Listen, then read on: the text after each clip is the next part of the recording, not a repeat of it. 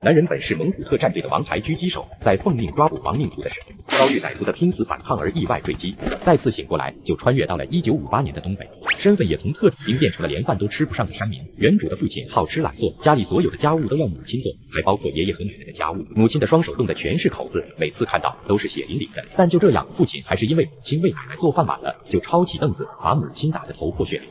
因为这件事，原主跟家里闹掰了，他要分家，要带着母亲和妹妹生活。真冷啊，得快点了，不然猎物打不到，就都得饿死了。哥，你怎么出来了？娘呢？她让你出来的。哥，给你吃。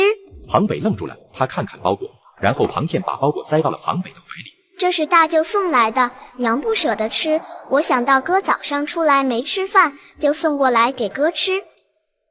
先留着吧，等哥抓到兔子，咱们炖肉汤，到时候再一起吃。真的？太好了，能吃肉肉了。我还没尝过肉肉是啥味儿呢。庞北一手领着妹妹，顶着凛冽的北风，沿着山坡小心翼翼地寻找目标。走了一段路之后，庞北突然驻足，目光紧紧锁定了一棵大树的顶部。他蹲下身，发现了几粒冻得硬邦邦的小颗粒，那是新鲜的兔子粪便。哥，你看啥呢？那不就是兔子粑粑吗？这可是我们的线索，说明这附近有兔子出没，我们就在这里抓兔子。哦，抓兔有肉肉吃。庞北在兔子经常出没的路径上设下套子，随后兄妹二人各自找了一个隐蔽的位置，静静地等待猎物的到来。大概能等了1个小时的样子，庞北的视野里突然多了一个小黑点。哥，是兔子来了吗？别出声。兔子虽然看着畜生无害，但实际上这家伙狡猾很，四周的动静稍有不对，他们就会立即躲起来。哇，兔子！庞倩小小的身体在雪地里连滚带爬的跟在庞北的身后，要是没有他们，估计他都想把兔子生吃了。娘，你看看，哥抓了兔子回来，晚上能吃肉肉了。你没事吧？我不让你们去，你偏要去。刚刚你大舅偷摸的送2斤棒子面给咱，你们去山里多危险，知道吗？娘，把兔子炖了吧，吃饱了之后，我再弄几个套子，看他能不能多抓点兔子，至少咱们不至于饿死，而且还能保证过得比以前好，不是吗？至少咱有肉吃啊。好，饿了的话，娘给你炖兔子。娘，把兔子俩大腿卸下来，一块烤着吃。行，那娘给你做。小倩，听到没？晚上有肉吃了。能吃肉肉了，吃肉肉了。娘，我明天打算再弄俩套子，在雪地里蹲兔子太危险。小北，你听娘的话，别再去了。娘明天下山看看能不能在公社找个活干，哪怕是给他们洗衣服也行。你答应娘，别再去山里面了。娘，我不去深山，我就是在周边套个野兔子。而且我也长大了，明年就成年了，我不找点营生，将来咋成家啊？你不要儿媳妇了。你小子毛都没长齐就惦记媳妇了。你先去找你大舅和姥爷学本事，但你要答应我，没学好之前不许进深山，听到没有？知道了，每天我都回来的，不进山。吕秀兰刚准备要干活，结果庞北突然伸出手。娘，把那东西给我吧，我用得上。啥玩意？你带了一包耗子药吧？吕秀兰忍不住笑了，她起身拿出纸包，然后递给庞北。给你拿走了，以后没盐吃，你别叫唤。庞北一怔，他打开纸包，接着看到纸包里面白花花的东西，他尝了一下，接着瞪大眼睛，脸上也带着一丝不好意思。盐啊！娘只是不愿意让你姥爷为难，就咱们家的条件，也不是活不了。娘傻啊，带着你们俩寻死。没多久，兔子就炖好了，母亲给庞北和庞倩都盛了满满一碗肉汤，但自己的碗里却清汤寡水的。庞北二话不说，把碗里的肉夹给母亲一些，又匀了一些给庞倩。娘不用，你要上山打猎，不多吃可不行。我也吃不了这么多，娘，你就吃吧，家里的活都是你做，小倩还小，需要长身体，你们都得吃肉才行啊。吕秀兰愣了下，小儿子虽然孝顺，但也从来没有这样过，换做往日早就埋头吃，不管其他人了，但这次庞北却能把肉分给自己和妹妹。孩子长大了，吃吧，你哥给你，你就吃好了。好吃，真好吃，娘，肉肉真好吃。哎呦，日子过得不错呀，烤肉。谁让你动了？已经分家了，这是我们家的，跟你无关。你敢打我？我就打你，怎么了？你来做什么？我不记得我有请你来。小北，你别冲动，我和小倩的兔子腿让给他就是了。这话我不愿意说第二遍，再敢动小倩和娘的东西，我就剁了你的手指头。你不信可以试试。庞东看着庞倩吃肉，馋得直流口水。这可是肉啊，平日里面糊和菜都未必能吃得饱。有事吗？没事就请回吧。我来是给你们一个台阶下，爹不生气了，你们还不回去？家里的活留给谁干呢？我娘没那个心情，也不是别人的老妈子。国家解放多久了，还搞这一套？家里有活就自己做，又不是没长手。你们不跟我回去，你们身上都没有棉衣，就算是在山上能吃肉又咋样？天越来越冷，早晚会冻死。这用不着你担心，有我在，我娘和小倩都不会有事。如果没有什么事情，你就回去吧，趁着现在天还不晚。要是再晚点，冻死的可能就不是我们，而是你。好好好，我看你们等天冷了怎么办？到时候别哭着求我们。说完，庞东就摔门而去。吕秀兰刚想起身，就被庞北叫住了。娘，他都20岁了，还需要你担心吗？而且这么久了，他叫过你一声娘吗？管他做什么，喂不熟的白眼狼就不要管。特种兵穿越1958年，身份变成了连饭都吃不上的山民，为了能够填饱肚子，只好来到队长家里借猎枪。谁呀？队长是我，庞北，吕秀兰的儿子。秀兰的儿子。你们是想要分口粮吧？不是我不想帮你，现在公社里也没粮食了。队长，我不是来要粮食的，我就想跟你借枪，我打算在山里打猎。什么？打猎？你还要借枪？你别东西打不到，再弄伤了自己，而且子弹也不多了。队长，我打着了猎物，拿肉跟您换还不行吗？你还是别想了，咱们公社的猎枪就这么一把，给了你，要是野猪或者是野狼进村，我们咋办？而且子弹不多了，你要是浪费了子弹，我们可没钱买去。您就给我几发子弹，我主要是想要打点东西，解决一下御寒的问题。我们在山上，我可以先下套子抓猎物，用不上枪。就你还会下套子？队长，我今天就抓了一只大兔子，刚吃完肉。你小子真的会打猎？会，我一进山就觉得自己是打猎的材料，而且我娘经常跟我念叨小时候帮老爷打猎的事情。我按照娘说的细节，这在山上还真的管用。你小子会用枪吗？会，小时候在我们公社摸过，当时没少学打猎的事情，而且我也放过枪，打过野鸡。吕海想了想，接着一咬牙，转身进了屋。没一会儿，他就拿出了一把枪。上膛，然后退弹。我看看。庞北点点头，接着把子弹上膛，接着又退弹出来。看到庞北如此熟练，吕海将5发子弹交给了庞北。我只能给你5发子弹，多了我也没有。你要是能打东西回来，给我儿媳妇留着下奶的话，我就同意你可以做守山人。那这枪可以给我了吗？这不是我的枪，这是公家的。你要当守山人，我可以帮你去申请一下，但能不能给就要看上面了。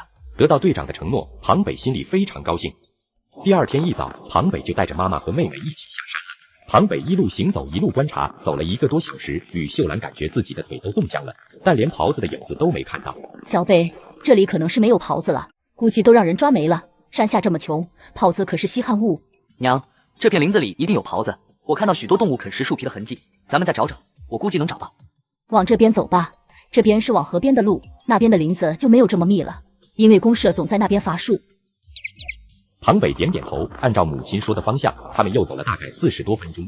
就在吕秀兰又要打退堂鼓的时候，庞北突然开口：“妈，先别说话。”吕秀兰一怔，接着庞北指了指河边的林地里，还真的有几个身影，是狍子。小北，你会用枪吗？妈，你和妹妹看着，先别动。庞北小心翼翼地向河边靠近，身为狙击手的他，对自己的枪法还是很自信的。随着靠近之后，庞北的枪口已经对准了一头最大的狍子。随着一声枪响，受惊的狍子四处逃窜，这枪打空了，这破枪弹道有问题。遇到枪校准的问题，庞北没有慌，而是第一时间跑过去，因为他知道这狍子傻，跑了之后过一会儿还会回来看一下。小北，你没事吧？没事，妈，你和小倩躲好了，别管我。那些跑掉的狍子发现没有人追他们，也许是好奇心，也许就是傻，他们没一会儿就又跑回来了。庞北就在地上装死，狍子走过来闻了闻，还用鼻子拱了一下他，想看看这是个啥玩意，咋还这么响呢？哈喽，我的老 baby。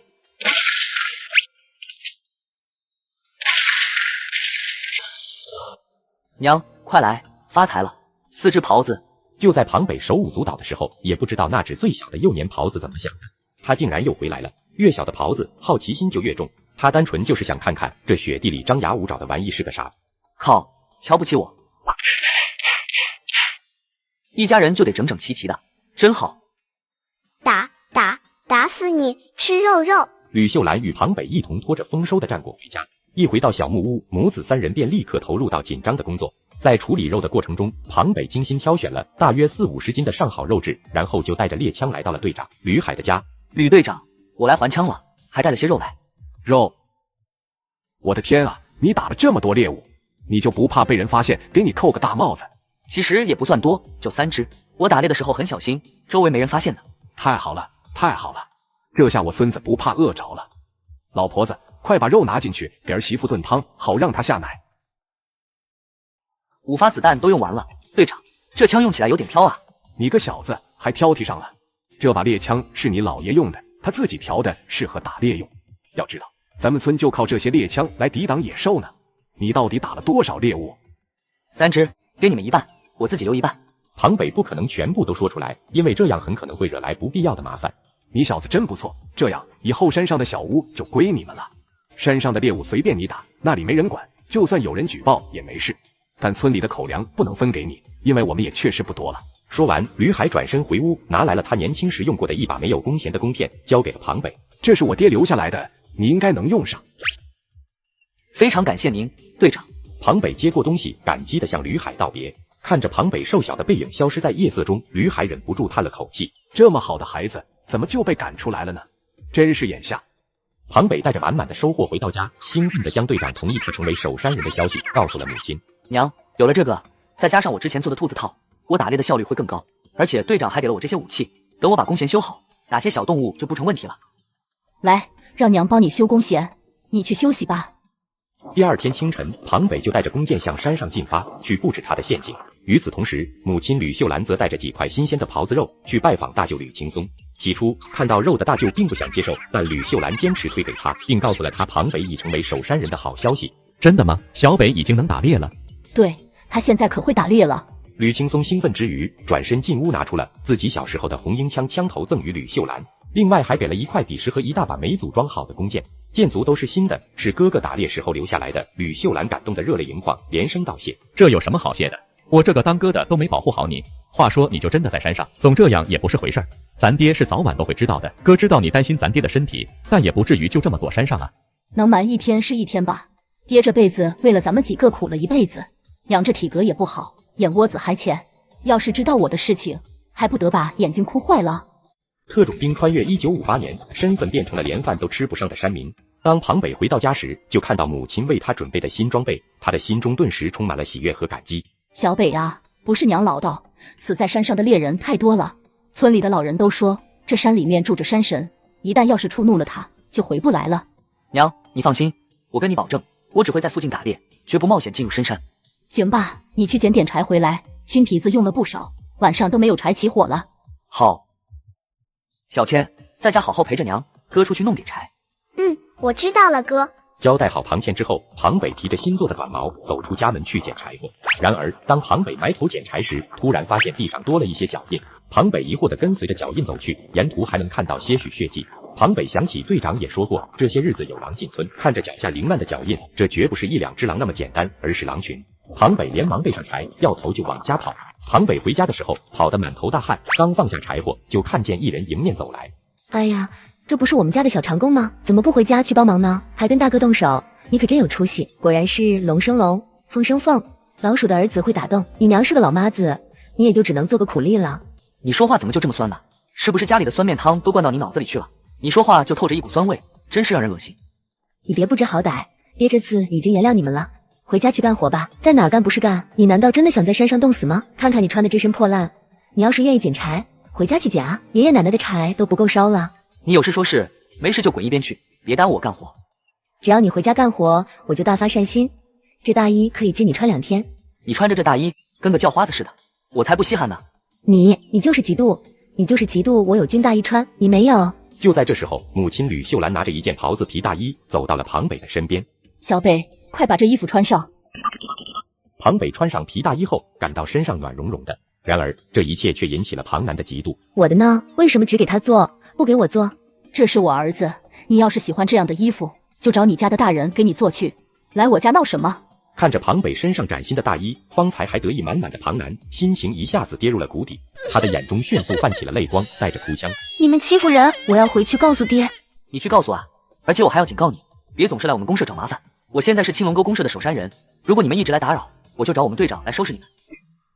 庞南被庞北的话吓到了。那个年代的公社间常有冲突，而且公社成员都非常团结护短。吕海作为大队长，是个出了名的护短人物，在山里面有着山大王般的威望。你们给我等着，我这就去告诉爹。庞南哭着跑开了。吕秀兰看着他的背影，并没有任何心疼。第二天一大早，庞北立刻前往自己布置套子的地方。当他检查套子时，发现地上有许多狼的脚印。这时，不远处山脊上有一群狼正在驱赶野山羊，羊群在狼的逼迫下纷纷摔下山崖。庞北突然想到了一个好主意，这群摔下山崖的山羊，不就是他请工人建房子所需的饭票吗？小羊们，灰太狼大王来了！庞北正准备回去，突然发现一只走丢了的野山羊，它正咩咩的叫唤，好似在找同伴来。庞北弯弓搭箭，接着就见到箭簇沿着曲线命中山羊，山羊一声惨叫，庞北手中的短矛嗖的一下飞出去，刺向山羊。没猎枪是真的费劲啊！庞北拖着山羊一路头也不回的往家里跑。当他回到家时，母亲就站在门前等庞北。娘，你看这是啥？你这是从哪儿打来的？嘿嘿，运气好，找到了这个。而且我发现野狼群存的冻货有不少山羊类，不过要等着野狼群走了再说，现在不敢靠近。吕秀兰一听立即炸了毛。什么？野狼群？你进山里面了？我哪敢进啊？就是站在山头上看到的，那地方得找人陪着我一起弄回来。我想过了，咱们用那些山羊肉请村里大家伙吃饭，让他们帮咱把外面的栅栏修好，再给咱们修个房子，挖的菜窖。不行，太危险了，要不你别进山了，狼群可不是闹着玩的。娘，你这是什么话？我现在是守山人，大家伙还指望着我给他们赶走野狼呢。你放心吧，我很小心的。这次请大家伙过来，我也是想着弄点大型陷阱，驱赶野狼群，不然狼群进村，就队长那杆老猎枪，那管单用。你个小崽子，是不是娘的话你一点都听不进去？别救，我错了娘，我不敢了。你才多大，还想去打狼？你不要命了？你不娶媳妇了？娘，狼群为啥进村子？他们是食物不足啊。按理说这里猎物如此稀少，为啥狼群还要过来？这说明他们被什么东西赶过来了。赶走他们的应该是另外一群狼，一群更大规模的狼群，所以咱们得赶走这些狼。等他们走是不可能的，只能逼他们换地方。这些你都是哪儿听来的？谁教你的？庞北一怔，他倒是忘了这些野外生存经验，那都是自己摸索，还有当时的教官亲自传授的。我就是这么想，这么推测的。吃过晚饭，庞北就去找队长。队长听庞北说狼群的事情，听得他一身冷汗。你这小犊子，胆子咋这么大？你知道有狼你还去？你是不是虎？我也是远远的观察，没敢靠近。您放心吧，队长，我会小心的。那你找我是想让我帮你做点啥？我想借点人手，您放心，不让人白出去。我管饭有肉，我打算给狼群来一个坚壁清野。天冷了，他们没了吃的就得离开。吕海的脸上写满了沉思，他沉默片刻后，接着看向庞北。可以，明天一早我就让人去找你。约好了队长，庞北的心里终于有了底。这样的话，明天就直接进山就好。小北，人我给你叫来了，你打算怎么安排？队长，让几个人跟我进山去把山羊弄回来，其余人把我家的院子修复一下。另外我还需要一个地窖，再就是制作一些机关，安装在村子外边抵抗狼群。行，那这些人还是不够的。你中午准备的食物够吗？放心吧，肉肯定是够的，就是面食，我家没有。只要有肉就行。既然是要给公社建立外围防御，那中午的面食咱们大队可以管。能管中午饭还有肉吃，这货真不错。吕海点了10几个人的名字，让他们跟着庞北走，余下的几个是会伐木的，接着就是回去再找人。庞北带着这一小队人来到山崖下面，用了足足1个小时，庞北他们才将山羊都收好，开始往外运。到家的时候都已经快中午了。看到这么多山羊，吕海吃惊地看着庞北：“你从哪儿弄来这么多山羊？”哈哈哈，队长，这次你选的小北是真的厉害，知道把头羊赶下山，让山羊跳山。你小子还真的是你老爷的外孙，这都是刻在骨子里的本事啊！队长，我请大家吃羊肉，让你们帮我盖房子，不过分吧？不过分，当然不过分了。这么多山羊，小北，你从哪儿弄来的？秀兰妹子，你可是生了个好儿子，给咱们这儿生了个优秀的守山人。这小北打猎的本事，将来肯定能超过师傅他老人家。吕秀兰听到吕海夸儿子，自然也是乐了起来。累了吧？先歇息一会儿，我叫人跟我一起收拾一下山羊。娘，羊皮收起来，留着做被褥，中午弄点羊杂汤，晚上吃羊肉。来几个人，中午吃羊杂汤了，晚上庞北请咱吃羊肉。再去几个人，回大队上拿点调料过来，叫几个做饭好吃的婆娘来，别用人家孤儿寡母的，人家还得过冬呢。好。吕海叫来的人多，所以工作的速度非常快，估计下午就能修复完。几个会做饭的女人也来了，她们跟着吕秀兰一起处理山羊。大家都歇歇，一会儿开饭了。小子，好好干，将来我给你安排一个巡山队长当。海叔，要是我当巡山队长，我娘能不能在村子里干点活？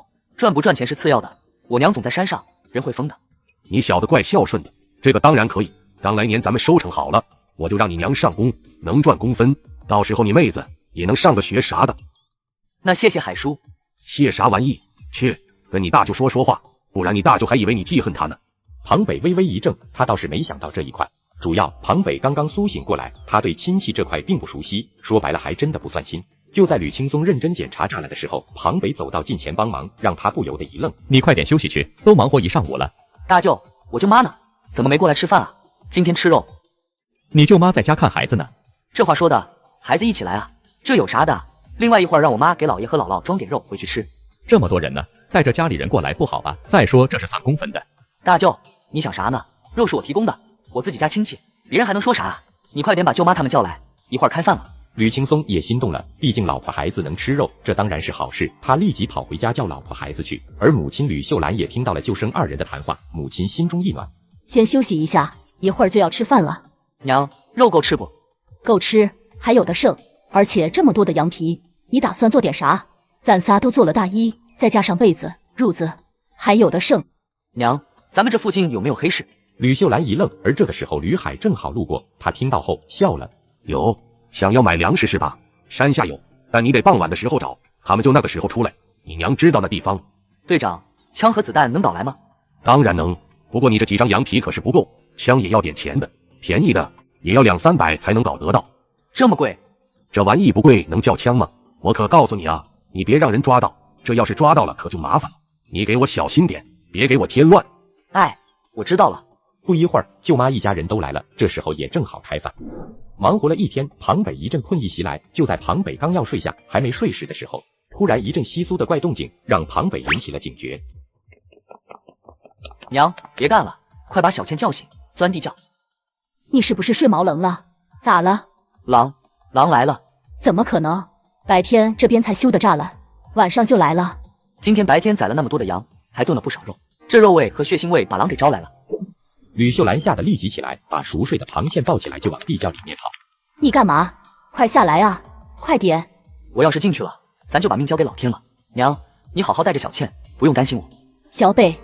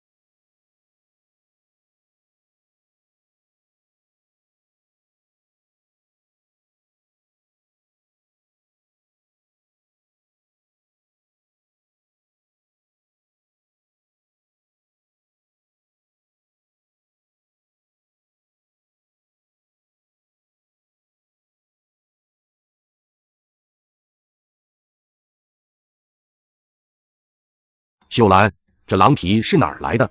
海哥，昨天晚上狼窜进来了，小北为了保护我们俩，把狼杀了。他还睡着，我想让他多睡一会儿。什么？庞北杀了2条狼？来了3条，小北杀了2条，跑了1条。小北一个人杀2条狼？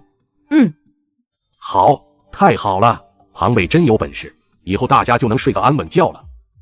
大家伙，看看人家孩子都能给咱们打狼，咱们还有啥好说的？都赶紧干活，争取快点把栅栏建好，听到没有？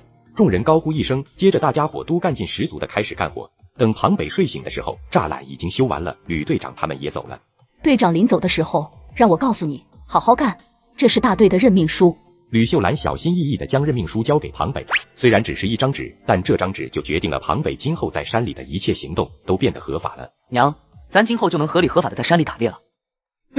还是我儿子厉害，你可是咱们大队年纪最小的守山人，你要好好干，但也要注意安全。行，娘你放心好了，我没事的。家里肉不多了吧？咱们要不要考虑一下，把多出来的皮子换点粮食？要不然大雪封山，咱食物来源明显减少，可不行啊。但这个要去黑市，被抓可不得了。没事儿的娘，这黑市也看你弄的是什么东西。咱们这些人基本上是没有人管的，谁乐意管咱们啊？毕竟咱狩猎都没有人管。也是，那就按照你说的，咱们下山去弄点粮食。娘知道那儿有黑市。庞北吃过饭之后，就直接背着弓箭和短矛就上山了。结果走了一圈，一个动物都没有。就在庞北准备回家时，突然远处出现一头正在觅食的野猪。以庞北现在的装备，他根本就无法对野猪造成伤害。庞北小心翼翼往后撤，结果庞北发现身后也有动静。卧槽！庞北心里咯噔一下，一旦要是被2头野猪追，自己不死都不可能。结果就在这个时候，好死不死的出现了一只狐狸。庞北没敢动，但野猪却发现了他。庞北下意识的抽出短矛顶在树干上，野猪冲过来，一头顶了上去。而这个时候，另外一头野猪也叫唤着冲了过来。庞北几个箭步冲向狐狸的方向。狐狸没想到，他虽然不是人，但庞北是真的狗。野猪下山冲锋，速度很快。庞北突然一跃，躲进草丛里，接着野猪就直接冲着狐狸冲过去。狐狸嗖嗖的跑，然后还是被野猪给顶飞。野猪这时候才发现追错了，而就在这个时候，嗖嗖，2支箭吐射来，直接命中了他的大屁股。庞北这个时候站在石崖上面，就在野猪冲到近前的时候，庞北一跃而起，野猪刹不住车，直接冲了过去，2头野猪都死了。庞北松了口气。就在这个时候，他看到那只狐狸一瘸一拐的走过来。狐狸对庞北好像也没有恶意，他只是坐下看着庞北，好像是一头温顺的狗一样。行了，你牛逼，你无敌行了吧？狐狸突然叫起来，这声音就好像是笑一样。庞北无奈的叹了口气，这是让狐狸嘲笑了。庞北无奈，然后拖着野猪往山下走，而狐狸就在后面跟着他。你是要跟着我回家啊？狐狸想了想，接着就走了过来。庞北这个时候才注意到这狐狸腿有伤。庞北想了一下，也没赶他走，而是让他跟着。打开门进院子，狐狸竟然就这么跟进来了。娘，我回来了。我的天哪，小北，你怎么带着胡三太奶来了？胡三太奶？这不就是吗？你怎么把他老人家请家里来了？这是胡三太奶，这就是个狐狸啊！你别瞎说，我小时候就见过他，那时候他确实不算大，没有现在的个头。您小时候就看到过？这狐狸都是老狐狸了。你少在这里胡说八道的。什么老狐狸？我警告你啊，咱们这儿可没有人敢对胡三太奶不敬的。难怪这家伙这么聪明，原来是这样啊！你打野猪去了？你怎么胆这么大啊？枪都打不死野猪啊！这不是因为胡三太奶的原因吗？他弄的，给我了，然后就跟我回来了。啥？胡三太奶给你的？这我用撒谎吗？您看我手里的东西，那是能抓到野猪的吗？要不是他帮忙，我肯定不行啊！吕秀兰看看野猪，又看看狐狸。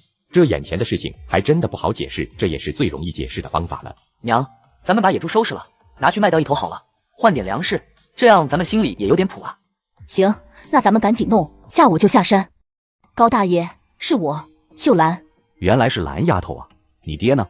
好久没见过了。我爹上岁数了，下不了山了。这是你儿子？我们来想要卖点野货。这冰天雪地的，山上还能捡到野山货？是野味。庞北笑着将口袋打开，袋子口露出半个猪头。老人眼睛突然瞪大，他仔细的看了一眼。老吕头不是不能下山了吗？这是谁打的？我弄来的，我继承我姥爷的工作了。后生有点意思啊。高大爷接过庞北手里的口袋，仔细的看了一会。这个5毛钱1斤。5毛钱？怎么，觉得我给的多？你姥爷是我的老客户了，以后你恐怕也要多来，就按照你老爷的价格。庞北咽了下口水，他是觉得少了，这换做自己的认知，猪肉就便宜也得10块钱1斤吧。不过想想，这是60年代5毛钱1斤，那可真的相当贵了。那多谢您了。跟我进屋来吧，我给你们算算多少钱。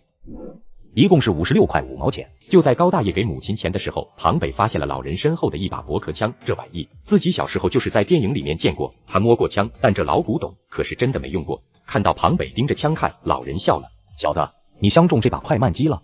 这个你也卖？是啊，这玩意打鬼子还行，打野味不太行。你又没当过兵，这玩意可不太适合你。我就是猎枪用不惯，枪还是用制式的好。你也看到我了，我还小，扛着长枪上山确实不太方便，反倒是这枪我负重小，加上这枪是快慢机，能单能连，遇到麻烦自保的手段多。哈哈，可这玩意不便宜啊，至少要这个数。你买这玩意干啥？再不小心打着自己。娘，我上山的话，这玩意是能保命的，谁也说不准我能遇到啥。这话孩子说的没错，确实如此。这是我的老伙计了，当年鬼子来了，这把枪老子带着10几个柳子，就靠这把枪杀出重围，老子枪毙了10几个鬼子翻译官，还弄整死了6个鬼子呢。真的？那您是老英雄啊。谈不上，咱就是见不惯那些鬼子。不过你小子想要的话也不是不行，这样你给我弄100条大鱼，这把枪送你了，包括这枪套，还有那1盒子的子弹。鱼？您要100条鱼做啥？我孙子要结婚，办宴席不知道弄点啥，现在有野猪了，也得弄点鱼，让大家伙吃到饱。怎样，你搞得来吗？行，搞得来。庞北跟着母亲兑换了钱，又买了一些粮食，就回家了。回家之后，庞北本来还担心庞倩一个人在家会害怕，结果一推门进屋，就看到了那狐狸正在逗庞倩笑。哥，娘，你们回来了。干啥呢？这么开心？我在跟他玩呢。庞北看看狐狸，那狐狸慵懒地晃悠了一下，然后就趴在炉火旁边取暖睡觉。庞北叹了口气，算了，看在这家伙还能哄孩子的份上，庞北就不打算赶他走了。胡三太奶这是显灵了啊。应该是吧，他确实怪聪明的。咱们这就算是有粮食了，冬天呢，咱们就算是不出去也没事了，这个冬天咱是能过了。娘，明天我就不上山了，我打算去东调。你还真的要去弄啊？弄枪干啥啊？娘，咱们在深山老林里，这不只是有野兽，万一有坏人呢？你想想。吕秀兰一想是这么回事，要不明天我跟你一起去，就让小倩跟胡三太奶在家等着，我把他们的饭都做好就行了。庞北看了一眼狐狸，而他好像是点了一下头，然后就慵懒的蜷缩一团开始睡觉。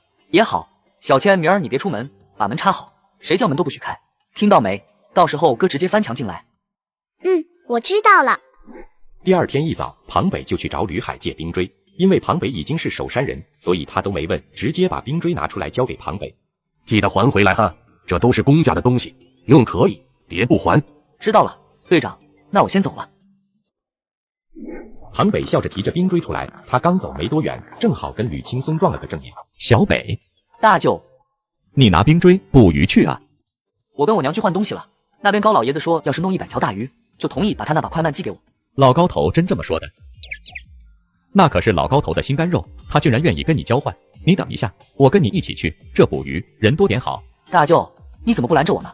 你们娘俩在山上，有狼不说，这时不时的还有可能遇到坏人，山里经常会出现逃犯，那都是杀人不眨眼的家伙。你小子也会用枪，打得还准，快慢机适合你，扛着长枪上山里面，你体格子还太单薄，不舒服。你等我一下，我回去拿个冰镐，咱们一起去。好嘞，正好晚上回来给舅妈和我那些表弟表妹弄鱼汤喝，到时候你再给我姥爷和姥姥送去2条，就说你自己弄的。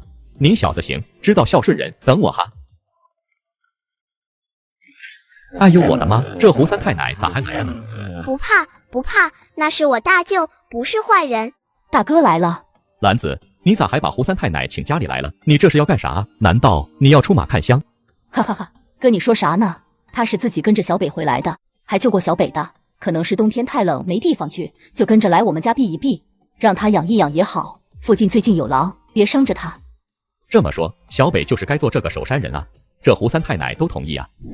很快，2个大人陪着庞北一起前往山林子旁的湖泊，在开凿了4个冰洞之后，4个渔网都下到冰洞里面去了，接着就是下好饵料打窝，然后就安静的等。小北，你这都跟谁学的啊？咋啥都会？平日里就经常出去野，啥都学。他在家的时候天天在外面野，而且要经常去捡柴火，所以他确实几乎就是长在山上的，只不过没想到他学了这么多。哈哈哈，这说明小北这骨子里面就流着咱们家的血，生下来就会打猎，天生是这块料。大哥，你饿不饿？吃点东西不？不用，差不多能起第一网看看了，今天就下3网好了。收网说的容易，但实际上这玩意非常费力气。庞北把好鱼放在看着破烂的口袋，小鱼放在那些好口袋里。吕秀兰知道庞北的意思，这要是看到分水一点，从这好口袋里面拿，那大家看到就会觉得这是最好的。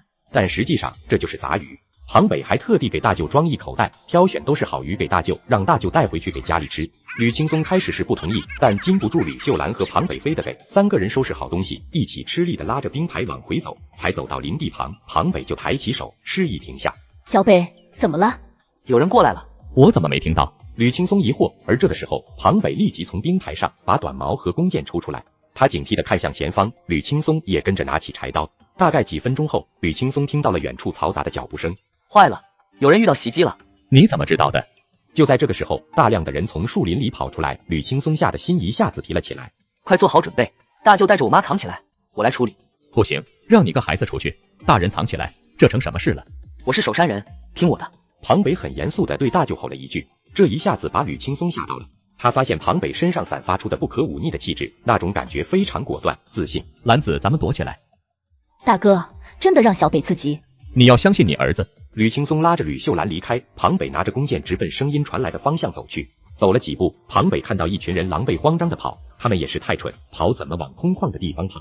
这不是找死吗？在他们身后，庞北能看到几条狼跑过来，而一名跑慢的人被狼一下子扑倒。救命！庞北迎着这些人走过去，拉满弓，瞄准了一头正要咬人的狼。吕青松一眼就认出来了这些人，这不是生产队的人吗？你们来山里面干啥？队长不是说不让上山吗？这些人低下头，他们不敢看吕青松的眼睛。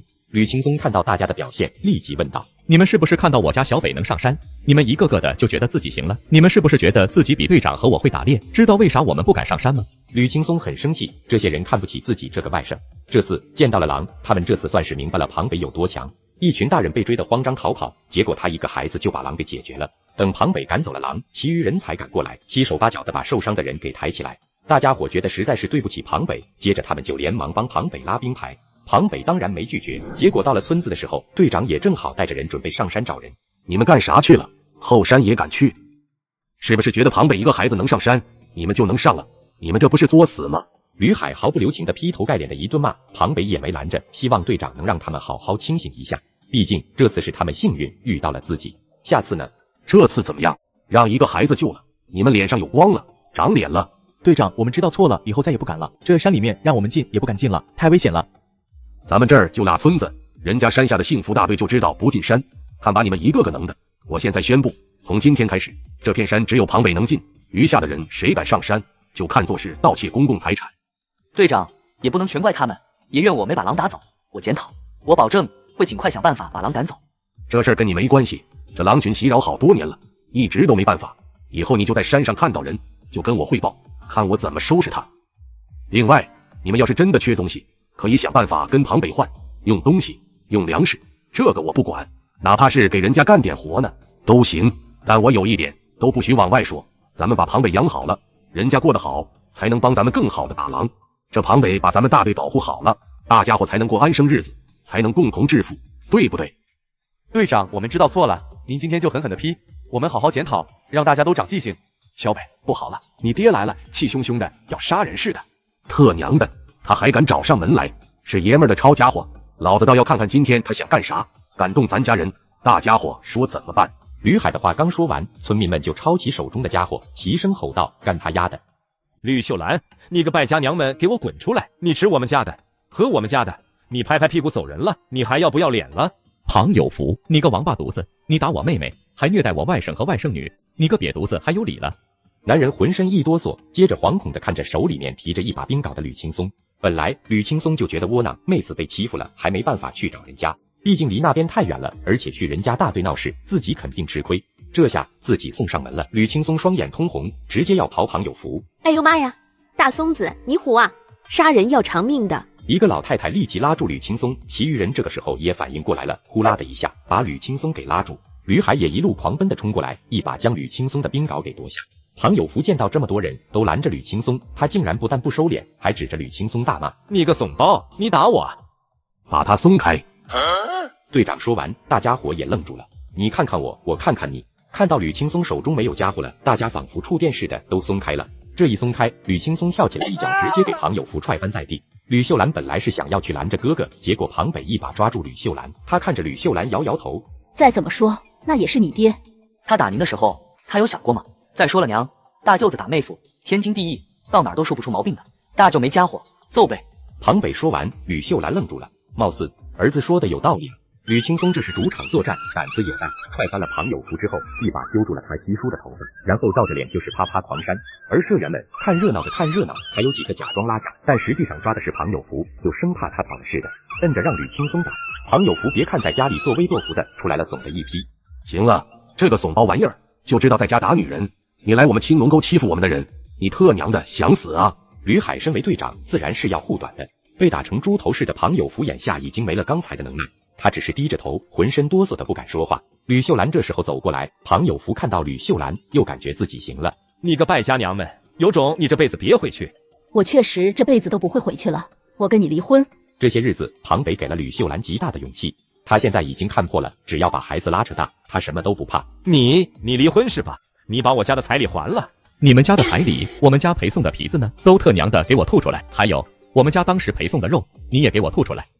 秀兰在你们家这么多年，让你打，还给你们家干活，你妈的，你给多少工钱？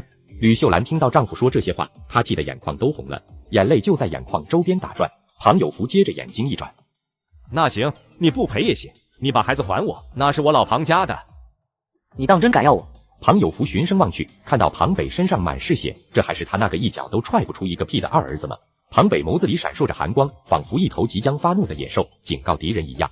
庞有福都懵了，怎么你还敢打老子吗？你个忤逆！打你？我干嘛要打你？我告诉你，马上滚！我们已经分家了。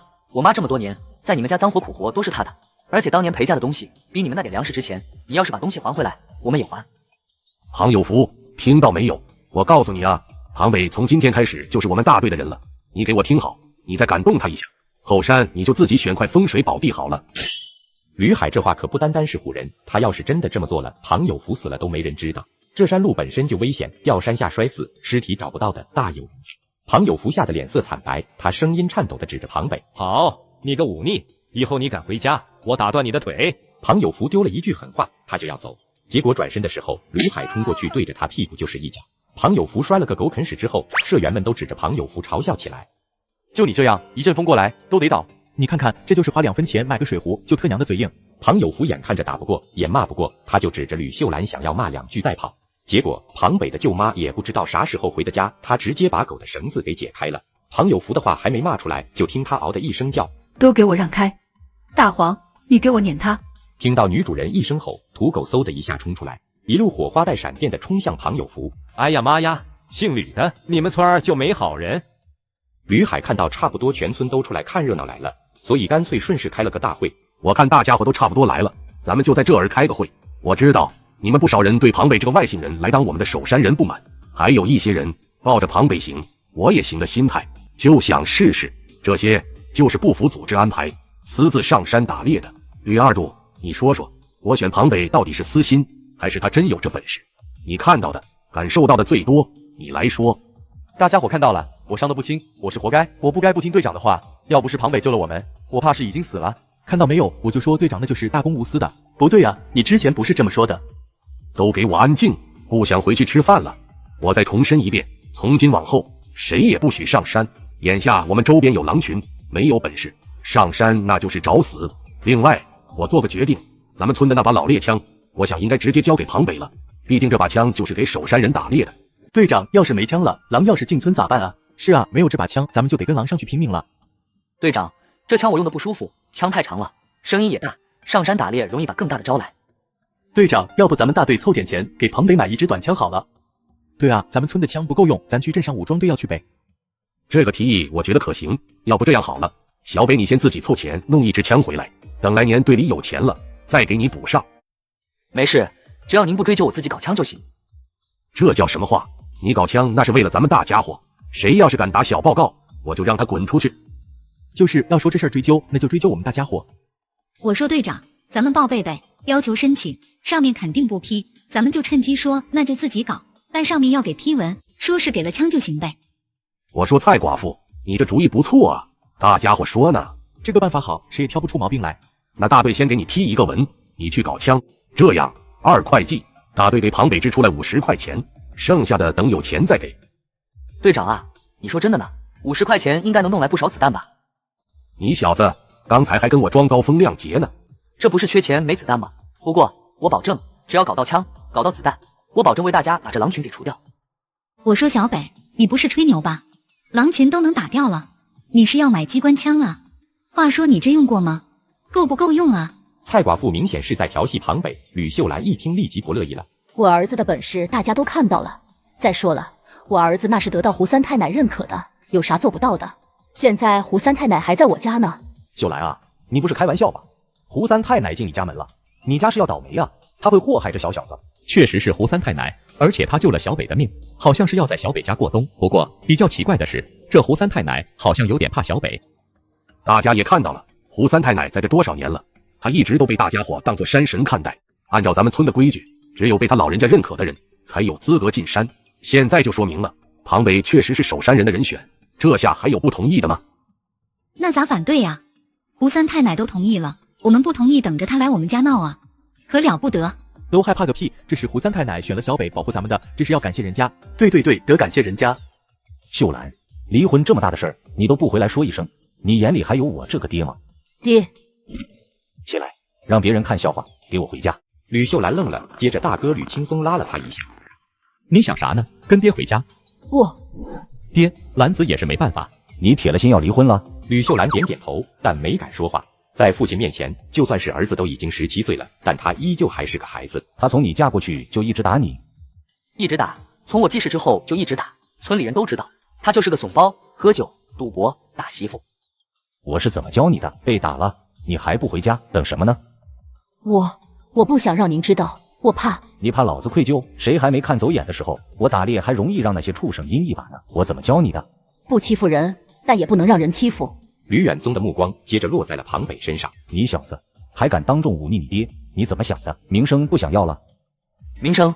我要那玩意干嘛？是能换来吃，还是能换我娘不挨揍？走吧，进屋说吧。离了就离了吧，离了好。至于他们家的东西，我这儿有20块钱，你给他们。爹，这钱我可不能要，这是您留着养老的钱，您还要看病呢。庞北现在接您的工作，他能赚钱了，我们慢慢还就是了。爹，凭啥给他们钱啊？打我妹子就这么算了？你不是揍他了吗？再说了，没必要跟他们一直纠缠。你要是不给，他们就一直缠着；你要是给了，他们再来，那咱们就能打他们了。咱动手也得占理啊！吕青松愣住了，合计老爷子是惦记着以后揍对方占理，于是他也不吭声了。钱的事儿我能解决，您老就别担心了。你个小犊子，毛儿都没长齐，现在倒是有了本事了。我看见了，你打了狼回来，本来我以为家里这门手艺就这么断了，没想到儿子不成，外孙接了办也好。既然你干这行，那就得知道山上的分布，什么地方大概会有什么。这图是我这辈子的心血，原本是要给你大舅的，但他不争气，打猎不在行。你小子能行，这可就传你了。这图上不只是出货的分布，还有一些标记，什么地方能去，什么地方谨慎一些去，还有一些绝对不能去的，都在图上有标。另外买卖东西不要可一个地方弄，那样不行，会被抓的。图上有个地方是个小村子，那地方可以换东西，他们是少数民族，你只要说是我的外孙子，他们会跟你做生意。多谢老爷，这个我还真的有用。看到你就想起我年轻的时候了，天不怕地不怕，那时候我也没枪，咱们家的规矩枪都是自己搞的，但按照咱们家祖辈规矩，男人上山刀是要家传的。你大舅娶媳妇的时候，我把我砍鬼子的大刀给他了，你小子也不能让你空着手上山，这不吉利，这个你就拿着吧。哥哥，你回来了。今天哥弄回来了好多好东西。这是什么呀？是你哥带着我们抓来的鱼，这下小倩冬天就真的不怕挨饿了。哦，有鱼吃了，太好了。哥哥，有他吃的吗？当然有了，哥给他准备好多呢。你听到了吗？哥哥给你准备好多好吃的，你也不会饿肚子了。你们先歇着吧，我就先回去了。庞北以后多回家看看你姥姥和姥爷，他们是真的喜欢你。哥，我送送你吧。别了，太黑了路不好走，你再摔着，我回去了。大舅，我送你一下，这附近有狼，你没带家伙，危险。行，你小子也知道关心人了，那就让你小子送我走一段路好了。庞北背上家伙，陪着吕青松一路往回走。他们沿着小路下山，马上就要看到村子的时候，庞北的说笑戛然而止。吕青松也发现了异常，因为抬起头就看见一块大石头上赫然站着一头狼，正双目发着绿光望向这边。小北，我们去叫人吧。已经来不及了，咱们被这些畜生包围了。那咋办？咱们现在只能想办法退到陷阱那边，要不然咱们没法打。俩人商量好了对策，就往陷阱那边移动，但行动不能太快，不能让狼群发现他们害怕了。庞北拉着大舅一边退一边认真的盯着，终于有一些狼按捺不住杀心露了头，跑！再不跑就没机会了。吕青松一听，立即掉头就跑，他这辈子都没跑这么快过。吕青松下意识的回过头，结果他发现庞北竟然没跟上来，他在后面正在给自己断后。那两头狼见到吕青松跑路，就立即追上来。庞北拿着短矛一下子扎过去，直接将狼穿了透心凉。另外一头还没来得及反应，就见到庞北快速拉弓，把他射倒。快上树，我掩护你。小北，快上来，大舅拉你。小北，你当过兵吗？你咋这么溜？庞北也没心情解释，他将弓箭再次摘下，快速的瞄准了下面的野狼。该死的畜生，这次你忍不住要出手了吧？是狼王。庞北面对着绝望的时刻，心中已经暗暗的想好了接下来的办法。他从腰间扯下一根平日里捆猎物用的绳子，用绳子将刀和自己的手绑在一起。在确定缠好之后，吕青松慌了。小北，你干啥？你别糊涂。庞北这个时候纵身一跃，直接一刀砍下去，一头狼直接倒在血泊之中。接着庞北好像是杀红眼一样，直接在人群之中开了枪。吕青松看到庞北杀红了眼，他也直接陪着庞北一起跳下去。落地后，吕青松也拿着冰锥锋刺刺来。因为吕青松这边狼比较少，所以杀光了面前的狼，他就冲向狼王。狼王有些不耐烦地看向吕青松，并发出阵阵低吼对他威胁。就在庞北准备好恶战的时候，他又听到有一阵窸窸窣窣的脚步声，速度非常快。那声音虽然不大，但狼群一下子就觉察到了这个声音，停下来的狼四处观望。就在这一刻，庞北使出吃奶劲的一刀下去，狼王胸前刹那间变得嫣红。而这个时候，庞北也终于看清楚了，那声音是谁发出的？是狐狸。狡猾的狐狸发现有几头狼追了过去，他一溜烟就跑没影了。那些被骗的野狼追了几步，就在路上发现两只狼崽子的尸体。谁能想到他们倾巢而出，结果被狐狸给偷了家，而且这货还缺德带冒烟儿的学小狼崽子被咬死前的惨叫声。这家伙要说不缺德那都没天理。畜生们，来跟爷爷再战！庞北一声怒喝，群狼回头，这时候才发现自己的狼王已经死了，他们吓得立即掉头就跑。小北，小北，你没事吧？大舅，今天咱爷俩可是能吹一辈子了。哈哈哈，你小子吓死我了，我还以为你让狼咬了呢。咱们弄死了个狼王，大舅这够不够吹的？够了，够吹一辈子了，很多猎人一辈子都打不到一个狼王，你小子一出手就是狼王啊。是吧？我也觉得这件事够吹的了。就剩二人缓了一会儿，就拉着冰牌将地上的狼都收起来，一个个的放上去。庞北则原路往回走，看看能不能把弓箭收回来，结果就找回来了一根，余下的弓箭都已经找不到了。庞北左右看看，似乎听到有呜呜的声音。庞北用刀挑开枯草，发现里面赫然是两只颤颤巍巍的小狼崽。庞北将两只狼崽子塞进怀里，别说这俩小家伙在怀里还怪暖和的。庞北抱着两只狼崽子走回来，吕青松好奇地看着他，你怀里塞的什么？鼓鼓囊囊的。哎呦妈呀，你咋把狼崽子抱回来了？快丢了！你不知道狼崽子喂不熟吗？大舅，这玩意可以训的，狗不也是狼驯养过来的吗？这小狼崽子我从小养，慢慢训练。再说了，他们这也可以训练训练，给我上山当个帮手啊。多危险啊，这狼喂不熟的。我连胡三太奶都往家里带，还怕两个狼崽子？你小子胆子是真大。行吧，你自己拿主意。得嘞。庞北笑着将小狼崽子塞回怀里，然后接着就生二人拖着冰牌往回走。结果一进门，吕秀兰连忙迎出来，本来还担心刚刚庞北咋这么长时间都没回来，结果一出门就看到大哥也在。大哥，你不是回家了吗？搭把手把东西拖进来。东西？吕秀兰一愣，接着帮忙伸手抓绳子，这一拖发现冰牌还挺沉，拖进来之后，吕秀兰这才看清楚。哎呦妈呀，咋这么多狼？你们俩大晚上去打猎去了？谁大晚上去打猎？找死啊！我俩在路上遇到狼了，要不是小北，我今天就交代了。吕秀兰连忙检查庞北，看看他受伤没有。这一摸不要紧，结果庞北怀里有东西在动，吓得吕秀兰嗷的一声叫出来：“娘，你别怕，我掏来两只小狼崽子，训练训练，以后当猎犬用。”啥玩意？你这孩子胆子咋这么大？狼崽子你也敢要？快送走！狼喂不熟的。没事，咱家还有胡三太奶呢。今天要不是他，我还有大舅真的交代了。对了，胡三太奶呢？庞北左右看看，结果这个时候狐狸竟然从大门外慢悠悠的走进来。他看了一眼庞北，接着慢悠悠就自己进屋了。我去，这货不是真的成精了吧？胡说八道什么呢？就不怕胡三太奶怪罪下来？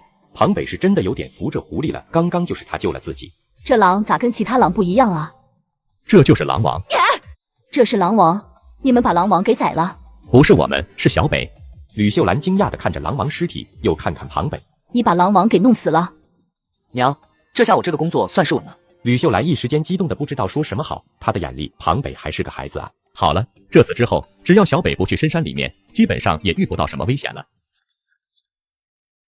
小北啊，这次福大命大，不过以后可不能再这么冒险了。说话的时候，吕青松给庞北递眼神，庞北连忙点头。对，以后不敢了。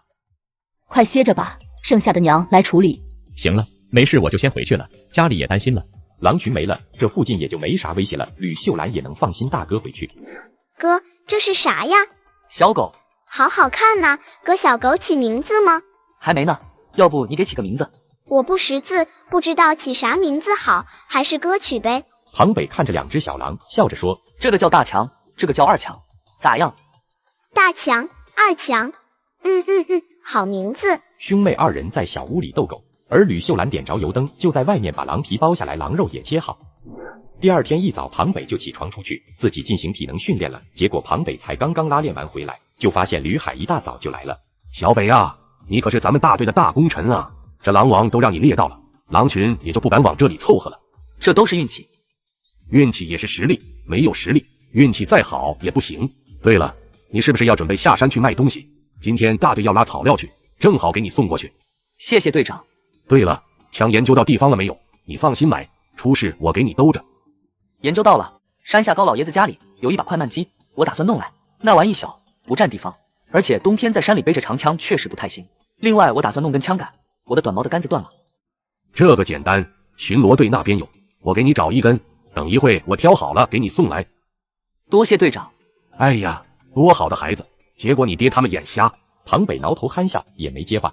他不想提父亲的事情，在他心里，父亲一家人他都不想提。没多久，大队来了几个人，帮着吕秀兰和庞北将鱼扛进村子，装在车上后，庞北跟着车一起下了山。一路摇摇晃晃的，终于到了山下之后，庞北将几口带鱼都卸下车后，接着笑着跟高老爷子打招呼：“老爷子，我把你要的东西搞来了，东西你准备好了吗？”“去拿吧，在屋里。”庞北笑着走进房间，拿出了高大爷给他准备好的快慢机。“老爷子，您不验验货？”“你小子带着这个不用验，是自己人。”“这有啥说法吗？”“这是个证明，有这个就说明你小子是被山承认的猎户，没有猎户会为了一点蝇头小利砸自己的牌子。小子，打猎可不单单要身手的，声誉同样重要，记住了。”庞北点点头，他将快慢机收好，接着跟老爷子聊了几句就回家了。“小北，你快出来，出大事了！”“咋了？出啥事儿了？”“农场那边给咱们生产队分了8个知青，结果这群愣头青自己走过来，还走丢了。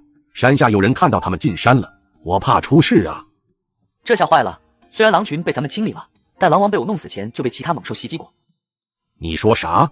你的意思是这狼王来咱们这边是因为有猛兽袭击了他？”“不然的话，狼王干嘛要这么靠近人类的村子？狼群基本上是不会靠近人类的村庄的，他们也怕人类的。”“你觉得有可能是什么猛兽？”“说不准，有可能是猛兽，但也有可能是偷猎的人。”“那还愣着干嘛？赶紧跟我一起找人去啊！不管是哪一种情况，这都不妙啊！这群知青里面男女都有，可坏了。”“您别急啊，让我带上枪。”“对，我也得拿着枪，这样我在队部等你，你快点啊！”吕海话都没说完，就着急往外跑。吕秀兰担心地看着儿子：“注意安全，可别逞能，听到没有？”“娘，我知道了，你放心吧。”“队长，你看，山下能进山的路就是对面山脊下面的小路，咱们现在处于山坡上面，他们要是进山走错路，就只能走那边了。”“那你觉得这群愣头青能去哪儿？”“他们进山时间长了，一定会想办法找地方休息，而山里面看着像是路的，就只有往老林地那边的那条路。”“老林地那边，这可坏了。”“小北，老林地可不兴去啊，那边有老虎的。”“小北，有没有把握？”“队长，以我们现在手里面的家伙，要是真的遇到了老虎，那咱们根本没法应对，所以咱们得立即做一个决定，是冒着危险救人，还是说不救？”“公社把人交给咱，不能就这么让他们出事，先去找找看，要是找不到线索，就无法证明他们去了老林的。要是死在里面了，那就是他们的命，咱们也没啥好办法，毕竟已经努力了。你说呢？”吕海的话很隐晦，但庞北听得出。队长说的对，也许还没进老林子呢，那就先下去找找线索。庞北带着小队直接沿着山脊一路朝着山下的小路走。等到山坡下之后，庞北就觉察到了事情的不对。吕海看到庞北停下来，心中有了一些不安。小北有什么发现？太安静了，咱们走这么久了，路上连一只兔子都没遇到，这不正常。咱要是找都不找就回去，没法跟公社交代。让其他人退回安全的地方等我们，咱们俩有枪，可以进去找一下看看，好的话也能快点跑。就咱俩，会不会更危险了？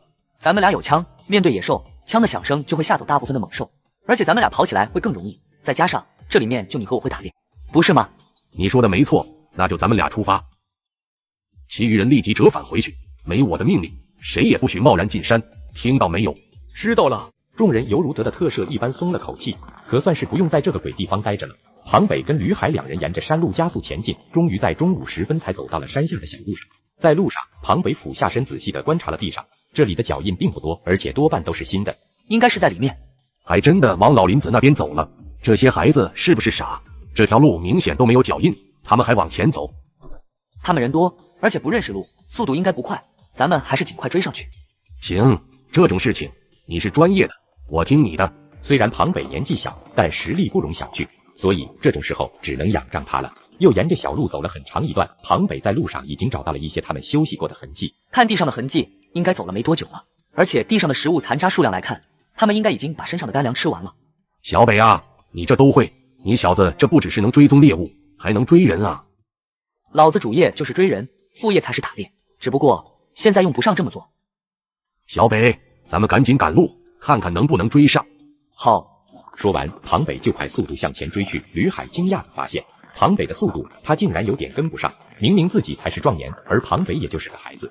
结果庞北在雪地里面前进的速度比自己还快，没一会庞北就又停下来。吕海再次上前，这次他感觉自己的血都凉了，因为这次在雪地上看到一滩血迹，是人血。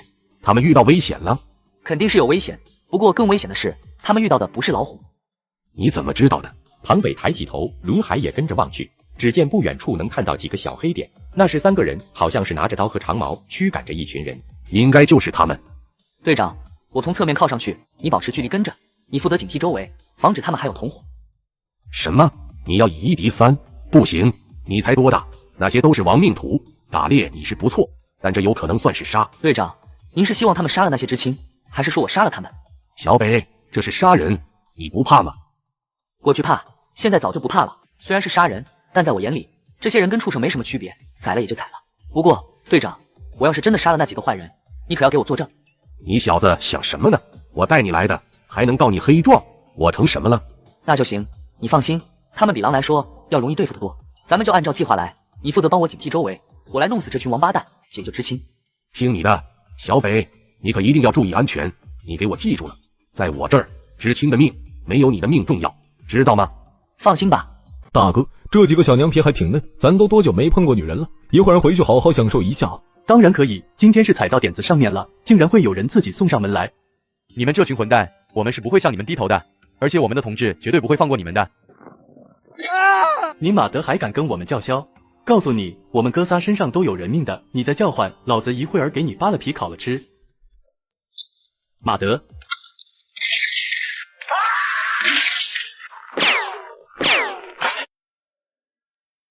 娘的是高手，不是普通人。孩子，竟然是个孩子。小北，你没事吧？庞北的表现根本就不像是刚摸枪不久的孩子，打得准，杀得也果断。就在吕海发呆的时候，庞北似乎也反应过来了，然后转过头，开始装出干呕。转过头的时候，他还故意抠嗓子眼，吐出来不少东西。我跟你说啥来着？你小子是不是逞能？队长，拉我一把，我起不来了。哈哈哈，你小子呀，就是不撞南墙不回头，这下知道了吧？是不是吓得腿软了？都差点吓尿了，这玩意搞不好还要做噩梦呢。好小子，这就不错了。换我的话，也比你好不了多少。你小子是真胆大啊！庞北勉强挤出一点微笑。这时候几个知青都凑过来了。同志你好，我们是前往青龙沟大队的知青，我叫赵小田，多谢您救了我们。请问您知道青龙沟生产大队吗？吕海和庞北相视一笑，接着吕海带着一抹调侃的神情对女孩说：“你们跑无人区来，你觉得能有人在吗？我就是青龙沟大队的队长吕海，这位是我们守山巡山安全员庞北，我们就是来找你们的。这里不是说话的地方，咱们得赶紧离开，这边还是有老虎的。老虎？快走吧，你们这帮孩子是真的虎啊！这路上我们俩都看到老虎的痕迹了，你们竟然还往里面走，没看到路上没有脚印吗？你们再往前看看，这哪儿还有路了？咱们得快点跑，我们手上的家伙根本就没办法打老虎，快点走！快跑！吕海这么一喊，庞北的心都凉了，这不是给老虎爆点了？队长，你带着大家跑，我来引开老虎。你这不是胡闹吗？老虎要是追你，你还跑个屁！没事，我能躲着，你放心好了，我跑得了。你们先跑，我带着老虎遛弯，你快点离开，记得给我发信号。这咋发信号？放狼烟，记得别把林子烧了。庞北说完就往反方向跑，吕海想追，根本就追不上庞北。这小子在林子里跟兔子成精似的，跑得飞快，一眨眼人就没了。这小崽子，看我回去怎么收拾你！看什么看？接着跑啊！庞北跑回去没多远，他就停下来了，因为老虎正对着他，两者相距不过100步。就在老虎即将对庞北发起攻击的时候，庞北镇定地抬起枪口，对着老虎就是一枪。老虎快速闪开，子弹在雪地上打出一个坑。庞北也不慌，这一枪是他故意的。就在老虎闪躲跳开的瞬间，庞北又依次开枪，这次子弹在老虎的爪子上划过，留下一道血痕。老虎吃痛，摔在雪地上，他真的被激怒了。庞北笑着看向老虎，接着掉头就跑，嗖的一下钻入林子。老虎气得嗷嗷直叫，结果追进林子，却发现庞北不见了。老虎警惕地观察着周边，就在好奇庞北跑哪去了的时候，突然屁股一阵吃痛，老虎嗷的一声，这时候才发现屁股已经多了个血洞。老虎左右观察，结果在大概40米左右的地上雪花泛起，庞北站起来立即掉头就跑。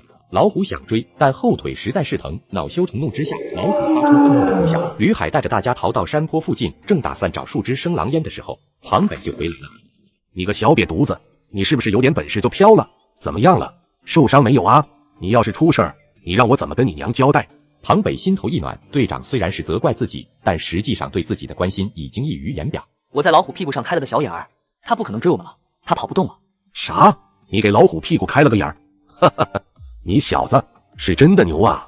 你这是出息了，就算是你姥爷也没给老虎屁股开过洞啊！都说老虎屁股摸不得，我这次摸了，还挺爽。你个小王八犊子，你觉得我夸你呢？你胆怎么这么肥？跟谁借的？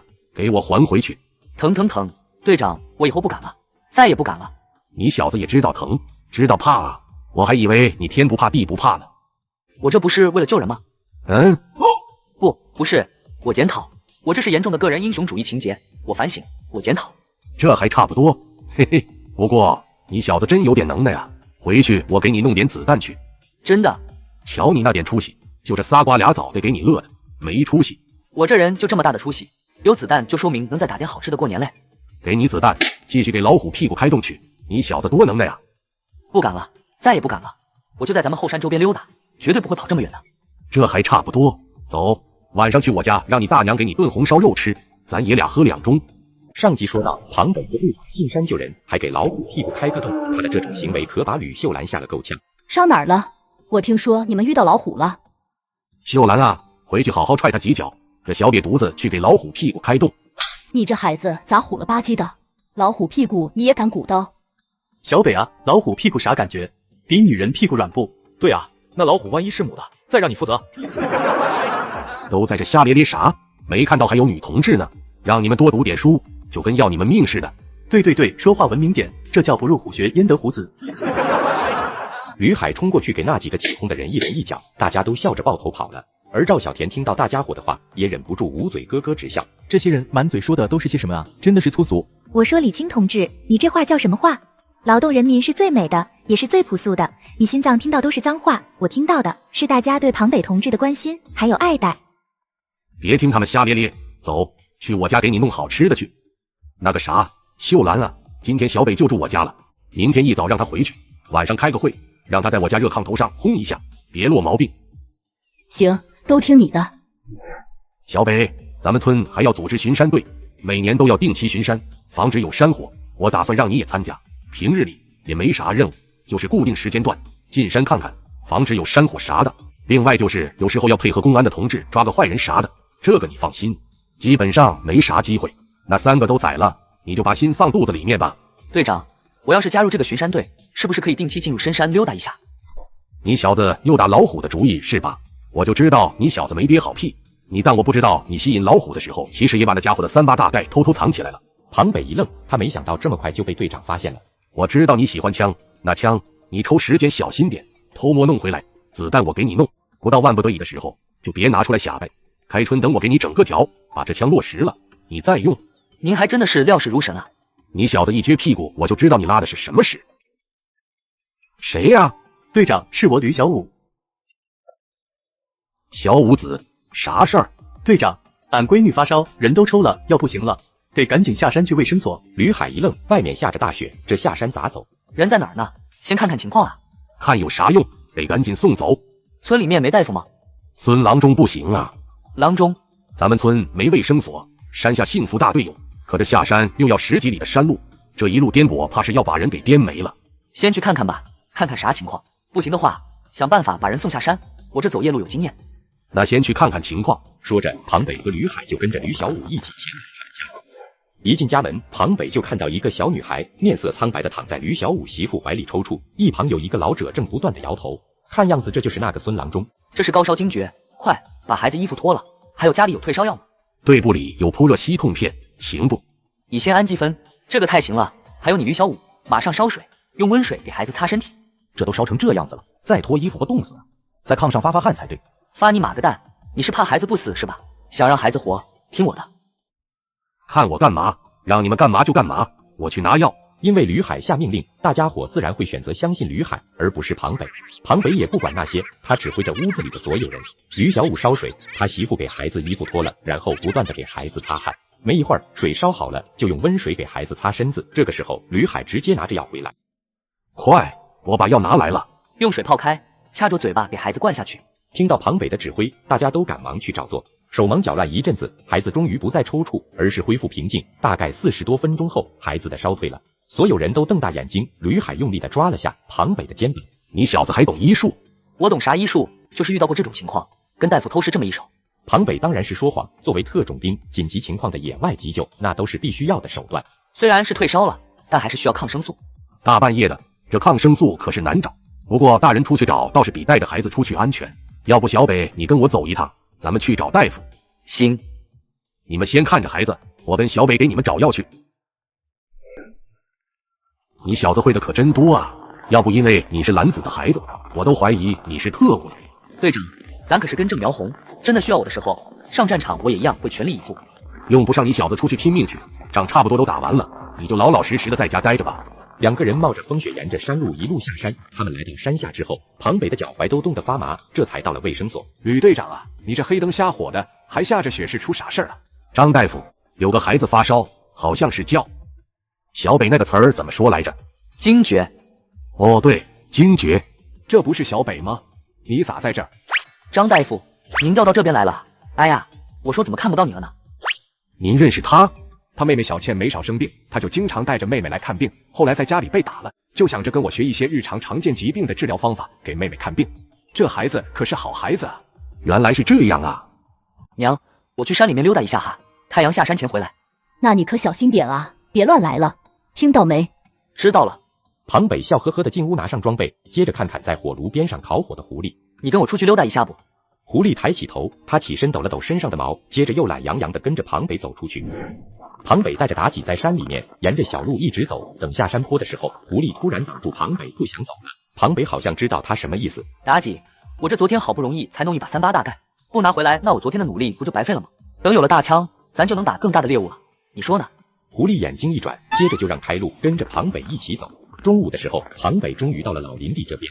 庞北找到了昨天藏起来的38大盖，接着庞北就去找那3具尸体。等庞北到了那边后，发现这3个恶徒被野兽给吃了。庞北在崔三金的附近发现了100多发子弹和一个军用的双筒望远镜，看上面的字都是日文。哟呵，鬼子的望远镜。庞北又搜索了一下其他2个人，他竟然又搜出来了3个子弹包和1把王八盒子。很显然，这2人不会用枪，是充当子弹包的。庞北舔完包就直接离开了，结果在回家的半路上，突然发现了一头鹿正在找吃的。好家伙，个头够大的！庞北看到这头雄鹿，忍不住开始手痒了。他左右观察了一下，确定没有人之后，就端起了38大盖，300米距离，庞北是有绝对把握的。还行，很准。有了这把枪，开春之后进山绝对没问题。就在庞北捆住鹿腿，准备往回走的时候，突然身后传来了窸窸窣窣的声音。庞北警觉起来，他的手下意识地摸到了腰间的快慢机，一瞬间，在树丛里竟然窜出2只狼。好家伙，这么记仇，可惜爷爷我已经不是那天跟你们战斗的我了。庞北都没给2只野狼反应的时间，砰呼枪，这2只野狼就给他们的狼王去做饭了。切，真拿豆包不当干粮啊！下辈子长点记性，离拿枪的人远点。庞北收拾好猎物，接着哼着小曲，把猎物往家里拖。干嘛去了？怎么这么晚才回来？您看，咋还有狼？这不是他们俩自己送上门了，我就一枪一个。你怎么这么大胆子？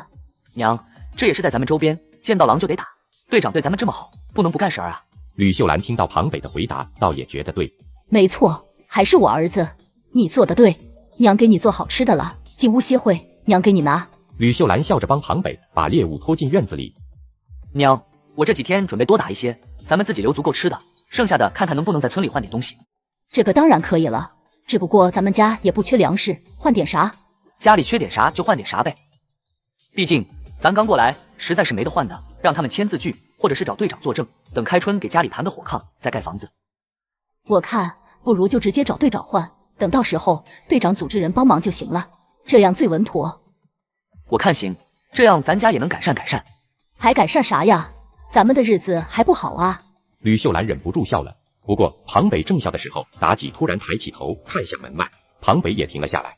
他看向门外，脸上的神情一下子变得冷凝起来。咋了？招贼了！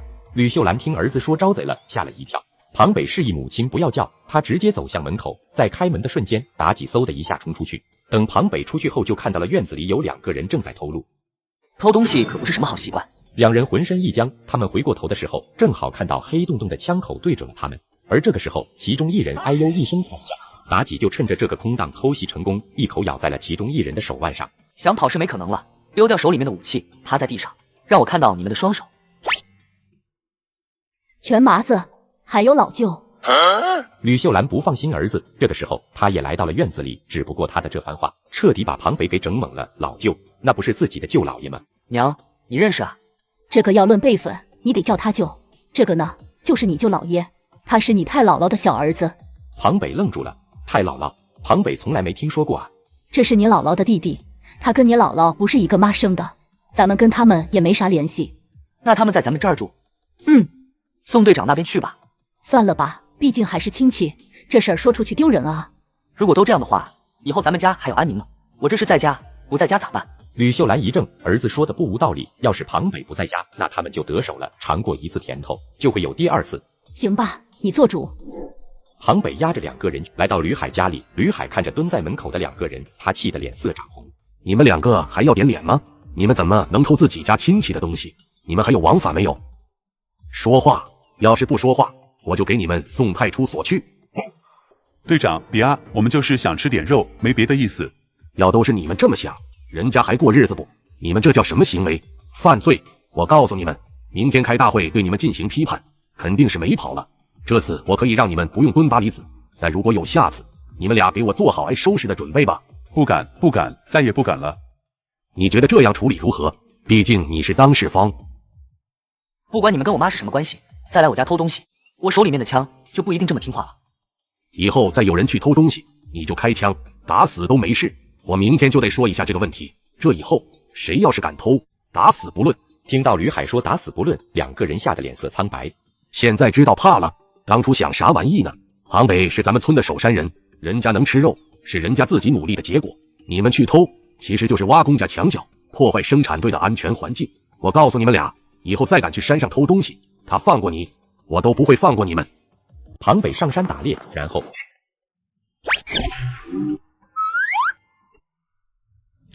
这怎么会是个孩子？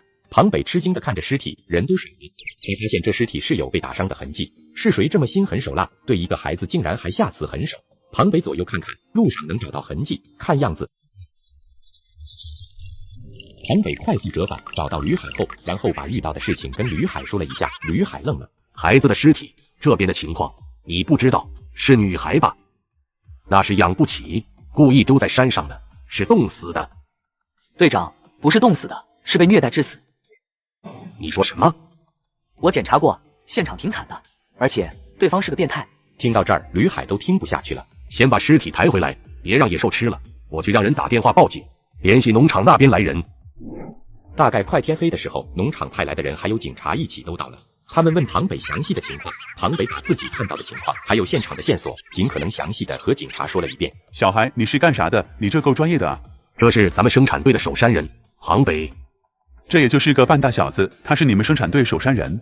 小北虽然小，但人家是家传的猎人，他姥爷啊，就是咱们上一代的守山人。这不是老爷子腿脚不好了，就换了他，能耐学得不错。原来是这样，这小同志还真的是个人才。老吕啊，你们生产队可是有福了啊！所长已经检查过了，跟庞北同志说的一样，性质极其恶劣。这孩子生前遭受过非人的虐待。既然有痕迹证明是下山的，无非两种可能，要么是山下生产队的人所为，要么就是藏在山里的悍匪所为。小刘，你觉得是哪一种？不好说，毕竟线索并不全，而且要是躲在山里的人，那真的不好找。如果把女孩从山下村子带入山里，那边人多眼杂，基本上不太可能做到完全隐蔽。难道孩子哭哭闹闹的，不会求救，不会被发现？当然，不排除一种可能，那就是这孩子是被弃养丢到山里，然后被歹人遇到，但在这个时节还会在山里行动的，要么是我这种守山人，要么就是悍匪崔三金。我们已经抓崔三金好多次了，但他手里面有枪，而且山区太大，不好抓捕。我们不太像，要是崔三金的话，为什么要送到山上来？这不是多此一举吗？而且山坡上没有人烟，我经常在这里巡山，不可能发现不了的。我们也许忘了一种可能，那就是这山里怕是有人贩子，这孩子是有人花钱买的。听到这儿，大家伙都沉默了。庞北说的可能性相当大，那就必须要仔细排查一下。小刘，你先带着几个同志去山下排查一下，问一问生产队队长有没有丢孩子的，另外就是打听一下附近有没有丢孩子的现象。庞北小兄弟，看样子你十分熟悉这里的环境，要不明天你带我们进山搜索一下吧。对了，你有枪不？赵所，这孩子被他爹赶出来的，跟着他妈一起回来了。他妈就是我们这儿的人，这不是刚到村里的枪早坏了，一直申请都没申请来，所以老吕有话你就直说，要是跟我这要枪是不可能的，要是给你个许可倒是可以。这孩子自己在山里晃悠，我就不信你们自己不去搞枪去。只要您给个批准，是不是这孩子也能少点麻烦？你们队长也在这儿，还有小刘，你给这孩子登记一下，给他发个许可。但是孩子用枪可以，但枪只限于你巡山，也就是说你在山上可以带枪，出了这边可不行，听到没有？清楚，我严格遵守条例。好小子，这么好的孩子还给赶出来了，你爹叫啥名字？这么眼瞎？您妹妹的婆家。庞有贵的二小子。赵长河瞪大眼睛，他妹子是个啥玩意？他清楚，但回娘家的时候也都会说嫂子对自己好。他们一家子都不是东西，尤其是老大，那就是个窝囊废，在外面怂，在家里支棱。怎么回事？你爹把你们打出来的？是我娘被打得头破血流的，我忍不住了，就跟他们吵了一架，他就让我们滚。于是我心一横，就跟我娘上山了。这没办法才打猎，不过还好，我天生好像就是打猎的材料，所以没辜负了队长对我的期待。庞有贵这犊子可是够狠啊！这么大的儿子就让上山了，他家里养的那个废物留在身边，什么玩意？说起来，咱们也是有亲戚关系的。你二婶没少跟我说你小子懂事，今天看到了，还发现你小子挺有正义感的。没事儿，你们放心弄，但孩子你可得给我记住了，枪不许带出山，听到没？小刘，回去你就给他做个登记，这孩子没问题。赵所，我觉得庞北同志的能力相当不错，有必要发展成咱们的巡逻员，这样咱们搜山抓崔三金啥的也有巨大助力。小北，你觉得如何？这没有问题。你们不用抓了，崔三金让这孩子打死了。啥？你干啥了？打死崔三金？庞北也知道这么一直瞒着也不是善。再说了，当初吕海是担心自己秘密太多惹麻烦，这群知青万一有个嘴快的给他抖出去，自己不是更麻烦了？不如大大方方的和警察坦白，这样麻烦会最小。打死了，我也差点交代了。对了，我在他们身上找到了一把38，大概就放在我家。这不是枪就有了吗？所长，这是不是？上面要崔三金，谁知道他拿了什么？那尸体在哪儿？在老林地附近，那边有老虎，非常危险。就算咱们人多，也不能排除会被袭击的风险。别明我暗，你说的没错。那尸体你处理了吗？我埋了，不过埋在雪里的。在回去的时候，尸体已经被野兽啃了，不是做山雕，就是那老虎干的。一共3人。3人？你确定？这个队长能作证。就是3个人，不光我能作证，那几个遇险的知青也能。小北和我去找他们，他们迷路了。我不是怀疑你们，是这伙人，一共7个。庞北与吕海都傻了，吕海更是惊得后背全是冷汗。7个，他们杀了其中3个，另外4个不得来报仇啊！孩子的事有可能是他们做的，这也许就是给你们一个警告。不行，这剩下4个，说什么也得抓到了。小北，你敢不敢跟我们上山去抓剩下的人？当然，我娘和我妹子都在山上，我经常出去打猎。他们要是报复的话，我不在家，那简直不敢想。那我们今天就先留下来，明天天一亮，咱们就一起出发去后山，你来带路，记得带足子弹。行，那照做，我先回去了。我娘和我妹子在家，我不放心。你这孩子孝顺，回去吧。多好的孩子，老庞家这群王八犊子。这孩子命苦，刚来的时候没吃没喝的，在山上差点就冻死了。对了，明天我要不再叫上民兵吧？不行，人多了反倒是容易暴露，而且你们村总共有几把枪？你跟我说实话。3把，小北手里面有一把3八大盖和一把快慢机，我手里面就一把猎枪。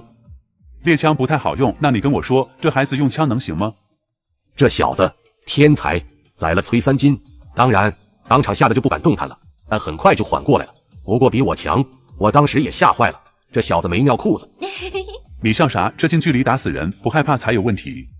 他要是会用枪那就好，回头啊，我给这小子批个巡逻员的身份，这样1年也能拿到110来元的补贴，多少能帮衬一些吧。那我可要替孩子谢谢你啊，这家里根本就没有什么生活来源，完全就靠着庞北从外面打点东西回来。行，啥都别说了，毕竟也跟我有点亲戚，能帮点是点。对了，吕队长，这庞北开枪是谁教的？能打死崔3金，这可不一般啊。据我所知，崔3金可是当过民兵的，在他们生产队也是个用枪的好手。呵呵，我可不是吹牛哈，这小子是我教的，但这小子就好像是天生会用枪一样，我就教他怎么开枪，用我单管练2次，他就会了。这孩子要不是他娘离不开他，咱们生产队也离不开他，我还真的想把他送部队去。这小子绝对是个神枪手，好苗子。说到这儿，吕海突然顿了一下，他接着想到什么。对了，赵所长，我不知道这算不算是一个线索。小北家招过贼，昨天招贼，今天就发现了尸体，是不是有点说法？他们该不会是探路的吧？你咋不早说？这么重要的线索，那2个小头在哪儿呢？快去给我叫来！吕海连忙让人去找，结果没多久人就回来了。队长，麻子和他爹都不见了。庞北走在回家的路上，就感觉到了一股杀气。庞北目光冷凝地看向树林的方向，目光好像是2把钢刀，仿佛准备收割对方的性命。躲在树丛里面的人吓得连忙趴下。大哥，我们是不是被发现了？不可能，咱们隔着这么远，他怎么发现？也就是无意间往这边看一下。等一会儿，你们会知道，招惹了你爸爷范无咎是什么下场。庞北低声说罢，立即回家。吕秀兰看到儿子回来了，她急忙走过来。儿子回来了，今天是干啥去了？怎么这么晚？带着小倩进地下室，快！吕秀兰怔住，这一刻，儿子的身上充满了陌生人的气息，显然是出事了。吕秀兰思索一下，也没多问，直接转身去抱庞倩，快速钻入地下室。你也去，记得照顾我娘他们。狐狸看了一眼庞北，他呜咽一声，接着带着小狼崽子一起钻了进去。庞北关上门，他接着又把地下室的入口掩藏起来。确定都安排好了，庞北直接背起3八大盖，他的目光朝向了发现目标的方向。既然你们自己愿意送死，那就别怪八爷我不讲情面了。说完，庞北的身影消失在夜色之中。那些人看到庞北回家，他们立即围了过来，一个个都小心翼翼地靠近，试图探查房间里的情况。然而院子里一片漆黑，只有窗前有微弱的亮光。马蛋又是个穷鬼，不过3的仇不能不报。二爷宰了他吗？动手！随着男人一声令下，一名手下一个翻身就跳进了院子。可刚进入院子，砰！接着是弹壳清脆抛出跌落在地面的声音。操！交代了一个兄弟，二爷要不点了这破木屋，准备火。尼玛，在哪儿打的？不是在院子里吗？快点火！进院子，快，他就在我们背后。庞北击毙了2人后，潇洒地走进院子。他从一个叫二爷的男人身上找到一颗香瓜手雷和一沓大团结。好小子，就当孝敬你爷爷了。就在庞北收起手雷时，外面就传来了脚步声。所长，是一枪爆头？不是一枪爆头，是枪爆头。这根本就没有合适的射击角度，他怎么做到的？把人当野兽打，驱赶、引诱，利用那屋子里微弱的灯光，吸引了所有人的目光，让大家都认为他是在房间里，而不是在外边的树上。这孩子是天赋使然啊！小北，你怎么样了？刚才是你放的枪？是我，他们要袭击俺娘和俺妹子，这群畜生，刚才还要点火烧俺家，俺能放过他？那你就把他们当畜生打了。所长，反正人我杀了，要杀要剐，你们看着办吧。我抓你干啥？你是首山人，这群畜生早就该死，上面下令也是不论死活，谁杀都一样。你小子啊，我都不知道说你啥好了。虽然你是立了功，可你小子是杀神转世是咋的？你还想讨媳妇不？老吕啊，他们没有退路，举家都在山上，他们不保护自己，要做绝户吗？可他还是太小了，他今年才17呀，这要是传出去，哪家的丫头敢嫁啊？哎，刘啊，我问你一句，你是不是没对象呢？啊，是啊，我没对象。小北，你要对象不？女大三抱金砖，我们刘可是好闺女，只可惜是法医，没人敢要，你俩多登对啊。庞北倒是没啥，但一旁的刘警官反倒是很不好意思了起来。你要是不介意，我倒是无所谓。这不太合适吧？人家刘警官那是读过书的吧？这事儿以后再聊。话说小北，这些人为啥要袭击你？你知道不？不清楚。小北，这件事你暂时保密，明天的行动暂停。小刘，咱们没收的还有地方上缴的弹药，里面有38大概的吧？有，但不多。那就都拿出来，我批条，你去办就是了。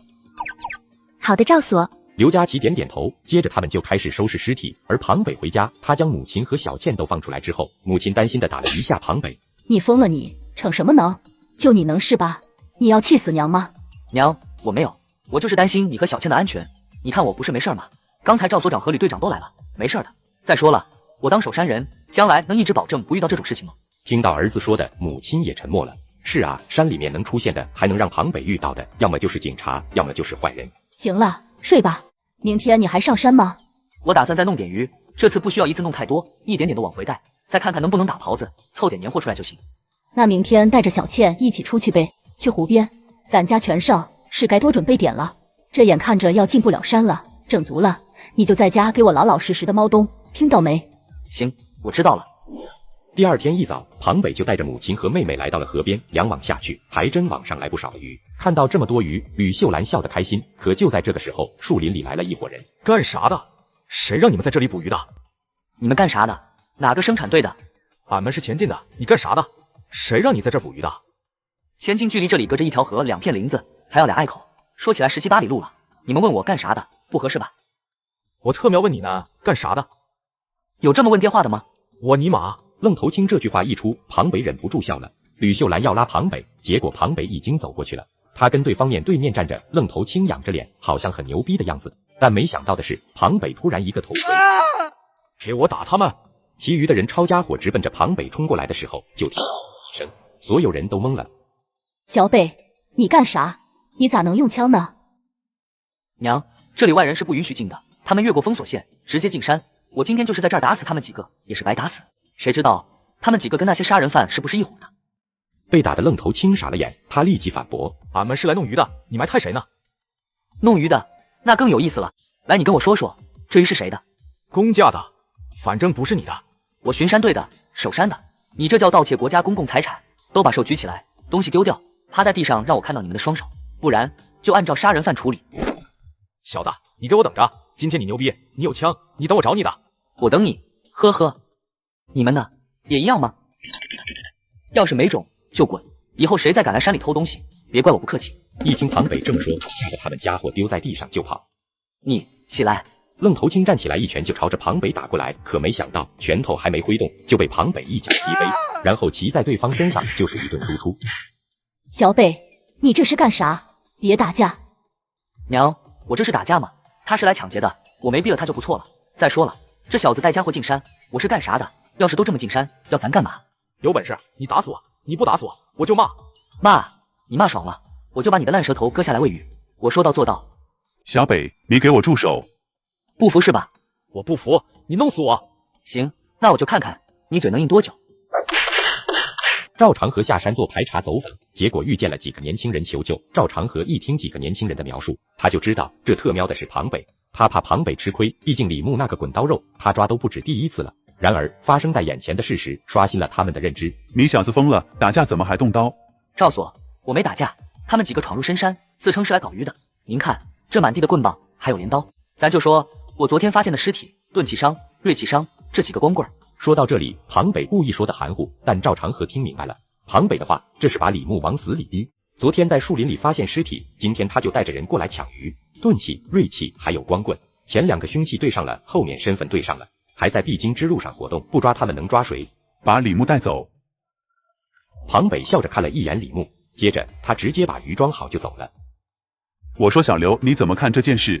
无懈可击，你说不出来什么毛病，而且力度恰到好处，我们还不能不给他当刀。毕竟这件事要不查的话，出了问题我们要担责任的。查，那就成了他的刀了。你说打猎的心眼儿都这么多吗？我怎么感觉他这就像是一头野兽，清除掉领地里对他所有带有威胁的存在。我是觉得他就是这么个意思，但好在的是他并没有用极端的手段，也许是没有人逼他罢了。一旦有人逼他，恐怕这个猎人就要从名词变成动词了。在这山里基本上也没有人会逼他。再说了，他能遇到的危险除了猛兽就是罪犯，别说还挺适合的。对了，所长，我们要不要去老林地附近看看？看看也好。满载而归的庞北和母亲一起开心的在院子晒鱼，刚收拾完，院门外响起脚步声，接着就看到一个人冲了进来。小北呢？快点让他藏起来，山底下前进的那群王八蛋找上山来了。队长让我赶紧带着小北躲起来，这群王八蛋根本就不讲道理。咋的？还找咱们队里来了？他们抢东西让警察抓了，还有理了啊？你先别急，前进的孙红兵就特喵的不是个人揍的，这瘪犊子玩意儿护短，根本不讲理。没事儿，队长也不是吃素的，谁怕谁呀？你看着小北，别让他下山，我去看看情况。吕秀兰真的很气，这不是欺负人吗？吕小武看到吕青松起身往外走，他也跟着出去。吕海怎么逼？整座山都是你们的啊，咋这么狂呢？就你们队穷那逼德行，吃饭都难，哪来的勇气呢？还敢整个小底崽子给我们下马威，你还能咋狂？我告诉你孙红兵，你少拿你那狗爪子指老子，信不信给你撅了？王主任就在一旁默不作声，摆谱坐着。两个人眼看着要打起来，王主任猛地拍桌子怒吼：干什么？是不是当我不存在？王主任，你也看到了，他们太嚣张了，把我们人抓了还不给说法，到现在还不把人交出来。不管怎么说，人先叫来问问情况。王主任，不是我不配合你的工作，你说的人是赵所长点名要的人，现在他配合警方工作，至于要说法，我觉得您没一碗水端平。一碗水端平？吕队长，你这话里有话，是说我偏袒他们，针对你们？孙红兵，你个瘪犊子玩意，敢找我外甥麻烦，你是不是以为我们家没人了？我尼玛的！孙大脑袋，孤儿寡母的你也欺负？你是当我们村里带把的都死了是吧？这下队部里面热闹了，吕小武一句孤儿寡母，还欺负人家孩子，这就像点燃的烈性炸药，这一下子算是炸开了。是爷们吗？都带把不？咱们老吕家的孩子被欺负了，你们就看着干他！别打了，都别冲动。哎，小武，你把暖壶放下，那玩意要花钱买的。哎，我告诉你吕二主，你敢打坏灯泡，我把你脑袋拧上去。就在大家打得如火如荼、如梦似幻的时候，突然传来一位老人的声音：都给我住手！干啥呢？不嫌丢人啊？三爷爷，您怎么出来了？我要是不出来，你不把队部的房顶给我掀了？我这不是管不住吗？都不听我的。你要找的人是我们村的守山人，人也不是他抓的，你们要找麻烦就直说，我们奉陪。要是不想找麻烦，立即下山。你把那图害死了，这吕家寨不欢迎你。庞北是我们的新守山人，你要是敢动他，是会遭报应的。你这话什么意思？我是大队的治保主任，我也在公社的治安科上班。我说老同志，你这话说的很没水准啊！不管是哪儿，都得听指挥。哼，你要是想管这山里，就自己去山里走一圈。你要是能活着出来，都听你的。我告诉你，你真是藐视我！你们这是要干什么？想被人尊重，就做点人事。我是配合警察抓人，你这么着急给几个犯罪嫌疑人找场子，怎么？你们是同伙？你又是谁？你找我还不知道我是谁？是不是犯罪嫌疑人？这不是你说的算的，你也没有这个权利做这些。我有没有资格？我们队长说的算，这里是我们管理的范畴。另外，王主任，你还没回答我的问题呢，你是不是要给李牧开脱？庞北同志，现在是我在问你。我说王主任啊，您还真的有点嫌疑啊。你胡说八道什么？我告诉你啊，我可是干部，你这是污蔑。我是不是污蔑？那都要讲证据的。我合理的推测，而且也是在配合你的工作呀。什么？你配合我工作？当然，你上山来干嘛的？王主任啊，你好好品品，我可不是在害你。你说李牧走不进山，稳不进山，偏偏出事了，他进山，山下没有人知道这山里面出事了。好人谁会在知道死了人的情况下还要进山啊？王主任吓得脸色有些惨白，要不是庞北说，他还真的没注意到。吕海都懵了，庞北能打猎，会治病，这口才还这么好，这小嘴巴巴的，说话都好像秀才似的。我就是找你了解一下情况，想看看李牧到底是咋回事，谁知道你们还误会了。王主任，大家伙都在这听着呢，用您说的那句话，不是你想说啥就是啥的。误会就是误会。孙红兵算是看出来了，王主任不是庞北的对手，他也只是为了彰显自己的队长地位，要是忍了，队里面的人怎么看他？可问题是真的得罪了这种人，他要是稍微使坏，野猪下山，他就遭殃了。我告诉你孙红兵，你以后少来我们队瞎咋呼。我告诉你哈，你要是再来我们这儿撒酒疯，下次我给你塞粪坑里。孙队长，以后别总让人当枪使，让人卖了，你还帮人数钱呢。你这孩子，我啊就是心善，容易上头，没事儿以后来叔这边玩哈。孙红兵退一步，看着好像丢脸了，但实际上呢，他三面埋好，不得罪庞北，不得罪吕海，还卖给王主任一个人情。大家散了之后，庞北正准备想走，突然发现了桌上的手电筒。你小子看上手电筒了？这可是公家的财产。不过你倒是也需要这玩意，拿着吧。队长，这……行了，拿着吧。你在山上用得着这个？我家这算不算是有家用电器了？你个小犊子，没点正经，滚滚滚！队长，要不我晚上弄点野货回来，咱们在队部喝点。小北啊，你说真的呢？你要是弄，我回家拿酒去了啊！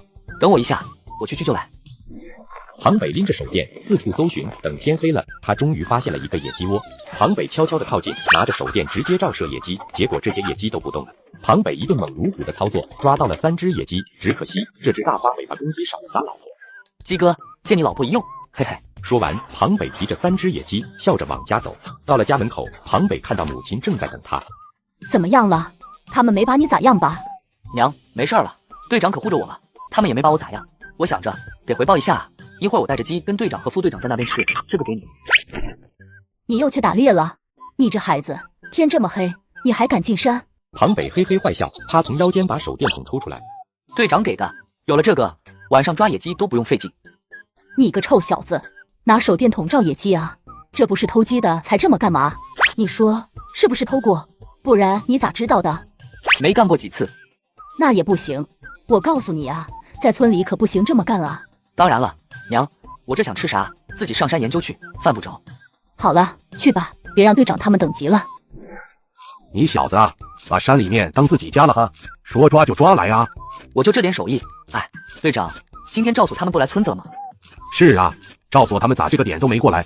估计是去山下了吧？管他呢，人家调查案子，咱们也别瞎凑热闹。队长，不好了，有一个警察同志浑身是血的，在我家门前昏倒了。你说啥？人在哪儿呢？吕二顺把他抬到屋子里去了，伤得很重，不知道咋回事。走，去看看。队长，咋还要我去啊？废话，咱们吕家寨懂医术的就你一个，快点吧。咋回事？队长，你可算是来了！我在村口巡逻的时候发现的他，你看看这伤的，我看要不行了。庞北凑上前，看到炕上躺着一个人，这伤口很复杂啊，这咋整？看我干啥？马上找绷带，有止血药吗？还有烈酒，另外给我找针线。你要干啥？救人啊！看他死啊！快，二顺，按照小北说的做。庞北是学过战地急救的，一方冲下来，庞北已经满头大汗，伤口很深，而且类型不同，创伤、撕裂伤，还有刀伤。什么刀伤？你确定？后背上的那个很长的，就是刀伤；手臂上的是咬伤。他遇到的事情有点多，我觉得赵所他们遇到麻烦了。吕二顺，马上叫民兵队跟着庞北进山。队长，咱们进山，这黑灯瞎火的，咱们进山，而且咱们民兵队就那么几个人。队长，我二顺叔说的没错，不能贸然进山，我自己去就好了，不然很麻烦。叫八舅？什么二顺叔？你自己去，你当你是神仙啊？警察都出事了，还不知道啥情况呢。队长，我在崔三清身上还有一个缴获没上报，我有望远镜，而且我可以潜伏不露面的。我自己的话更加灵活，可以确定是不是要出手。民兵的话可以等我消息。我跟你去吧，队长，你把猎枪借给俺用一下，我们俩去，你放心了吧？你们俩。队长，他醒了。同志，你坚持一下，告诉我到底发生了什么？老虎，还有土匪窝、人贩子、熊。你听懂了？他们进老林地了。啥？老林地？队长，老虎你还不知道在哪儿吗？土匪窝，那崔三金带着知青往哪走来着？你不记得吗？要说熊，我猜他们误闯山洞，遇到熊了。冬眠的熊要是被惊醒，可是相当危险的。他这伤怕是就这么回事。你看我这脑子坏了，这下真的坏了。他们凶多吉少，救他们快！我跟你们一起去。赵小田，你去队部，让副队长他们立即打电话联系上报，想尽一切办法上报。好，我知道了，我这就去。咋了，小北？你不是去找队长喝酒了吗？怎么还带上枪了？娘，出大事了！警察在山里遭到袭击，有个警察同志负了重伤跑到村里求援，我们必须要去救人。啥？放心吧，娘，我没事儿的。你儿子命大。再说了，我也不是送死去，先去看看情况。队长他们也都去，不止我一个。眼下别说咱们生产队，附近方圆100里，谁也没我的装备好。那你答应娘，一定要回来啊！放心吧，估计明天早上我就回来了。娘，你放心，我知道轻重的。我说胡三太奶，您老人家是打算在显灵吗？你还是留在家里，帮我照顾我妈和小倩，回来我给你打野味吃。小北，胡三太奶熟悉附近的地形，你还是带上她吧，也许能帮到你呢。行吧，那你跟上。队长，这小北是通灵啊，还是咋的？这胡三太奶咋还能给他带路呢？你别在这胡咧咧，一会儿再让胡三太奶怪罪。队长，你没近身武器，光靠单管喷子不行，你先用我的。别看这玩意短，锋利着呢。用不着你小子介绍，这玩意我小时候就用过。你姥爷一共6根，你手里这个当年可是猎到了熊的。哦，那正好，一会儿你先上。你看我这小体格子也不行啊。你个小瘪犊子，还真不是人。没事儿，一会儿八舅先上。小北，你看情况，不行就跑，听到没有？你八舅说的没错，你小子给我记住了，真的遇到了大麻烦，你不许逞英雄，到时候我俩顶住，你给我跑回去，不许回头，知道不？听你们的。虽然嘴上是这么说，但庞北心中也下了决定，不管怎样都要保住他们的命。队长，过了前面的小山头，咱们就到老林地那片了。喝一口，暖暖身子。喝一口。不喝了，我肚子有点疼。队长，我想拉屎。你小子，快去，小心点，别把你那玩意冻掉了。嘿嘿，没事儿，我搓搓还能用。庞北估计是自己吃啥吃坏了，他在雪地里找个地方，这露出屁股就感觉到一阵阵的寒意，后面好像有东西盯着自己一样。这时候妲己过来了，他的神情不对，而且嘴巴里还发出呜呜的动静。庞北一怔，他回过头，发现身后竟然有一头老虎，这距离老虎抬起爪子就能干到自己。而这时候庞北肚子还不争气，转念一想，庞北做出了一个违背祖宗的决定，他默默地撅起屁股对准了老虎，然后用全身的力气。老虎是做梦都没想到，今天先是看到一个大白屁股，随后就是天女散花，这是他这辈子的虎生污点。庞北发现老虎没反应，也就是短短的1秒钟时间，庞北快速地抽出快慢击，3发子弹。小北，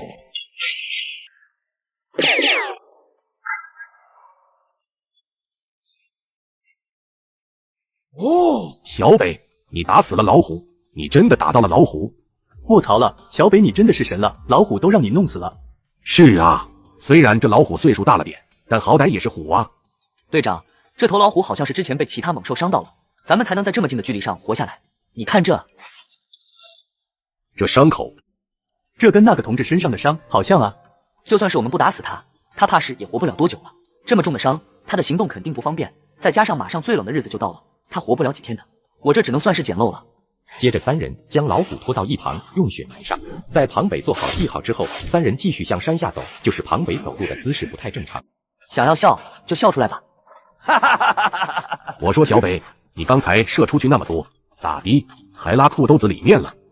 刚才用劲过猛，有点疼，不行了。再说了，多冷你们不知道啊，我现在都怀疑是不是冻裂了。吕海和吕二顺相视一眼，接着2人都捧腹大笑。庞北干脆不搭理他们，接着气呼呼地往前走。怎么样？能确定是去哪儿了吗？应该是这边。赵所长应该是推断出崔三金的老巢就在林子里，所以应该是进去搜索了。这一带都是林地，但这个方向我推断是有山洞的。赵所他们怕是进错了山洞，惹到了正在冬眠的熊，这遇到了危险。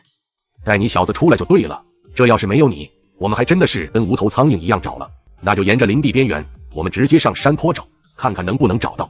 队长，我认为崔三金的老窝最有可能出现的地方有3处，一是山顶后面的反斜面，那边树木茂密，又拥有反斜面，而且反斜面那一侧并不是悬崖，坡度虽然有些陡峭，但并不是上不去人的。要是能够直接找到人，咱们绕路带他们回去，但要是遇到危险，咱们仨也不够熊瞎子塞牙缝儿的。这么冷，狗熊也不会满街瞎溜达。我担心的是这山里面的那伙土匪，而且我怀疑这些混蛋多半是有什么渠道能搞到武器，毕竟他们不只是有3把大盖，我还找到了王八盒子，而且子弹都带着纸包，这意味着他们用的都是鬼子原装进口的子弹。你们不觉得有问题吗？你的意思是说，这些人找到了鬼子的军火库？不能排除这种可能，毕竟事情在水落石出之前，一切皆有可能。可问题是，咱们这附近一直没听说过有鬼子的军火库，甚至炮楼都没有。这个需要我们找到他们的藏身地才能确定。而且谁说军火库就一定要在这里？别的地方也一样的，只要能通过山林安全穿越，不被警察发现就可以了。小北说的地方应该就是3道沟的那个老牛岭，前面就是4道沟，咱们从沟底穿进去，绕小路走，能上山，正好就能看到老牛岭背面的南坡。小北，咱们在山上你能观察到周边的环境不？能看得大概，我有望远镜。这么冷的天，他们再怎么藏也得生火，只要有火光，一般都能找到目标，这并不难。你小子这手上的家伙事儿都不差啊，望远镜也有啊。那还在这里废啥话？快走吧，早点把人找到，咱们早点安心。几人在吕二顺带领下抄近路至山顶，庞北趴在雪窝里举着望远镜，观察到对面山洞前有微弱的火光。有火光，不过应该不是赵所。根据赵所他们现在的处境，绝对不会生火取暖。庞北话音刚落，山谷突然传来了吕海和吕二顺原本脸上的笑容也都僵硬了。不好，赵所他们有危险！快，二顺叔，叫什么叔？叫八舅。八舅，你一会用手电打灯语通知赵所他们躲避。队长，这个给你。我去勾引他，我找到安全地点，我就对你用手电闪3下，你就用手雷引发雪崩，咱们埋了他。好，那你小心。庞北迅速地向山下跑去，在靠近时，庞北听到了枪声和熊的吼叫声，立即确定了赵所的位置。赵所长，我是庞北。小北，你个小王八羔子，谁让你来的？不想活了？赵所，你要是有手电筒，一会儿我把狗熊引走，你对山上闪3下手电筒，然后你们尽可能往高处爬。你要干啥呀？你别管了，我有办法，你注意安全。我这就开始了。胡三太奶，你先找个安全的地方躲躲。你别胡来，快回来！当家的，你说这群警察能活下来吗？活？凭什么？就凭他们手里面的破枪？想什么呢？敢断我的财路，还想活着？哼！坏了，这不对劲儿，这狗熊的声音咋这么大？队长，我记得小时候师傅说过，这山里面好像是有人熊的，该不会是那玩意吧？可能吗？吕海这么一问，吕二顺和吕海都沉默了。这特么到底是什么妖魔鬼怪？小北，你个瘪犊子，你这不是作死吗？所长，山上有人发信号，让我们躲起来。庞北边跑边向人熊开枪，被气得发疯，力大吼，闷响如炸雷，血从断崖裂开。雪崩了，快跑，快！积雪顷刻间覆盖山谷，把土匪和熊都埋了进去。小北，队长，现在下面还不能下去，可能还会有雪崩。不行，小北要出事了，我回去怎么跟蓝妹子交代？队长，我在这儿呢。小北，你那边怎么样？没事吧？没受伤吧？好着呢，毫发无伤。你个小瘪犊子，还跟我拽词！哎呦我操，有点丢人啊！庞北正想发脱身，忽然不远处积雪一动，硕大熊头乍现，他顿时傻眼。恰在此时，山上一声虎啸震耳欲聋，人熊受惊，放弃攻击庞北，转身逃窜。这老虎怎么来的这么及时？庞北满心疑惑，妲己却突然狂奔至他身前，朝庞北示意。庞北赶忙跟上，一人一狐刚藏好，在雪地里微微露头，就见不远处一虎正相互对峙，人熊便形势不利，脱身便跑，老虎紧追不舍。卧槽，妲己，你该不会真的是个狐狸精吧？你还真是我的福星，回去我给你弄好吃的。小北，你没事吧？队长，我没事儿。胡三太奶太神了，他把老虎给招来了。咱们去看看赵所他们咋样了吧？你小子到底是什么运气啊？胡三太奶都护着你小子。这玩意的存在谁也不许说，听到没有？你这以后上山真的遇到了人熊，这玩意或许能救命。走吧，去看看赵所他们。这次多亏你们了，要不是你们，我们怕是就要全留在这儿了。赵所，这里不是说话的地方，咱们先撤回去再说。所长，那些人怎么办？就当他们都被老虎吃了。土匪啊，手里面总是有点东西的，是找到吃的还是找到钱，那都是运气，你说对不？放心吧，赵所，我要是能找到尸体，就都给您送去。好了，回去吧。那边不还有一头虎吗？小北，你收拾完给我根虎骨呗，我泡酒。我听说那玩意壮阳啊。小北，起来没有啊？队长，赵所，你们咋来了？庞北，从今天起，你就是青龙沟派出所特聘巡山队员，日常负责巡山，留意异常动静，防火、盗伐及偷猎情况。月薪10块，虽不多，也能帮衬你。10块钱，不少啦。看把你小子乐的，就这俩子儿，把你小子乐成这样子。小北，以后这山上和村里的安全就都归你管了。开春我和大伙商量，给你重新盖房。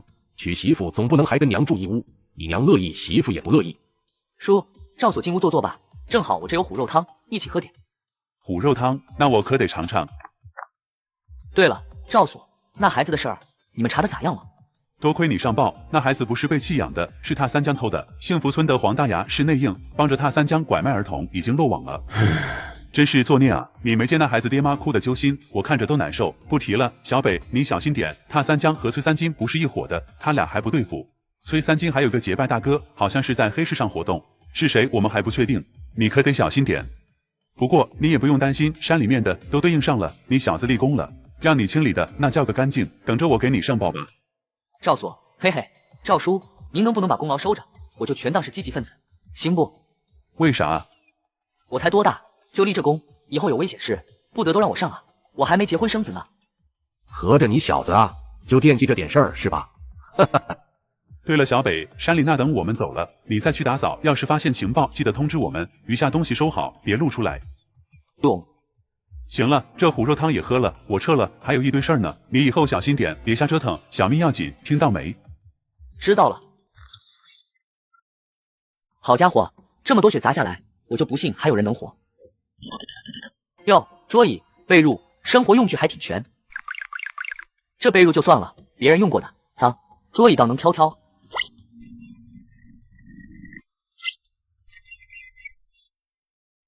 这么多人才带300多发子弹，这也太少了吧？镜面匣子没有我的快慢机好，不过队长缺枪，回头可以送给他。卧槽，38大概的刺刀，还挺顺手，好东西啊！鬼子军事地形图，还有个军火库，当年打仗就吃这亏，这地方得去瞅瞅。打扫完战场，庞北的收获也不小，3袋粮食，一些皮草，还有就是大概100多块钱，外加上子弹和刺刀，另外还有就是工具和一套桌椅和1桶煤油。庞北带着一兵抬东西回来，这都已经是快天黑了。母亲听到开门声，他一出来就懵了。小北，你这是下山了？没有，赵所给咱们的战利品，这些都是土匪的，他们被打死了，赵所让我偷摸的去拿回来，说咱们用得上。这不会出事吧？不会的，只要咱们不出去说，不会有人知道的。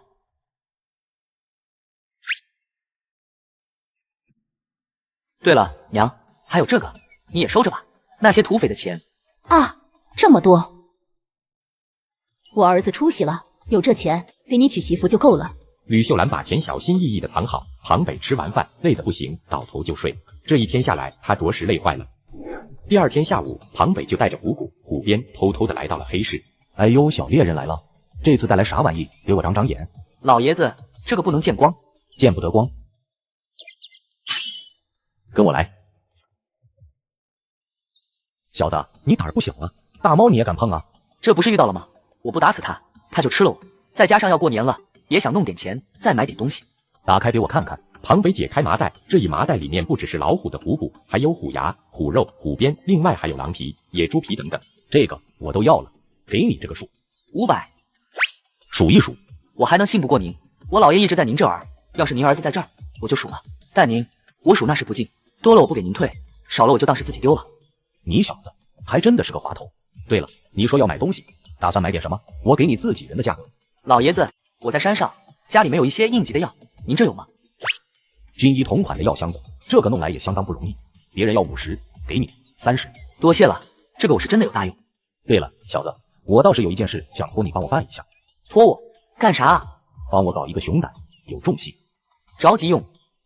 尽快，越早越好。这药有人等着用。这个可以试试，熊这玩意我得找，毕竟这几天大雪封山，您是知道的。你要是能在年前把熊胆弄来，你老爷可以进城治病，而且也能给你安排工作进城。我只要能给我娘安排工作，让她能退休，有地方住，只要答应这些，我7天内把人熊的熊胆给你送来。你说真的？我说的，只要我娘和我妹子能进城，这人熊胆我7天内就给你拿来。你要是能搞来人熊胆住所安排、工作安排，甚至你妹子上学都能给你安排。等这个药的人很急也很重要。懂。不过抓人熊我还需要一些东西，光靠枪我没把握。想要搞点什么？这个。哈哈，我果然没看错人，你小子是个狠角色。你等下，送你了。老爷子，我最后一个问题。讲。东西我拿来的话，什么时候我能得到您说的承诺？最晚10月，最早4月，工作就能下来，住所可以临时安排，将来会给你们一个稳定的住所。儿子回来了，咋样？娘，这是卖掉的钱。咋这么多钱？老虎啊，当然不便宜了。娘，我还有一件事，想要跟你好好商量一下。咋了？这么正式？接到一个活儿，如果做成了，对方答应送你进城，安排在厂区上班，还有住处。小倩可以在城里上学，老爷的腿也能进医院治疗。让你干啥去？搞熊胆。不行，这绝对不行。儿啊，娘可以没有荣华富贵，娘也不要进城，娘只要有你，有小倩，你们能好好活着就够了啊。娘，我是有把握的，我不会拿自己的命开玩笑。而且，娘，如果老爷能进城治病，您也算是能尽孝，不是吗？是不是我同不同意，你都要去？小北，你要是死了，娘也就不活了，你给我记住了。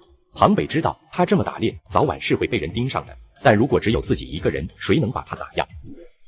庞北天不亮就悄悄地带着妲己走在积雪很深的林地里，行动比想的要难很多。老天爷，你咋还跟我作对？这雪下的路更难走。我说妲己，这次是我对不住你，这大雪天把你带出来。妲己没搭理庞北，而是鼻子一直在闻，好像是发现了什么一样。啥情况？就在这时候，妲己突然发出呜呜的声音，那声音很低也很累。庞北跟着妲己走大概能有10几分钟，庞北惊讶地发现这家伙竟然把他带到了一个山洞外。这不会是人熊住的洞吧？贸然进去，那不是送外卖吗？哎，你干嘛去？卧槽，妲己你把我带熊窝来了！我擦嘞！卧槽，老虎这么猛吗？难怪我们大队叫猛虎特战大队呢，原来这么猛的。洞外一虎一熊为爱厮杀，洞内一人一狐2个罪魁祸首在山洞里吃瓜看热闹。熊哥，生日快乐！庞北是怎么都没想到，自己竟然打了一个从来没见过的熊。这要是再等20几年之后，他就得妥妥的把牢底坐穿。我说，你这狐脉关系有点硬啊。妲己贼溜溜的左右看看，接着绕着老虎走了一圈。庞北好奇啥情况，也走了过去。当他看到老虎的时候，庞北懵了。卧槽，这是母老虎啊？咋的？这是你闺蜜？妲己歪过头，那眼神就好像是在说，有没有一种可能，母老虎是在驱赶人熊，和那只独眼公虎一起滚出去，它好生小老虎。不会这么倒霉吧？就在这个时候，妲己抬起头，接着就在庞北的面前显灵了。嗷呜！庞北人都看傻了。妲己，你是这外国语学院毕业的，是咋的？外语咋会这么多呢？妲己学完，狼叫声没有了。显然，这货是报了假消息，蒙混过去了。终于，算是在第3天晚上的时候，庞北终于回来了。吕秀兰站在门前，一面擦着眼泪，一面举着灯。小北，娘，我在这儿呢，来帮一把。小北，我的儿啊，你没事吧？伤到哪儿了？我伤啥啊？胡三太奶显灵，娘，我跟你说，他太厉害了，我都没动手。胡三太奶叫来了东北虎跟人熊打，我捡漏啊。胡三太奶，弟子李秀兰愿意一辈子给您上香，愿意供养您，多谢您的大恩大德。娘，你这是干啥啊？胡三太奶都是咱们自己人，而且这事儿也得多谢队长啊。要是没队长给我的手雷，我哪能搞定呢？这怎么还有一头虎啊？哦，上一头虎的老伴儿，他跟狗熊打起来了，也不知道怎么就这么大的脾气，不死不休的。但他打不过人熊就死了，我帮他报个仇。娘，咱们先回家，外面太冷了，我想喝点肉汤了。快回家，娘给你做。娘，我明天就把熊胆送过去，到时候你和小倩就能有好日子过了。那你呢？不跟娘和小倩去城里？我在这边上班啊，这样咱家2个都上班，我在山里能赚大钱。要是城里你过得不舒服，就来山里找我。再说了，娘，我现在进城用不了多久，我准备下乡当知青，你信不信？可是娘想你咋办？我要是闲着没事了，我就去看您去，或者你们有功夫就来看我啊。城里吃肉难了点，想吃野味了就来找我呗。你是不是想把我们撵走，好不用娶媳妇啊？娘不在你身边，天高皇帝远的，你想让娘安心的去城里野中，但必须娶媳妇。我看不到儿媳妇，我不进城。我擦，老娘这是中了心魔了呀！娘啊，这个不是我不想找，总得找个合适的吧。再说了，这也不是跟我打猎似的，进山我抓一个回来。你要是抓一个回来能过日子，那也行。老婆这件事，庞北是真的一点头绪都没有。再说了，这事儿哪是能随便找？一脑门子官司的庞北带着熊胆找到了老高头。当老人看到庞北的时候，都懵了。你是妖精变的吗？怎么又打来老虎了？打人熊的时候，这家伙也在，就顺道一起带回来了。也不是我打的，这是人熊弄死的。熊胆的话，我会送过去。熊掌我也可以帮你卖掉，但钱的话，这个我可付不起。这次我可以全额给你，卖多少都行。小子，你怎么看着不高兴的样子？遇到点问题，我娘逼着我娶媳妇。可老爷子，媳妇是那么好找的吗？你一定想说要自己整，然后自由恋爱是吧？难道不应该吗？小北，你确定要娶媳妇是吧？想找个啥样的？至少脾气对得上，能好好过日子，再就是能有点共同话题。这样，你等我一下。庞北疑惑地看着老高头，他吃惊地看着老高头走出去，也不知道他想要干啥。过了好一会儿，庞北都想着要不要回家了，结果老高头这个时候回来了。进来吧。咋了这是？这姑娘是？她叫奥蕾，这几天才去你们村子找她未婚夫的。未婚夫？她才多大？话说她是谁的媳妇？她未婚夫你应该听说过才对，因为他是你之前的那个守山人，死了。现在他从山里出来，好不容易才走到这里，眼下没地方去了。我看你俩合适，他也会打猎，也会刺绣、收拾家、做饭。只不过村子遭灾了，家里的人也没了，没办法就出来找未婚夫。就是山里面的那个达斡尔部族村落，出啥事了？遇到了山神发怒，屠杀了我们的村落。那时候我出去找灵犀，结果回来大家都……他也没地方去了。要是跟普通人，说不准要受苦，你带回去吧，娶她做老婆，给她口饭吃，给她一块地方住就行了。儿子回来了，娘看看。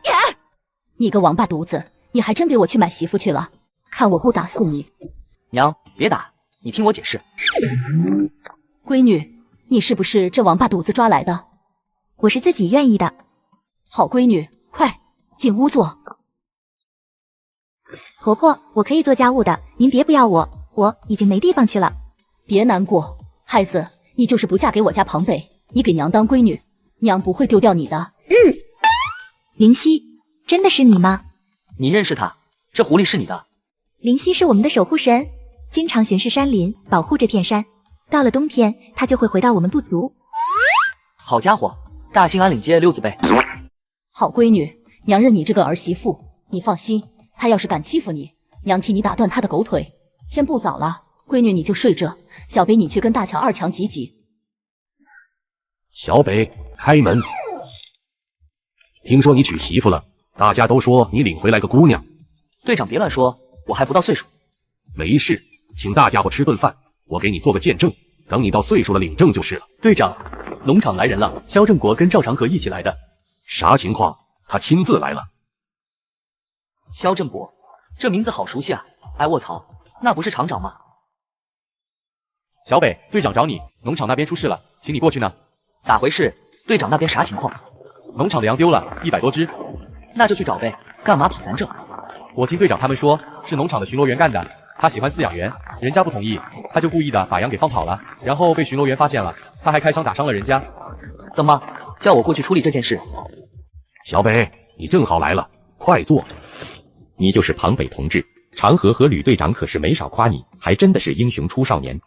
小北，是这样的，农场丢了100只羊，偷羊的是个知青，还是个会用枪的高手，家里是部队大院的，我们不好动手。可对方要是有枪咋办？现在下乡的大多是干部子弟，我要跟他对上，开枪还是不开？打死了咋算？毕竟普通人想下乡可难了，他们是来接受工农再教育的。你放心，就他干的这些事，抓到了也是枪毙。赵所，咱还是亲戚呢，你这不是让我干脏活吗？我是打猎的不假，但我可不杀人的。小北，我懂你顾虑啥，羊肯定是进山区了，那边野兽多，巡逻员都不敢去，说没经验，主要是枪法不行。但你不一样，你枪法出神入化，没你帮忙，农场损失就大了。庞北，农场这片山区一直缺固定承包人管理，要是你能接手，我就任命你当山区管理员。山里资源你可以自用，但不许大规模买卖。你负责山区治安、巡逻等全面管理。若你同意，每年让民兵联拨枪支弹药支持你。我有啊，我有赵所支援给我的38大盖。我手里有一把不一样的大巴力，带镜子的。卧槽 ，M1加兰德，那可是好玩意，那是半自动吗？枪上面还有镜子，我咋没见过呢？上钩了，这镜子可神了，跟望远镜一样。你要是同意，我现在就可以给你，而且还给你拨子弹，只要你把羊找回来，把人抓到。那啥时候能给我？对了，俺的枪得带刺刀才行。行，给你带刺刀的。那我去拿枪，我这人讲信用，咱这就走。不用了，你过去，我先把枪给你，你直接用那把枪打就是了。不行，38大盖俺用的顺手，新枪还要适应，搏命的话还是用老枪好。现在就咱们几个，接下来的话你们不要到外面说去。你说吧，老肖，小北这孩子嘴特别严。庞北同志，他打死的是本地知青，势力很大，我接到的案令是复仇，得找个没背景的愣头青办这事。我知道这对你有点影响，但不大，就算有事，麻烦也落不到你头上，你放心。为啥是我？因为只有你杀过人。你以为我一个人就能给你兜底？没老肖，你小子就别想了。小北，你有胆量又正直，你发现的那孩子是农场职工的亲戚，谢了。这事儿我给你压下了，让你去杀人太残忍了，可眼下实在没别的人选了。你们这不是军转民吗？好多都是伤病，要么调回原籍了，要么就是病退了，留下来都是家属子女顶替的位置在工作。被骚扰的那个饲养员，其实就是我闺女肖芳芳。那这小子还敢？他不仅敢，还做了畜生不如的事情。这小子不知哪学的狙击术，后来的小年轻又都是民兵，只会放枪也没个准头。老赵说你枪法奇准，如今农场里只有你能杀掉他。好了，走，咱们先吃饭，不管咋样都得先吃顿好的。小北啊，你今天晚上先休息，明天一早咱们进山可好？厂长，你要是犯了事儿，你白天出来吗？那庞北同志的意思是晚上进山。行，你们先去坐一会儿，我这就叫人过来。小北，你是不是怪叔带着你陷入麻烦？我知道，叔你是为了我好，你是给我机会弄一把好用的枪，还有就是你担心我被人盯上，眼红嫉妒，给我一个躲灾的地方，对吧？你小子别看年纪小，这心眼子多得很，还真的让你看明白了。对了，老高头，你少接触。老高头背景复杂，不是能深交的人，你多留意。你家小媳妇的未婚夫那个达沃尔小伙，就是被他害死的。不是王主任吗？王主任立功心切，但不至于故意害人，出人命对他没好处。孟纳信打猎出名，与老高头有牵扯。出事前他去见了老高头，不知谈了啥。第二天，孟纳信冒失进山杀狼王，在被发现时，尸体都被掏空了。我知道了，您放心好了。快来人，厂长中枪了。小北有把握吗？小垃圾而已。操，这哪个傻子给蒙中了？你这小孩在哪拿的枪？你不要命了？你谁家的孩子在哪偷的枪？他是吕家寨守山猎人庞北。守山人？就他？这吕家寨是没有人了吗？让一个毛都没长齐的小崽子当守山人？要不是你，今天我都能回家了。老赵，这小子啥毛病？你小子啊，你就是嘚瑟，这特喵的煮熟的鸭子都让你放走了。啥玩意？老赵，你是不是有啥大病？要不看看去，明明是我救了那小子。你太自以为是了，人家庞北是能打虎的，吕家寨后山的狼王都让他打死了，你知道个屁！你就吹吧你，他能打死老虎，我吃屎！你给我等着！怎么样，对方什么情况？中弹了，应该是受了伤，跑不远。叔，你去处理现场，我去追他。你自己能行吗？要抓他，我一个人难；要杀他，简单。人呢？不是打着了吗？不是很牛吗？我看你也不行啊。我告诉你，王红旗，你要是耽误正事儿，让人跑了，造成更大伤亡，这事儿你负责。凭啥？你带来的人没抓到人，赖我头上。这是找个借口跑了呗。小小年纪吹牛逼倒是挺在行。庞北一路沿着血迹追踪，显然这个人就是个半吊子，逃跑都不会隐藏血迹。何强见自己摆脱不了庞北，就故意跑到了农场小学。你要干什么？你有什么事情冲我来，别动我学生。老师，少废话，跟我走。何强知道现在只能靠人质来逃脱了，而此时何强不知道的是，庞北已经到了他的面前。庞北之所以没动手，是因为他需要这家伙自己回到他的藏身地点。庞北悄悄跟随，他必须要在民兵追上之前下手，不然的话人一多，这货本来也没啥经验，一激动把人质杀了，那就完犊子了。特喵的，追上来没有？您有本事来啊！老子在这儿，这里就是老子的地盘，你能抓到老子？这是活够了，还你的地盘，想啥呢，兄弟？出来啊，出来！信不信老子毙了这娘们儿？老师，老师！特喵的，竟然没追上来！本来想着引他进入我的地盘，让他知道谁是爹。既然没引来，你这小杂种也没用。你出来！不出来的话，我就把这小杂种打死！你不是很牛逼吗？您有本事，在我宰了他之前，把我给弄死啊！何强第一次见到这情况，没有吵闹声，没有喊话声，只有寂静的树林在向他开枪，每一棵树，每一块石头，在这一刻都是他的敌人。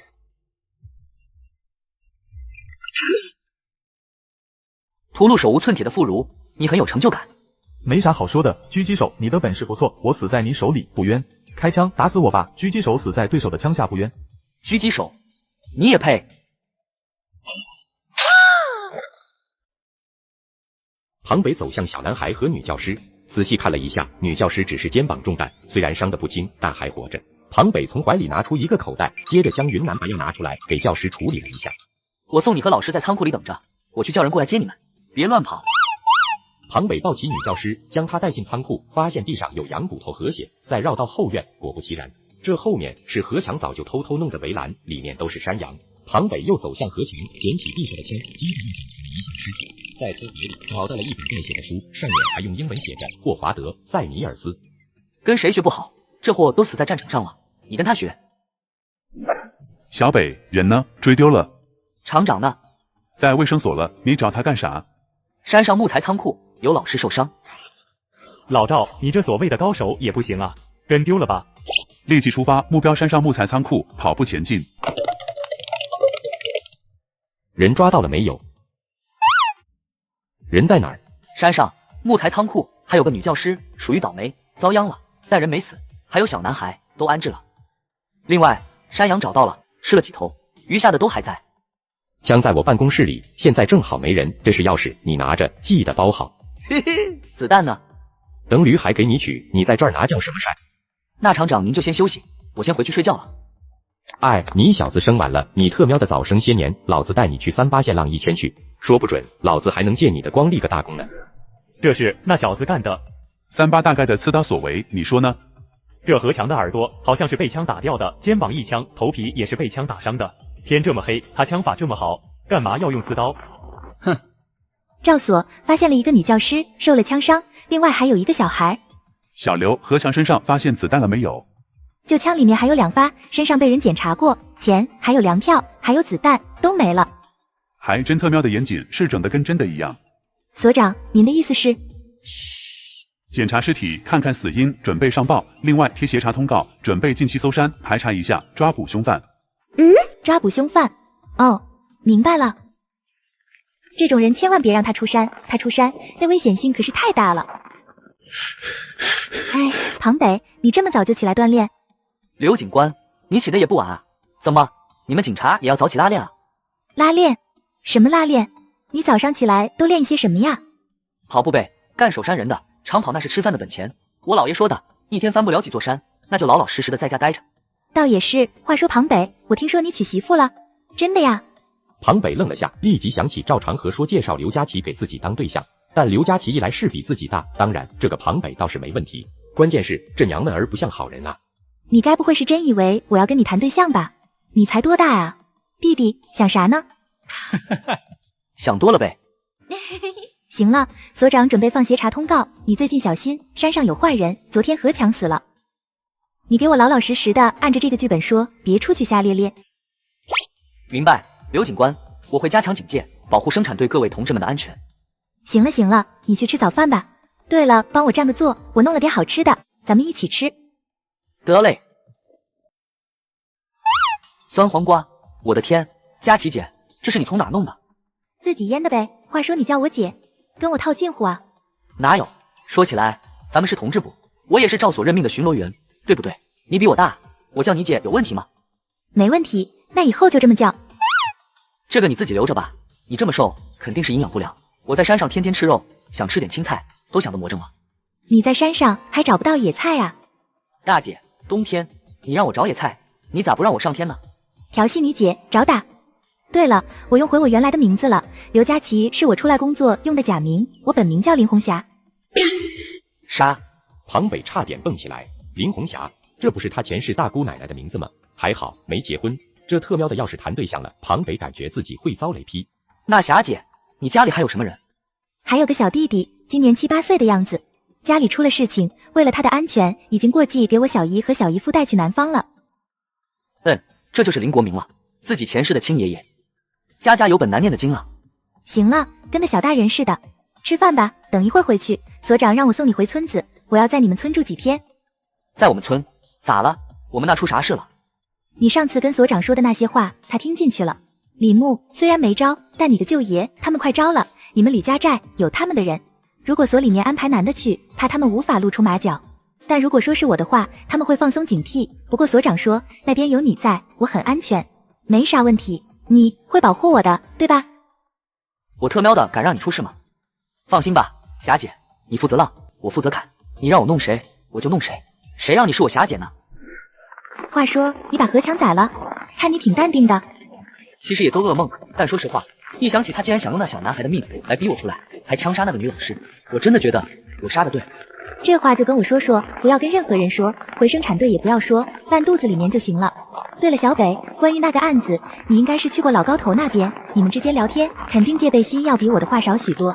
有没有提到过人贩子的事情？霞姐，说实话，我怀疑他们在山里面的某个地方有距离，嫌疑最大的就是那个原来的土匪窝，那边实在是太容易改造，而且周围都是猛兽，虽然进去很难，但他们如果建起高墙，藏在里面也应该。确实，你说的没错，但所里面的人手实在是不够，不然的话。霞姐，其实那地方我也想到，我早晚会被盯上，我天天吃肉，肯定有人眼红，我需要在山里面有一个秘密的安置点。这些人他们是坏人不？在山里他们死了，是不是很正常？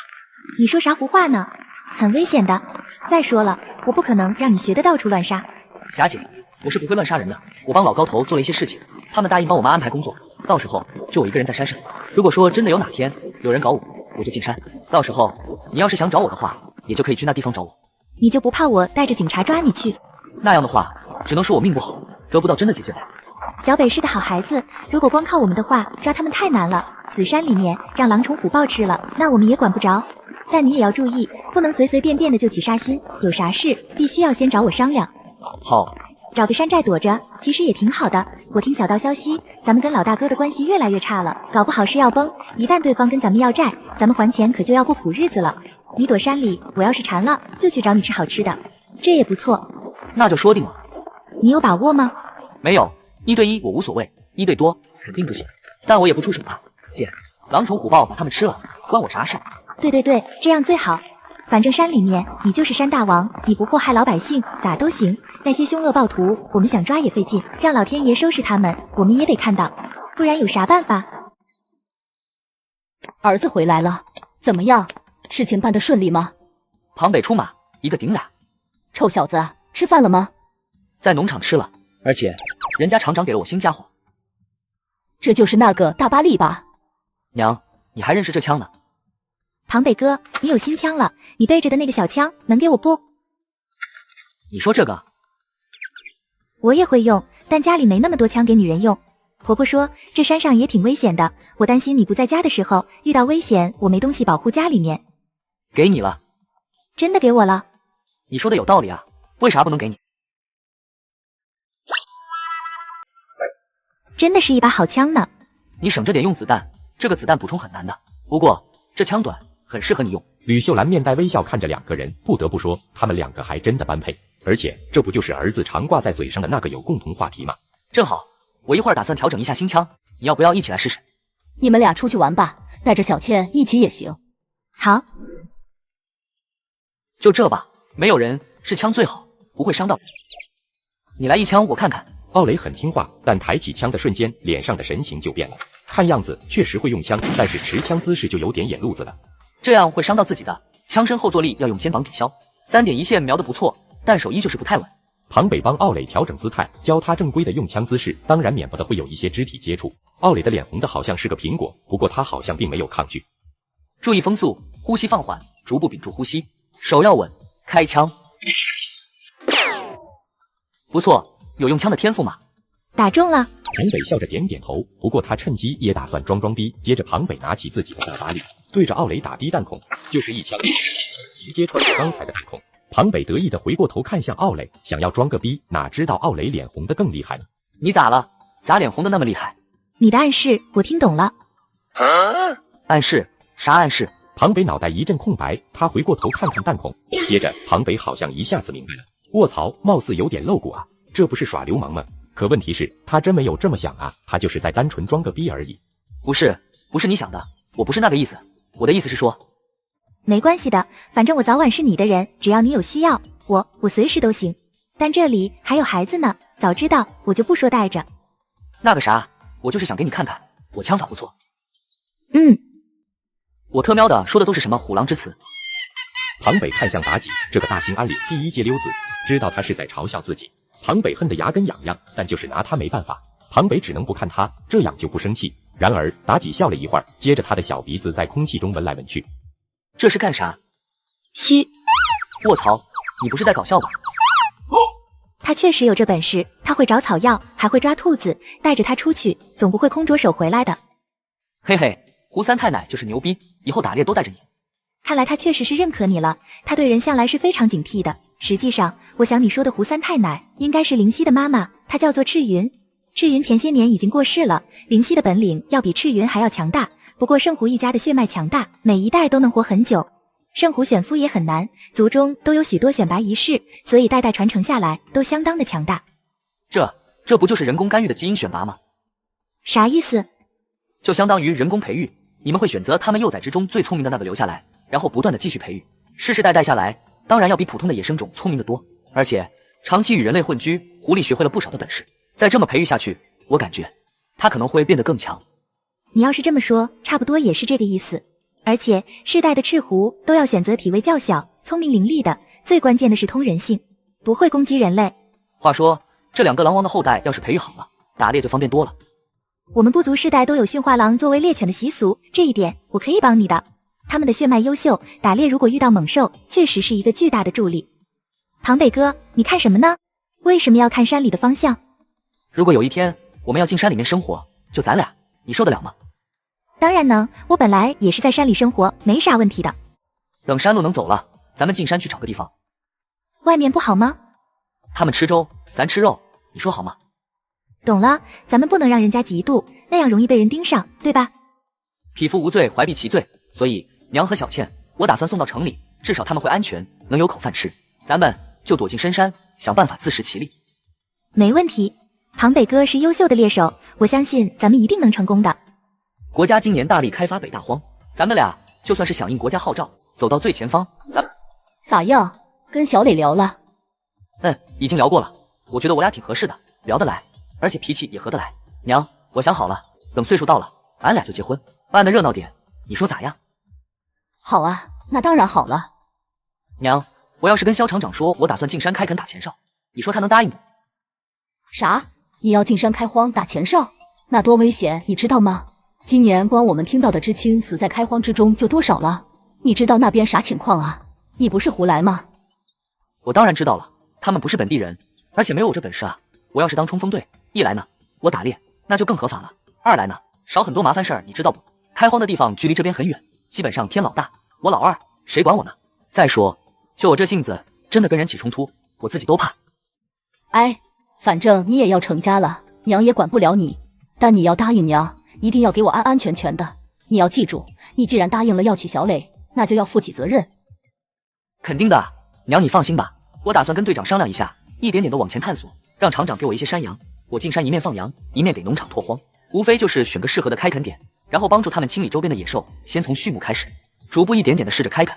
种地呢，我是不行，但打猎嘛，嘿嘿，我在行，一路给大家伙清路呗。呆，家住深山靠倒崖，只管杀人不管买。若要打从此山过，那个啥来着？唰啦啦，人头掉下来。小北，这咋整啊？遇到劫道的了。娘，不用怕，这俩小钻风级别的妖孽没啥危险性，老虎我都不惧，怕他们俩丢我面子。可是你也没带枪啊。西北悬天一片云，乌鸦落入了凤凰群，满山皆是英雄汉，哪是君来那是臣。完了，捅好！大哥别怕，我探到，你报个慢。靠家不穷，四海皆弟兄。啥完了？他丫的报的是个啥？哦，我知道了，大哥，他说他姓爹。你看了，靠家不穷，那说明家里有富在，四海皆弟兄，父亲多呗，四海皆弟兄嘛。哦，爹啊！哎，爹在这儿呢。你小子干啥玩意儿？你占我便宜？你哪个柳子的？二位大哥，我大哥踏三江，赏我说话。他说跟谁？他三江，人家点子硬啊！大哥，咱们斗不过他，三爷咱们能惹吗？你说是就是啊！你自己报个慢，我听听你是谁。哼，你爹我大名范无咎，叫八爷就行。八爷范无咎。二爷子，他说啥玩意儿？大哥，范无咎，我爹是扎纸活的，那是黑无常啊。啥玩意儿？好汉饶命，俺俩就是因为要过年了，家里穷的分逼没有，想跟书上说的那样，砸窑弄点东西回去。你们知道踏三江？我，大哥，你听我说，我俩家住老林店，家中无钱又无粮，是那李牧将我来找，说给10块当流氓。我俩本是庄稼汉，没有本事没爹娘，还请英雄饶条命。俺俩磕头又烧香啊，又烧香。庞北都懵了，这是俩啥活宝啊？吕秀兰也被逗笑了。小北啊，你别逗他俩了，让他俩走吧。娘，他们俩可不能走，这是送上门的买卖。好汉爷爷饶命啊！我们俩没干啥坏事啊，干坏事的是李牧和张大凡，不是我们俩。娘，你赶紧回村，让林警官过来。过来之前一定要通知王主任。哦，我知道了。吕秀兰猜到了，庞北这是抓到坏人了。很快，吕秀兰用这辈子最快的速度跑回生产队。没一会儿，林红霞带着枪就出来了。林红霞走过来，她看到俩人跪在地上，庞北则翘着2郎腿，让这俩人给他唱歌。小北，怎么回事？你让我通知王主任干啥？这俩又是咋回事啊？红姐，给你立功啊！这要是你直接报上去，这功劳你能拿到多少？你小子，姐用不上。再说了，你啥时候跟王主任关系这么好了？相互利用罢了。他上去，有人顶雷不好吗？林红霞思索了一下，接着疑惑地看着庞北，这是一个17岁孩子能想出来的东西。红霞姐，先把人带回去吧，等王主任来，你就跟他对接，这件事我就不插手了，我插手不好。行，我知道了，那赶紧回去吧，我看你娘挺担心你的。你们起来，走。对了，刚才你叫他们唱的是啥？还怪好听呢。哦，那个叫征服，我也听谁哼哼来着，忘了是谁了。我就觉得这句歌词儿挺应景，就让这俩活宝跪在地上唱征服。你呀，还真是孩子气，这玩心思咋这么重？这再怎么说也是俩劫匪，你还拿他们俩玩，你胆子也太大了。没事儿，他们对我没威胁。终于，庞北陪着林红霞到了生产队，吕海和吕二顺带着人早早的就等在村口，一看到这俩人，立即冲过来围着一顿揍。行了，打几下出气得了，你们可不许灌黄米饭沾凉水，或者是冻白酒，那会出事儿的。结巴和娘娘腔都快哭了，原本还以为这女警是好人，这特喵的是什么鬼地方？有好人吗？这是劝阻啊，这是出主意呢好吗？小北啊，最近有人托我办点事，好像是说庞东要申请供销社会计的岗位，话呢传我这边了，但这个位置咋了？你别想让我摔面子给他安排工作，想都别想，我不认识他。供销社的账对不上，这个会计位置就是个替罪羊。那就给他安排上啊，庞东这种货色最适合了。嘿嘿，你小子。对了，还有最后一件事，说完我就走。公社打算过年内部开个席，但是没肉，你看看，要是能搞来点，咱哥俩在社长那边都能有个好印象，到时候我也能好好夸老弟你一下。嘿嘿，成，王主任3天后上山，包你满意。答应了王主任，庞北第2天一早就带着妲己进了山，他的目标是老林地，毕竟人熊已经被自己炸嘎了，老虎也嘎了，这段时间又是大雪封山，眼下老林地附近应该是没有猛兽存在，那猎物自然也是不少的。卧槽！妲己一路小跑，狍子看到了他，但这些家伙根本就没跑。当妲己靠近了，这些家伙也只是看着他。庞北随后赶到的时候，狍子也没说跑，而是退到不远处，就那么瞅着庞北。哎，打猎的日子不知道能持续多久了。哦，忘了你了，还得回去交差呢。不得不说啊，这睡眠质量真好。庞北嘿嘿一笑，看着地上的狍子，接着他抬起头看向远处，那几个还没走。一头不够吃哈，那就再来一头。说着，庞北端起步枪，通过瞄准镜，庞北清晰的看到狍子，砰一声枪响，狍子应声倒地，其他的狍子嗖的一下跑没了影。然而庞北愣住了，因为他没扣扳机，这水打的。这里是封山区域，谁让你们进来的？小孩儿，你干啥呢？枪走火了，知道不？农场和治安所任命我为这片山区的管理员，你们私自闯入，偷猎盗取公家财产，谁给你们的勇气进来偷猎的？你别在这胡扯了，这片地方都好久没人管了。再说了，安排人还能安排个小孩儿，你回家找你娘吃奶吧，你再让枪打着自己。庞北也没废话，直接扣扳机，这一枪直接把猎人的帽子打飞了。这一下给2个盗猎的猎人吓坏了，好家伙，这是个高手。他们明明是藏在石头后面，但还是被人家点名。这一枪打在帽子上，明显是警告，要是再敢放肆，下一枪就是脑袋了。兄弟，都是苦命人，干嘛要难为苦命人啊？这马上过年了，我们就是想打点野货回去过年。有地方让你们打，你们干嘛非得进山？国家划定的区域，那是你们随便能进的吗？而且外面是有明确的警示牌，你们故意进来啥意思？兄弟啊，你不知道，今年雪太大了，生产队不少的牲畜冻嘎了，俺们也是队长让俺们上山打个野货补充，俺们就打1只狍子，还有2只兔子，不信你看。兔子拿走，狍子留下，然后转身离开。现在看你们右侧的那个狍子，已经快到林子边缘的那了。算我送你们过年了，但下次敢再进来，你们俩就跟着狍子一个下场。两个猎人都傻了，这特喵的都有500多米了吧？庞北一枪就给打嘎了，这是什么神仙枪法？咋这么准？原本还想好好收拾一下庞北的想法，一下子全没了。谢了兄弟，你就是老高头说的那个守山人吧？既然知道，以后就别进山了，万一让我遇到了，下次就给你们身上开洞。知道了，多谢兄弟了，俺们不进来了，多谢。说着，其中一人起身，他高举双手，示意自己没有任何恶意，然后他快步跑向狍子。当两个人彻底从庞北的视野里消失后，而妲己这个时候嗖的一下跑出去，他悄悄地过去观察，在确定那两个人走了之后，妲己才呜呜叫2声。等庞北回到家的时候，天已经黑了。看到庞北带了一头东北豹回来，把母亲吕秀兰吓了一跳。你这孩子怎么回事？怎么又去鼓荡猛兽去了？你是不是当自己有9条命啊？这不是打的，这是刚嘎的，不信你看，我当时还拍了照。这是华为3折叠吗？大屏看起来真清晰。挺识货啊，喜欢这台送给你。我不要，这个可难抢了，你留着自己用。这是从左下角免费领的，大不了你自己去领一个。怎么领？点击左下角阴阳双剑下载注册，升级就能选配置，春节不打烊，填好地址当天发货。我能多领一台苹果16 Pro Max 吗？当然可以，年底左下角厂商清库存，每天放出5000台华为 Mate 70和苹果16 Pro Max， 还特意准备了8000台华为3折叠回馈用户，赶紧领去吧。好，我先下载一个。吕秀兰仔细地看了一下，果然这豹子是自己嘎的，并不是狩猎的。这山猫子怎么会自己嘎呢？不太可能啊。有没有一种可能，就是山上的食物太少了，等到山下之后，猛兽又太多，它找不到自己的地盘？这倒是有可能。不对，豹子本就生活在夹缝中，它受到的伤并不是意外，而是被其他猛兽追击时造成的。造成这么恶劣的情况，就只有一个，那就是食物变少了。只怕接下来的春天要闹春荒了。春荒？今年这么大的雪，怎么会闹荒？现在的雪对春天没任何意义，如果从现在开始一直不下雪，到了春天，山上的雪其实都会被土壤吸收，但春天开始，这些水分会被蒸发掉不少。看来动物已经先感觉到了异样，我们也得早做打算。若是入春之后想要打猎就很难了，我们得先抢占机会，进入深山内部，毕竟冬天下的雪还是挺多的，山里的水草应该还不错。那庞北哥，你打算去哪儿？庞北笑着从怀里拿出那张作战地图，接着手指向了他之前看上的一块地方。这里，这不行，这是绝地，这是你老爷说的禁地，老猎人都叫这里鬼门关，去那边几乎都没有几个能活着出来的，而且那边没有啥村落，只有一些少数民族村落存在，那地方非常危险。是啊，庞北哥，这边的水系就有点复杂了，这里的河谷中每次到汛期就会涨水，两岸几乎都被泡了，那边过去都是土匪聚集的地方，很危险的。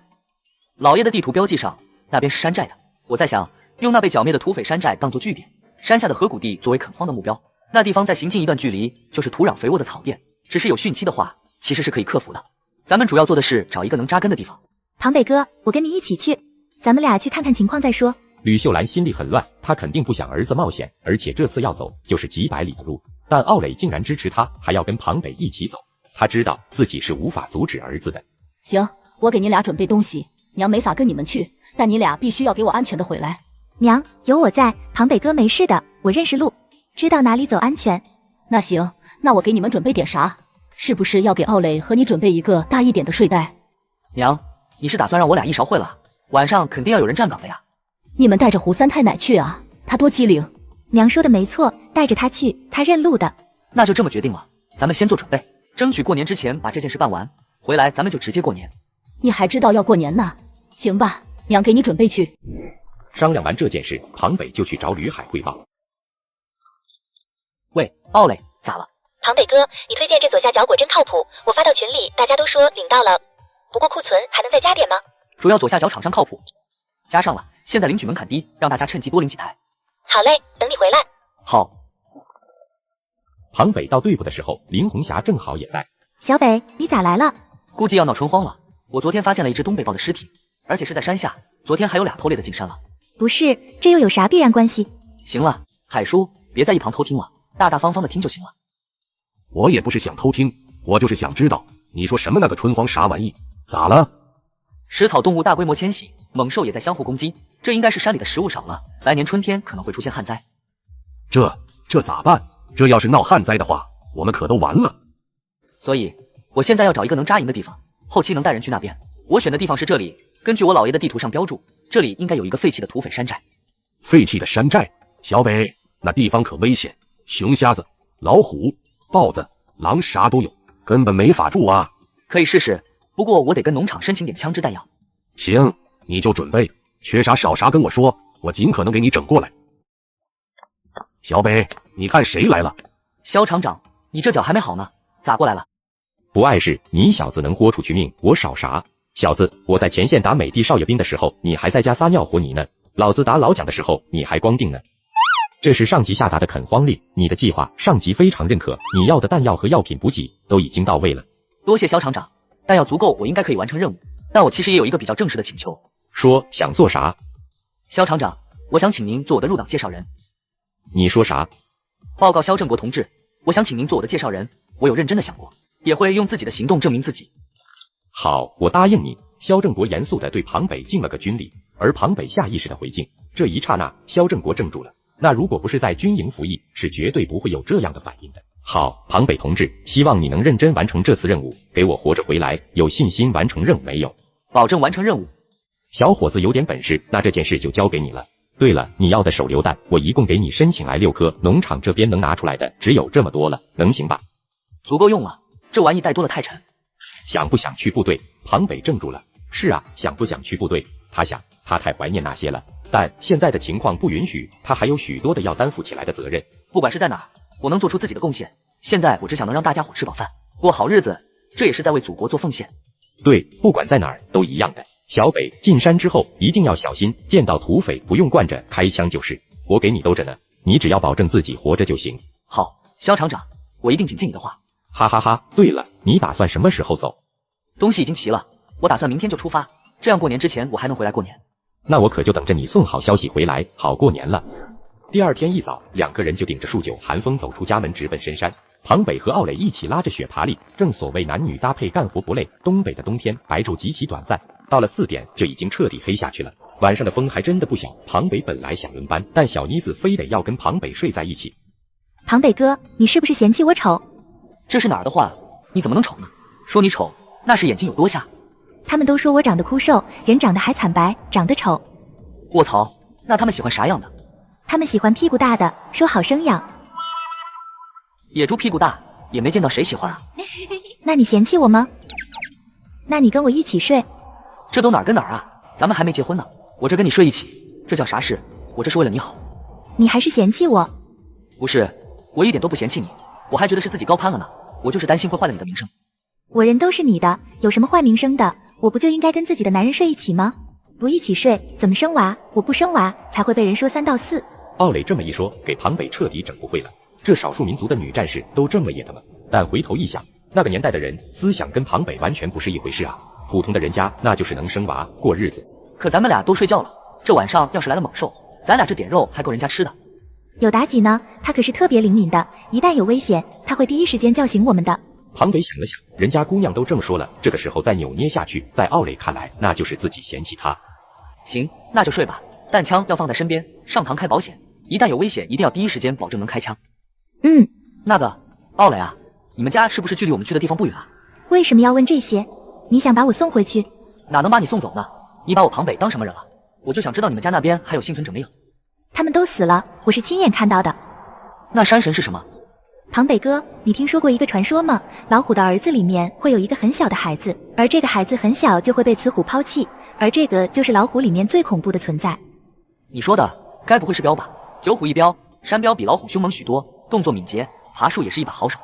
对，你们汉人叫他们为彪，非常的恐怖。我们村就是被他袭击了。卧槽，这次我们还真的要小心一些。你们村还真的要去看看，要是有活口，那就一定要跟他们说，我庞北娶你当老婆，怎么也要跟家里人说啊。这要是没有，至少也要给他们入土为安，在坟前说一声才是。谢谢你庞北哥，我奥磊这辈子所有的运气都用在了遇到你，我愿意做你的女人，一辈子都跟着你，不管是风餐露宿还是冒险，我都愿意。听到奥磊说这些，庞北心里一阵感动，或许这就是所谓的遇到了对的人。放心，这辈子我非你不娶，就认你一辈子了。小妮子点点头，她开心地打开隧道，但脸上还是带着一抹红月，显得非常害羞。这特喵的谁能睡得着啊？就这样在野外一夜过去。第二天，奥磊早早的就起来做饭了。等庞北醒的时候，天都已经大亮了。醒了？咋不叫我呢？看你睡得香，就没舍得叫你。小北哥，咱们今天要是加把劲，差不多就能到黑熊岭那边。我知道有个山洞，晚上就不用这么睡了。只不过那边确实有熊瞎子，但这个季节他们出来也是送死的。行，那就去黑熊岭好了。咱们下一站就在上面。庞北一抬头，接着就看到树林上方竟然盘旋着2只金雕。这不是冲我们来的，是冲着妲己来的。空中移动靶相当的难打，毕竟不管是子弹还有弓箭都有飞行速度，不是打出去就能命中。庞北紧张地看着天空中的2只金雕，把妲己藏起来。这俩家伙要不是恶急眼了，一般不会袭击我们的。奥磊连忙把妲己抱走，他快速地将妲己藏在雪橇里，然后用皮子盖上。庞北则举枪先对天放1枪空枪，想要吓唬一下金雕。卧槽！奥磊趴下，这俩畜生恶急眼了。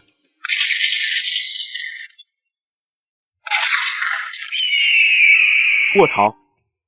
奥磊，咱们得等这狗东西再次发起攻击，我来引诱他，等他下降到一定高度的时候，你朝我这边开枪。不行，我打枪的技术不好，你是神枪手，你来，我引诱。不行，太危险了，我怕你。我相信小北哥，就算是被你打死，我也乐意。别说了，我来引他，我知道怎么引。说完，奥磊就抱着枪朝着中弹的金雕冲过去，庞北也没机会阻止了。奥磊跑到金雕近前，他踩住金雕就一次刀扎下去。盘旋在空中的金雕突然俯冲而下，直奔奥磊而去。庞北也没啥可想的，他只能抓住这次机会。失误就意味着奥磊要受伤，而奥磊也没客气，直接开枪。他这一枪打穿金雕的翅膀，而与此同时，庞北也开枪了。金雕死在奥磊面前，这小妮子丢下手中的3把大盖，直接朝着庞北跑过来。庞北愣了，这丫头要干啥？接着就见小妮子扑在自己身上，庞北还没有任何反应，就感觉到嘴唇上传来了湿热的触感。卧槽，老子的初吻！小北哥，你真厉害！让小妮子夺走初吻，庞北还在大脑宕机的过程之中。小北哥，你怎么了？没事儿，让我缓缓。咋了？小北哥，你是不是嫌弃我？没，先让我回味一下美好的瞬间，这玩意得记住。奥磊啊，要不让哥再尝尝？我咋没记住啥味呢？哎呀，小北哥，你咋这么不正经？我就说句实话，也不让了。小北哥，这动物明显减少了，你说咱们来这开荒，咱吃啥？你呀，吕家寨那边水源地附近都是人类聚集区，一旦春天化冻，那边无人区的河谷地和有人区的湖泊地，你觉得动物在哪儿出现的概率大？当然是无人区的河谷地了，一旦闹荒了，谁能阻止得了附近居民偷猎啊？谁说不是？现在你知道为啥我着急现在来探查情况吧？这个时间段非常适合，等咱们进山之后，猎物逐步增加，那咱们还担心啥吃的呢？到时候先放羊，想办法在咱们那边建立一个前哨站，建立营地，生产队就算是抽调人手，也不会抽调出来太多的。让庞北这么一说，奥磊还真的有点期待将来的日子了。2个人说说笑笑，一直走到漫天繁星的时候，这才抵达黑熊岭。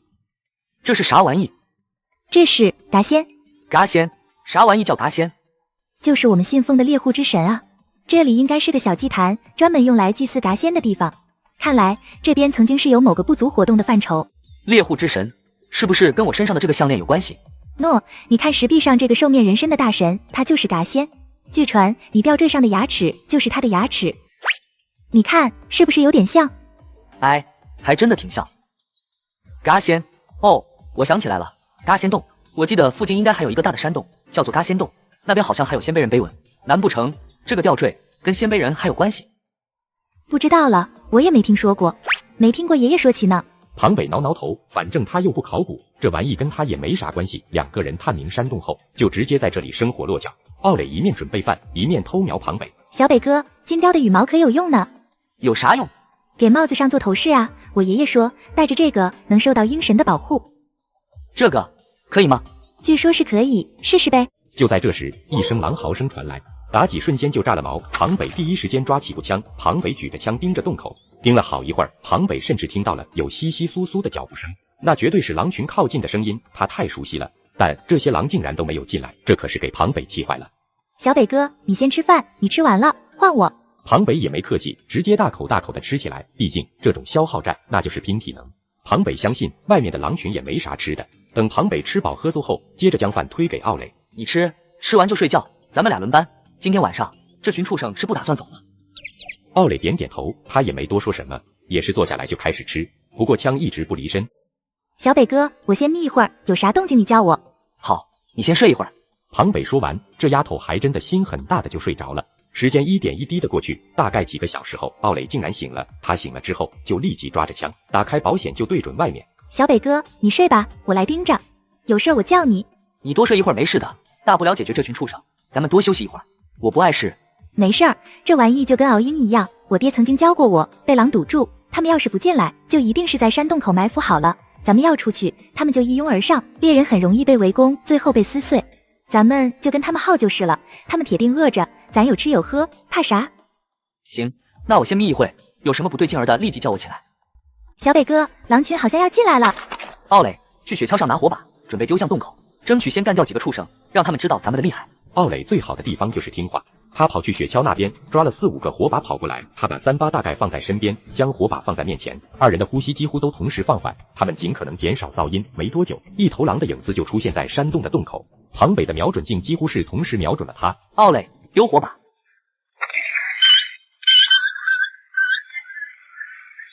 换弹，奥磊，掩护我。打完剩余2发，然后上弹，不要开枪，等我换弹。知道了，小北哥。奥磊这边将子弹压上膛，然后拉栓等待。这次是听到庞北弹夹丁的一声喊出口，他就立即开枪，接替掩护庞北。狼群在山里最多也就是见到猎人，谁家正经的猎人一枪一个不说，还特喵的交替掩护射击。奥磊，丢火把。好的，小北哥。随着第一个火把熄灭，第二个火把又丢了出去。这人还没看到，结果山洞口的狼尸可是扑了一地。庞北打完3个弹夹，结果外面的狼说啥不敢进来了。狼王很不甘地抬起头，对着天空嗷呜的一声嚎叫，围堵在洞口的狼群呜咽着后撤。可就在这个时候，在山洞里突然传出连续的狼叫。狼王一怔，听声音好像是最近遇到的狼群。这下本来撤退有序的狼群，一下子改成了慌乱逃跑。我说，你俩这外语会的有点多啊。这是我父亲的本事，妲己从小就喜欢模仿父亲，他会的动物叫声可多了，不然你以为他一只狐狸怎么能到处溜达都不会遇到危险呢？那可不光是他聪明，更多的是这个本事，也正因为这个本事，很多村落的人都把他当作狐仙了。咱们俩就是不打猎，光靠妲己表演，我估计咱们俩都饿不着肚子。好家伙，再训练2个狼崽子，咱们能开马戏团了。马戏团？那是啥？就是街头卖艺啊。听起来还挺有意思的呢。终于危险解除，庞北和奥磊都松了口气。天亮了之后，2个人就离开了黑熊岭的山洞。他们在路上找了一个稍微安全的地方停下来休息吃饭。奥磊在热饭的时候，庞北则检查剩余的弹药。小北哥，咱们的弹药消耗还够用吧？足够应对接下来的路。咱们现在已经过了黑熊岭，狼群还在我们的附近，所以今晚之前咱们要赶到你们村子。小北哥，咱们的速度还真快啊。当然了，咱们带着枪可以直接横穿危险区域，你自己走的话就不敢走这条路吧。老林地那条路我是不敢走，野兽太多，太危险。对了，奥磊，你们村那边要是有幸存者，或许可以试着重建你们村子，咋样？毕竟咱们要垦荒的地方完全没有村落做支点的话，实在是太危险了。小北哥，我必须要向你道歉，其实我说谎了，我是离家出走的。啥？我不想拖累他们，村子里其实没吃的了。爷爷也因为长期营养不良生病了，我若走了，他就可以吃我那份口粮，那样或许就能活出这个冬天了。所以你还要我吗？傻丫头，你早说啊，都亲过了，而且都跟大家说了。再说你撒谎其实对我来说是好事，毕竟你说的山标不就不存在了吗？不是的，我们真的让山神袭击了，我是被袭击之下幸存的一个，所以我就趁着这个机会假装我嘎了。奥磊好像是犯了错的孩子，他眼圈泛红的低下头，这还能咋办？谁让庞北是真的喜欢这姑娘啊？而且这么对胃口的丫头，庞北也不舍得放弃。行了，别几经斗子了，我庞北是那种小心眼的男人吗？你当我是言情小说男主呢？唧唧歪歪的。既然如此，那就先整点野味，我去你们家也不能空着手啊。这次啊，我就直接上门提亲好了。哎，谁让我稀罕你呢？庞北说完，奥磊眼睛放光，他欣喜地看着庞北，又是用力地在庞北脸上嘬一口。那你那个未婚夫？他是我们村子的，但不是我未婚夫，我没人要。啥？你们村的人有毛病吧？你这么好的闺女没人要？他们都觉得我长得丑，说我瘦，大家经常嘲笑我像猴子，背后很多人还叫我母猴子。他们这审美也是没谁了。我跟你说，哈奥磊，你这样貌身材，那绝对是美女。你不要听你们村的人胡说八道，他们就是没见识。真的？你不是骗我吗？我骗你干啥？要不我为啥说我高攀了？你看我在外面，其实我才是普普通通，娶你这么漂亮的媳妇，我压力很大的。小北哥，你人真好，我明明骗了你，你还对我这么好。我娘说过，越漂亮的女人就越会骗人。哎呀，可惜你把我的心偷走了，我也没办法。吕秀兰可从来都没说过，只不过这是张某人的娘阴谋对她说的。当然，这个时候小说还没写出来呢，谁知道这些？吃过饭后，2个人就继续赶路了。庞北拉着雪橇，心里这个不爽，这要是能有个拉雪橇的东西该多好。对了，小北哥，我家有一只驼鹿，要不跟爷爷商量一下，把安达罕借给我们用，等我们过完年再还他就是了。咱们总拉雪橇实在是太拖累人了。安达罕？那是啥玩意？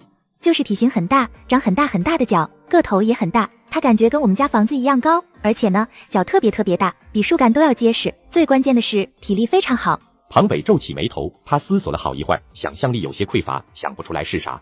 虽然不太清楚按打喊到底是个啥，不过要是有能帮忙拉雪橇的牲口，他倒是不介意。先去看看再说吧。你们那边也不富裕，给我这个，你们用啥？庞北说完，奥磊跟着一起笑嘻嘻的一起拉雪橇，结果2个人才走出没几步，就都停下来了。庞北看着面前出现的身影，眼睛一亮。小北哥，野猪拉雪橇不太好吧？你想啥呢？野猪那是能拉雪橇的吗？好家伙，鬼知道它往哪跑啊！我是说，我要是用一头野猪当彩礼娶你，会不会不好？小北哥，你是想说我像野猪吗？当然不会了，哪里有这么好看的野猪呢？这一头野猪够吃一阵子的吧？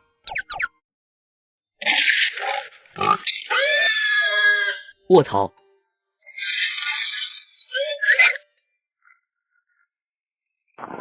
咋这么大？能挨3发还能跑100米的野猪，那能是小个头的吗？咱们再走走，看看能不能打到狍子。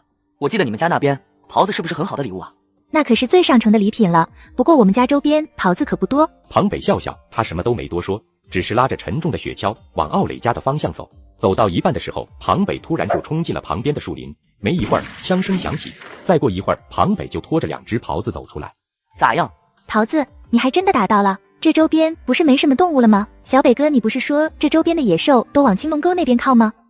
动物迁移是因为食物减少，又不是食物没了，而且能留下来的基本上都是体型比较大的。原来是这样啊！可是小北哥，你怎么知道这些的？你这么年轻，感觉好多事情你都知道呢。你是不是以为我能戴上这个项链是运气啊？这是实力。奥磊一脸崇拜的小样子，看得庞北心里都直痒痒。这下去奥磊家的见面礼算是够用了。庞北和奥磊在天黑之前来到了这深藏在群山之中的小村落，在奥磊的带领下，庞北终于来到了他的家。爷爷，二哥，我回来了。奥磊，你跑哪去了？爷爷都急坏了，你知道吗？奥磊，这位是二哥，这是我男人。你说啥？奥磊的二哥屋里吃了一惊，接着他拉着奥磊小声说道：“你是要气嘎爷爷啊？你知道自己这是在干啥呢？”他愿意娶我，也不嘲笑我，而且要不是他收留我，我都不知道怎么办。他真的愿意娶你？不开玩笑。奥磊用力点头，接着男人打量了一下庞北，这庞北一看就不是好惹的主。再看他拉着的雪橇，上面还放着野猪和狍子。奥磊，这不是能开玩笑的，你认真的？我当然是认真的。你好，妹夫，我叫乌里，是奥磊的二哥。二哥，快，妹夫屋里坐。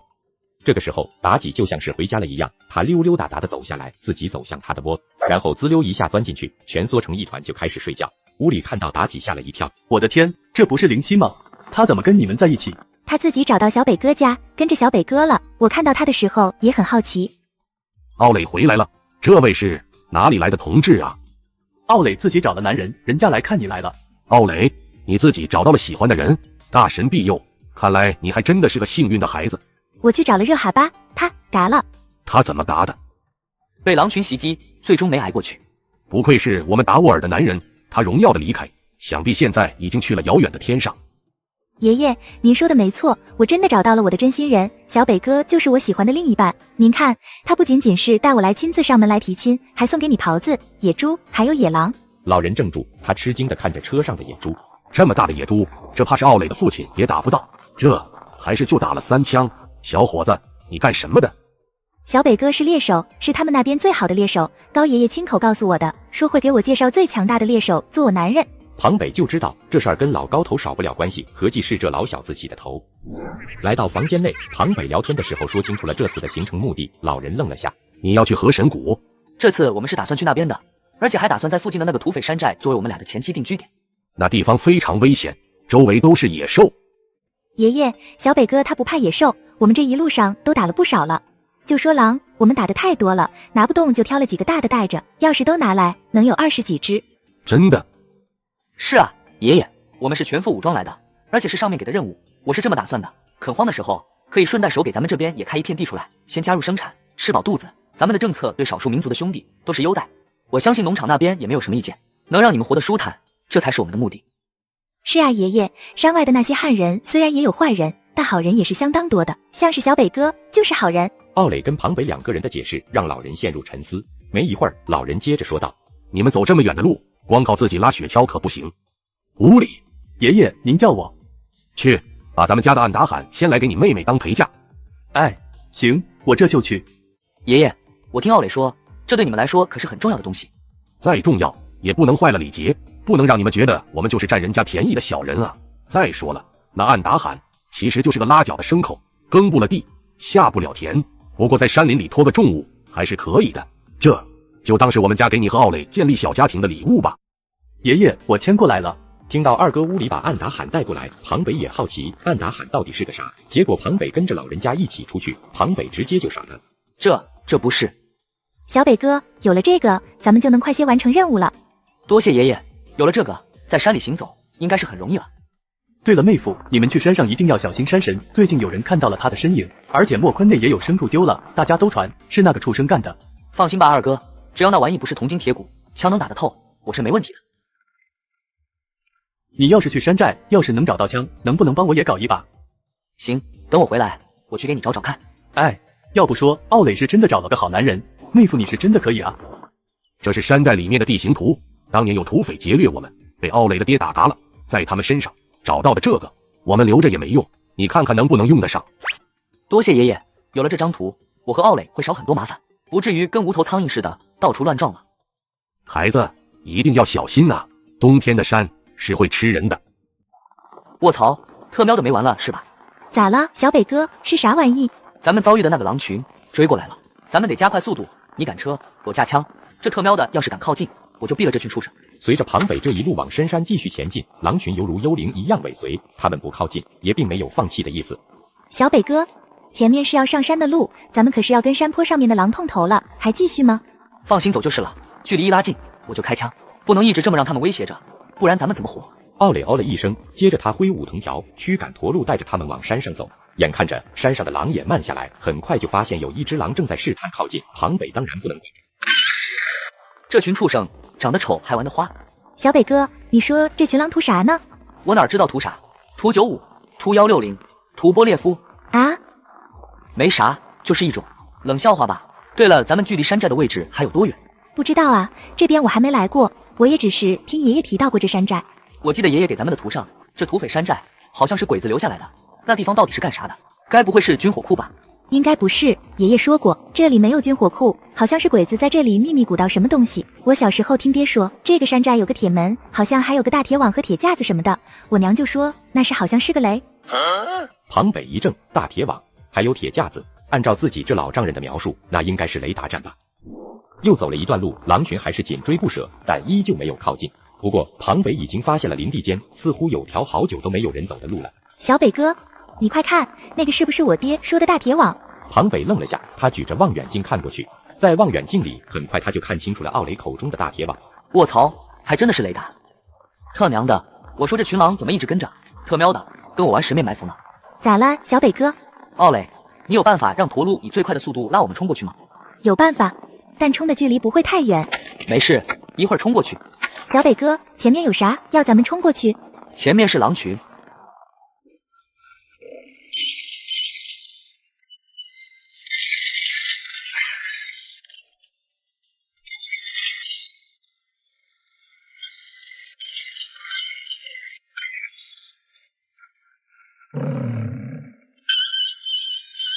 还有多远？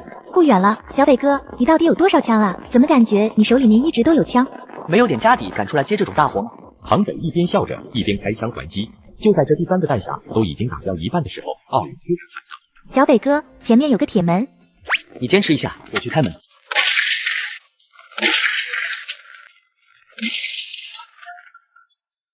卧槽，这地方该不会是当年鬼子测试新型防空警戒雷达的地方吧？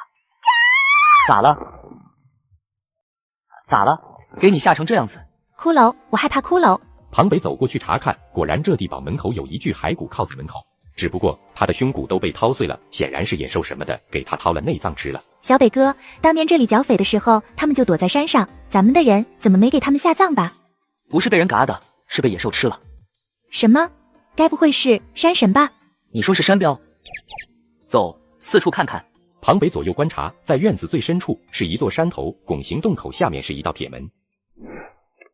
别怕，这里应该是小鬼子留下的军事设施，四处看看，看看这里适合留下吗？小北哥，那边像是住人的地方吧？你还真的说对了，这条走廊应该就是他们的宿舍了。不过这边已经被山匪盘踞使用，估计祸害的差不多了。庞北走向通道，挨个房间都看过一遍，有土匪生活过的痕迹，但也有不少堆放杂物。奥磊，这里可以当做咱们的落脚地，咱们先选一个房间收拾一下，然后清点一下物资，看看这边还剩下什么。这里4国人能住吗？战争期间的军事设施哪有没4人的？怕啥呢？又不可能站起来把你怎样吧？再说了，外面那就是一些骨头，难不成还能站起来啊？小北哥，这电筒是咋回事？没电了呗，还能咋回事？找找看有没有煤油灯。奥磊撑着胆子，他跟庞北在宿舍区找了一下，这一找竟然找到不少的煤油灯。这个时候妲己好像发现了什么，他一直抬头盯着一个柜子，大尾巴还摇来摇去的。庞北走过去，他看看妲己，又看看他盯着的柜子，然后他拉了一下把手，咔的一声，当这个柜子打开了，庞北懵了。卧槽！我的天，这也太多了吧！哥，你这不发了吗？呵，这是特娘的真发了。奥磊，这把样一卡宾枪你可以拿去玩，这枪不用拉栓，而且后坐力小，你用正好。你这是要没收我的枪啊？我没收你的枪干嘛？我是让你拿着这把枪应对不同情况，这玩意可是连发的。我不要，我就要你给我的38大盖，那个有刺刀。庞北忍不住笑了，他想了想，接着把自己的快慢机摘下来，然后交给奥磊。那你拿着这个近战的时候没自动武器，那不是扯淡吗？奥磊开心地接过庞北递给他的快慢机，庞北则无奈地摇头，接着就只好自己背着这把 M1 卡宾枪了，不然咋办？自己的女人，他又说不了啥。就在庞北清点弹药的时候，奥磊突然发出一声惊叫：小北哥，这是大炮吧？大炮？啥大？庞北连忙走过来，本来惊喜的他走到近前就不吭声了。奥磊口中的大炮是一挺240马克沁重机枪。小北哥，这是啥玩意？奥磊啊，这不是炮，不得不说，这火山匪有点东西，这是240马克沁重机枪。不过我就纳闷了，他们有这种重机枪，怎么还被野兽袭击了？这么笨重的东西，怎么可能对付得了山神？打不过的。庞北一下子反应过来，可不，这是重机枪，又不是拍电影。庞北尝试着鼓捣了一下重机枪，结果发现是坏的。小北哥，你咋啥都会啊？枪这玩意万变不离其宗，原本我就拆过，但这件事你别跟娘说，让她知道了，她会不高兴的。哦，我不说。装好了，很好。现在咱们有一个守家神器了。庞北打算把这里作为核心落脚点，这周围野兽这么多，估计外人是不可能进来的。这忙活了半天，都已经快半夜了。好了，先睡觉吧。你睡哪屋？小北哥，你果然是嫌弃我，长得丑还玩得花，还爱撒谎。长得丑，玩得花，你这都从哪儿学的？听你说的。不是，我不是说了吗？你长得漂亮，他们说的美女才是丑，他们审美有问题。主要咱们这还没成亲吗？真睡在一起，我担心。又不是没睡过，再说小北哥你都摸人家屁股了，还有啥没碰的？你说就是吗？那个啥，奥磊啊，我不是说分开睡，我是说你喜欢哪个屋子，咱俩简单收拾一下就睡了。奥磊拉着庞北找了一个屋子，2个人简单的收拾一下，然后将睡袋铺在原来属于山大王的木床上。小北哥，你不要我吗？说实话，想。庞北才说完，奥磊就直接钻进了庞北的怀里。小北哥，你就要了我吧。奥磊啊，咱们还没拜堂成亲呢，等岁数到了，不，只要队长给咱们开证明，那时候你就是我老婆了，那就没有人管了呀。兰子，这是小北和奥磊的结婚证明，你收好了。虽然岁数差点，我给他们多报了2岁，你也知道，都这样的。不过这是厂长亲自特批的，总不能让他一直执行这么危险的任务，还不留后吧？可小北到底能不能回来？说实话，我不想骗你，这事儿特别危险。要是换过去的经验来说，就嘎一声。不过校厂长一口咬定，说小北一定会成功完成任务，而且会毫发无伤的回来。老校是从战场上回来的人，我想他的眼光肯定独到。我可是把儿子和儿媳妇都舍出去了。别这么说，小北敢带着奥磊，说实话，我的心就不那么悬着了。他敢带奥磊走，就说明他有把握。这孩子从来不做无把握的事情，越是这个时候，咱就越要相信小北。哎，对了，小北结婚要不要通知你婆家？毕竟他们是……还是告诉他们吧，他们不是人，咱不能不是。不管咋样，愿意来就来，不乐意来，咱们也通知过了，别让小北让人在背后说坏话。特娘的，还真的没完没了。小北哥，谁惹你了？野狼还在周边，咱们暂时出不去，先休息一下，简单的收拾收拾。小北哥，这里面是啥？锁着，打不开。打不开？对我来说就没有打不开的东西。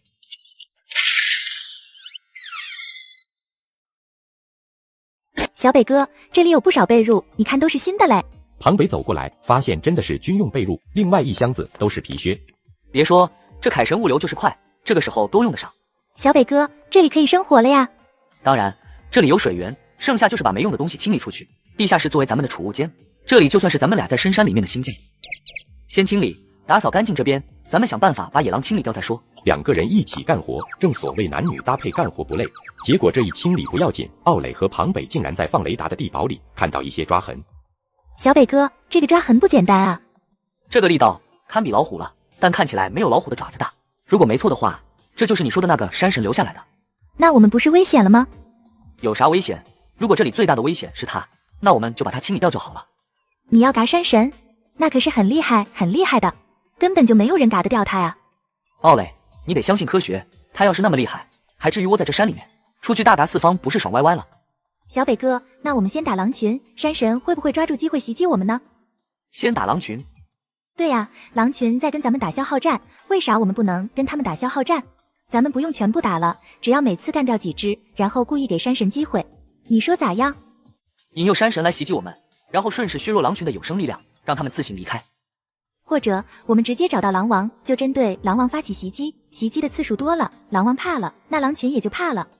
今天月光很好，可以在山林里进行伏击。我们白天想要找他们并不容易，狼也是夜行动物，咱们今天晚上就打他们一个伏击。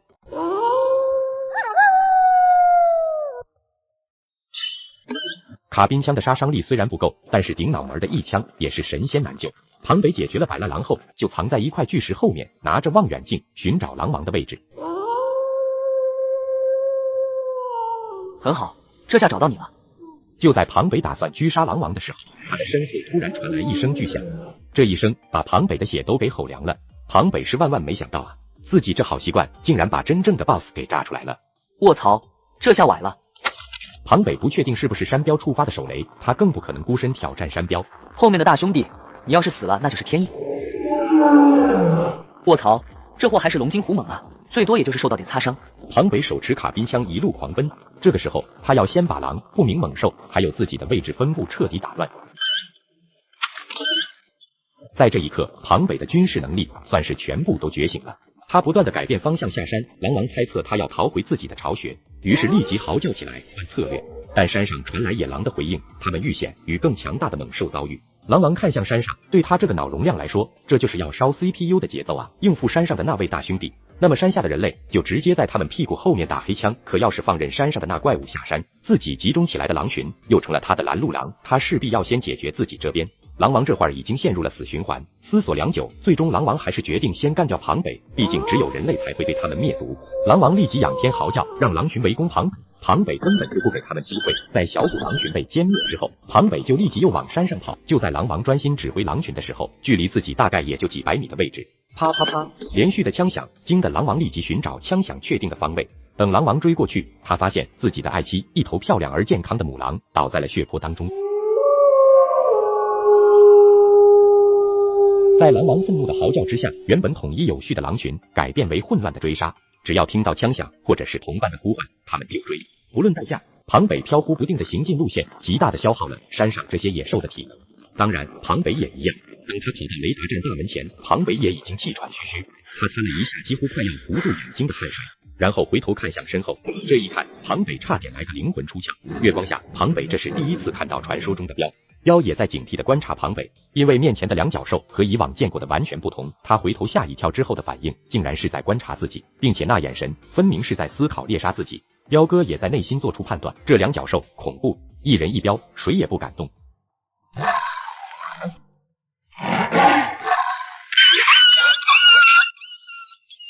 奥磊开门，庞北丢下卡宾枪，直接抓起汤姆逊冲锋枪。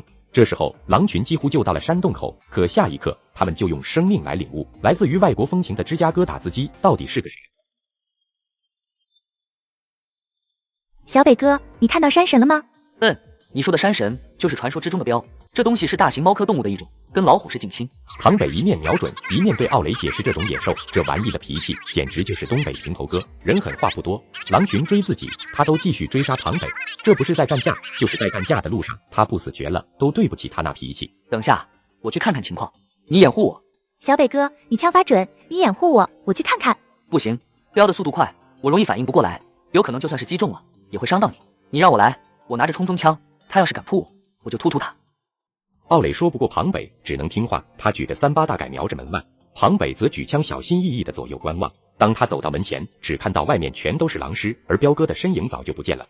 卧槽，这彪哥好聪明啊，觉得自己受伤了，就直接放弃了。庞北对彪的聪明劲越发的感觉到惊讶，这是打得过就打，打不过就跑啊，毫不犹豫。这可是让庞北头疼了，这任务也不知道算不算完成。无奈的庞北拖着狼王的尸体走进院子里，他对奥磊招招手。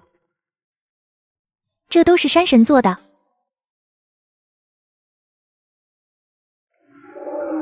彪哥，没事常来玩啊，我请你吃马克沁。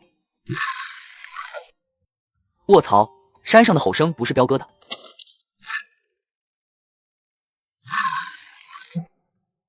坏了，没子弹了。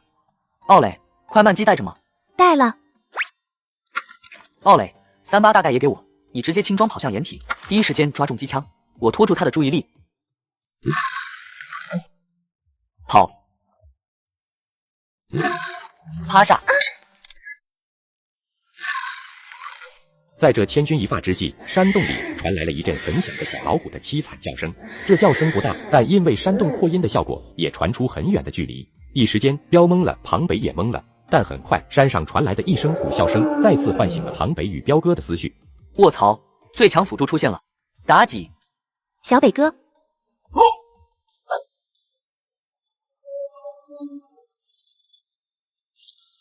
我说彪哥，你不行啊，就这点策略就把你放了，就这还好意思说自己是山神？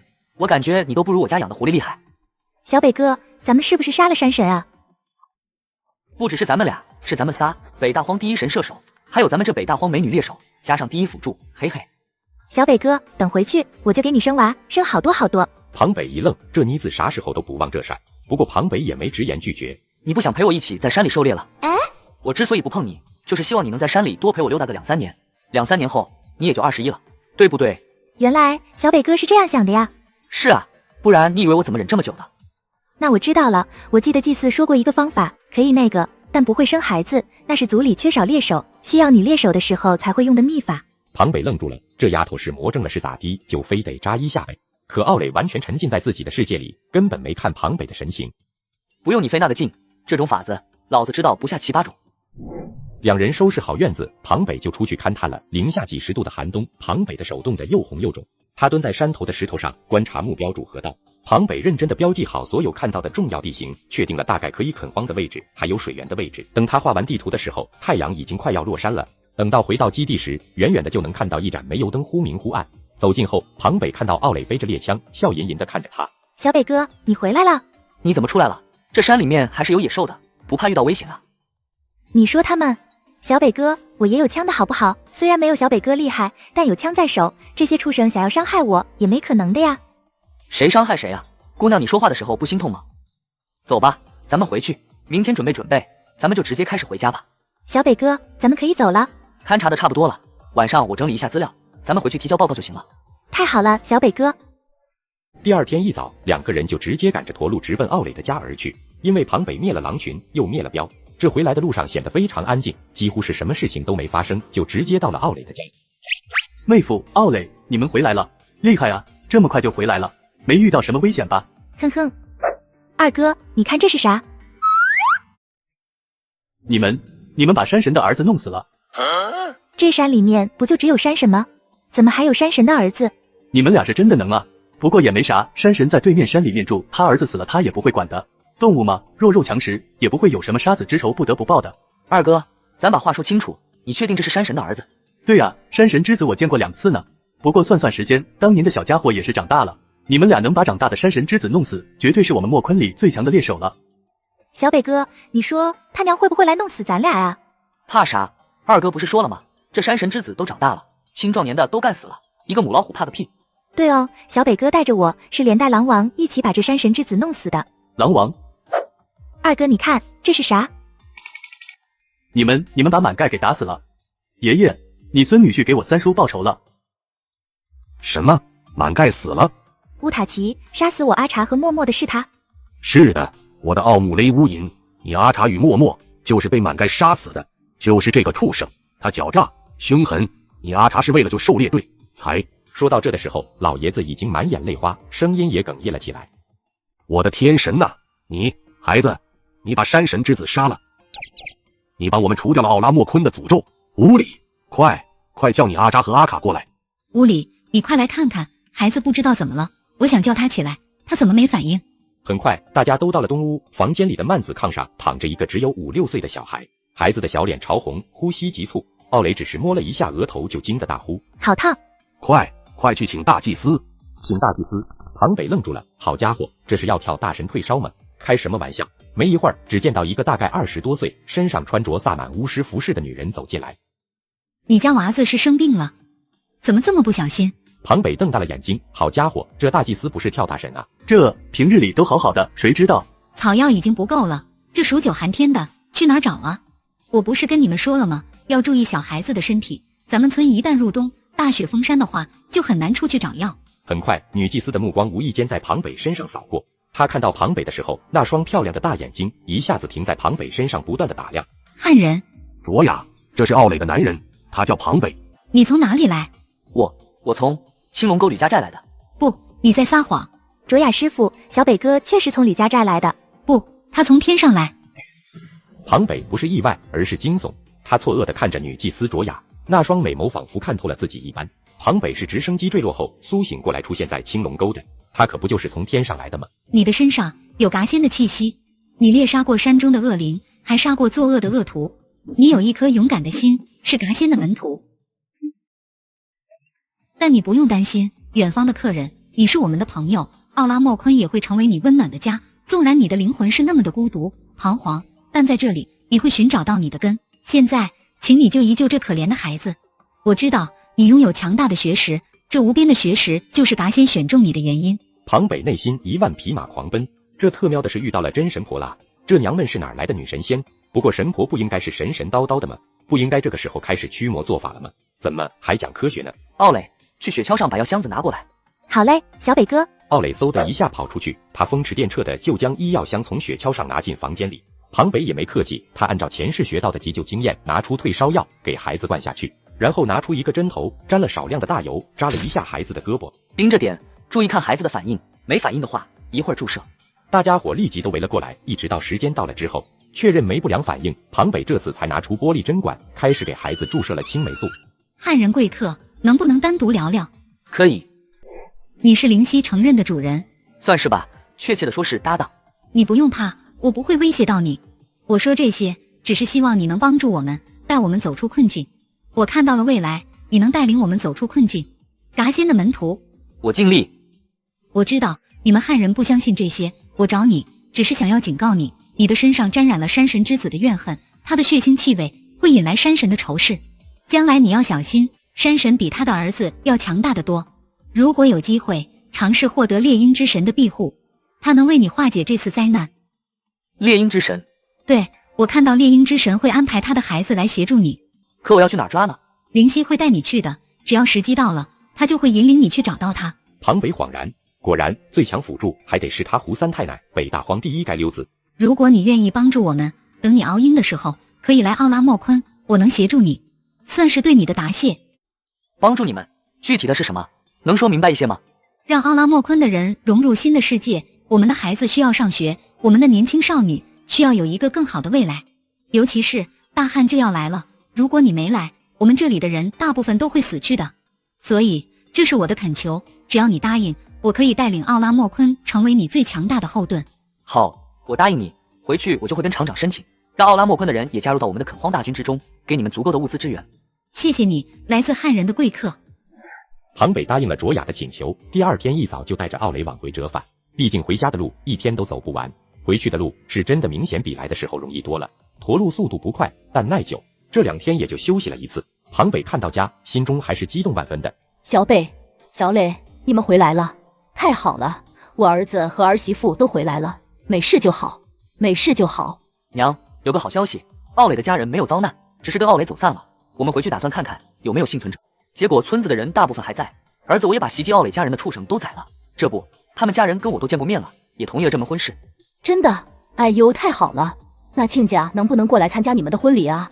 太远了，这要是走的话，至少要3天的时间。而且我们莫坤的人没有小北哥的本事，不敢走老林地这条路，绕路走就要5天的时间。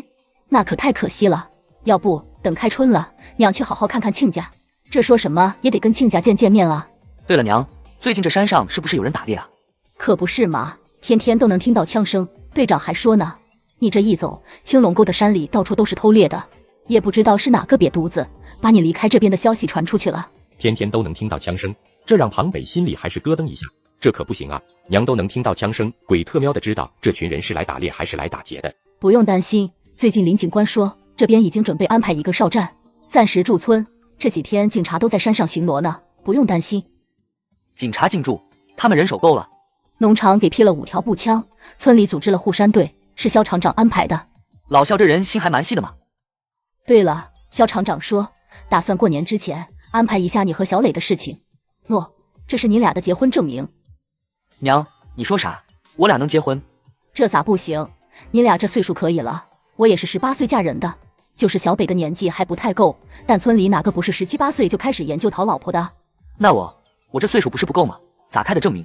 多报2年啊，这不简单吗？谁查呢？霞姐，我回来了。小北，你回来了，怎么样？没遇到什么危险吧？说没遇到，那是假的，也算是死里逃生吧。不过我看到那边的情况，倒是比我想的要好很多。我这写了个报告，红霞姐，你帮我看看，这么写报告对不对？你还会写报告？林红霞伸手接过庞北的报告，结果刚拿到手，一下子就愣了。且不说这报告的格式工整，用词准确不说，这满篇的都是简体字是怎么回事？而且许多的术语用词都相当的准确，这报告写的比自己都好。小北，你是在哪儿上的学？咋了？我写的不对啊？倒也不能说不对，你倒是挺响应国家号召的，而且你这字写的不错啊，字形漂亮，选用的字形大方美观，就是你没学过繁体字吗？庞北心咯噔一下，建国刚10年，还没有推广规范简体汉字，这特喵的怎么圆？说少数民族兄弟帮忙写的，这特喵的鬼信啊！上坟头烧报纸都没这么烧的。要知道，现在国家几个最重要的报纸还是繁体字印刷呢。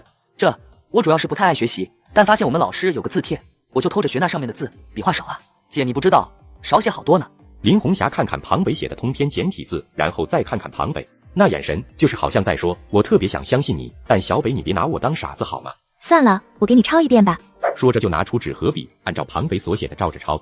庞北此时吓得小脸通红，他都麻了，为啥这时候简化字还没推广呢？为啥啊？庞北都差点哭出来了。小北，你回来了？你小子啥时候回来的？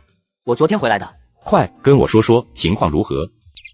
庞北点点头，将自己遇到的事情基本上大概的说了一些，但细节都略过了。不过地形方面还有周围的野生动物危险程度评估，庞北都详细的报告。这听得肖厂长越听越不对劲，他怎么感觉这是个老侦查员在跟自己汇报侦查情况呢？这庞北身上真的有秘密？但肖厂长并没有问，而是把这个疑问藏在心底。对了，这件事最好还是形成一份报告交给我，我好给总厂。红霞姐已经帮我写了。呵呵，挺好，想到我前面去了。肖厂长将桌上的报告拿起来，林红霞突然想到了什么，她下意识想要去拿忘记抽走的庞北所写的报告，但此时肖厂长已经把所有的报告都拿在手里面了。才女啊，这报告写的，小林啊，你读过军校吧？这报告用词可真的相当准确啊！肖正国一边说一边翻，结果翻到庞北写的报告的时候，他愣住了。怎么了？小北的报告有问题？肖正国直接将林红霞写的报告放在桌上，而后面庞北的报告则塞进自己的上衣口袋。他不动声色地看向庞北，小伙子做得不错。庞北现在也就是有胸腔挡着，要不然心脏分分钟跳出来跑路。这特喵的完砸了。肖厂长，根据庞北的报告来说，那边的情况很复杂啊，野兽较多，如果垦荒队贸然进入，有可能造成伤亡，要不要派出狩猎队？不行，那边有许多的少数民族村落，他们几乎与外界不联系，咱们不能贸然打扰他们，这样会引发冲突的。咱们农场这边不能坏了政策。对了，肖厂长，我还有一件事要汇报。哦，你说吧，庞北同志。奥磊实际上撒了谎，他只是被人排挤，离家出走。奥拉莫昆距离我们选择的落脚点并不远，而且他们的大祭司也跟我谈过，似乎表现出希望能进行垦荒的意愿。我建议山区周边的平地完全可以交给他们来开垦，而狩猎的话，他们也能给予我们极大的支援。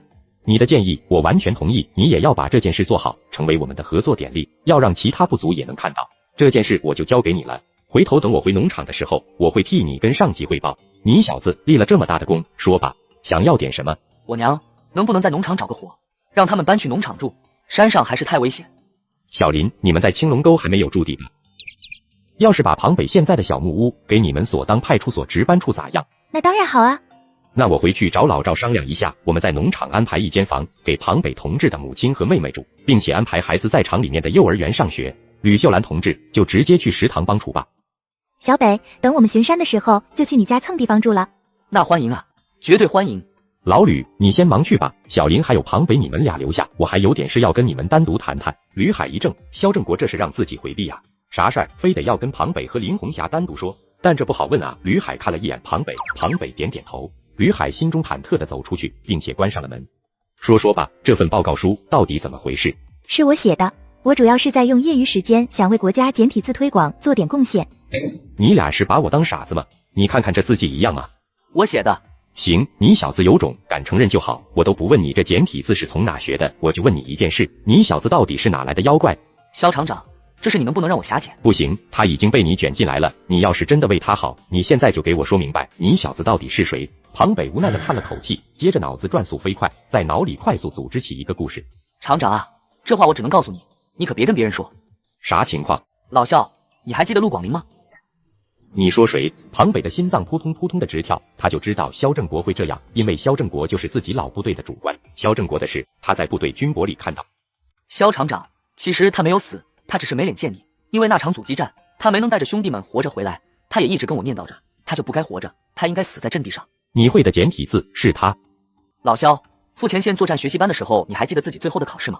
不认字，怎么当指战员？那你的枪法呢？他是军校毕业的，只是毕业的比较晚。开赴前线之前，您不信他，因为在你看来，这就是个少爷兵。他人呢？他走了，我也不知道他去哪了。我只知道他说好像是找到家人了。他走之前说，想要一辈子都在你心里是一个钢铁的战士，钢铁的兵，希望这辈子都让您当他陪兄弟们一起走了。你是那小子带出来的兵？陆广义，这名字怎么这么熟悉呢？萧厂长，他有没有别的名字？他说出国之前改了名字，因为之前他出身不太好，原来的名字叫成什么来着？程昭文。舅舅。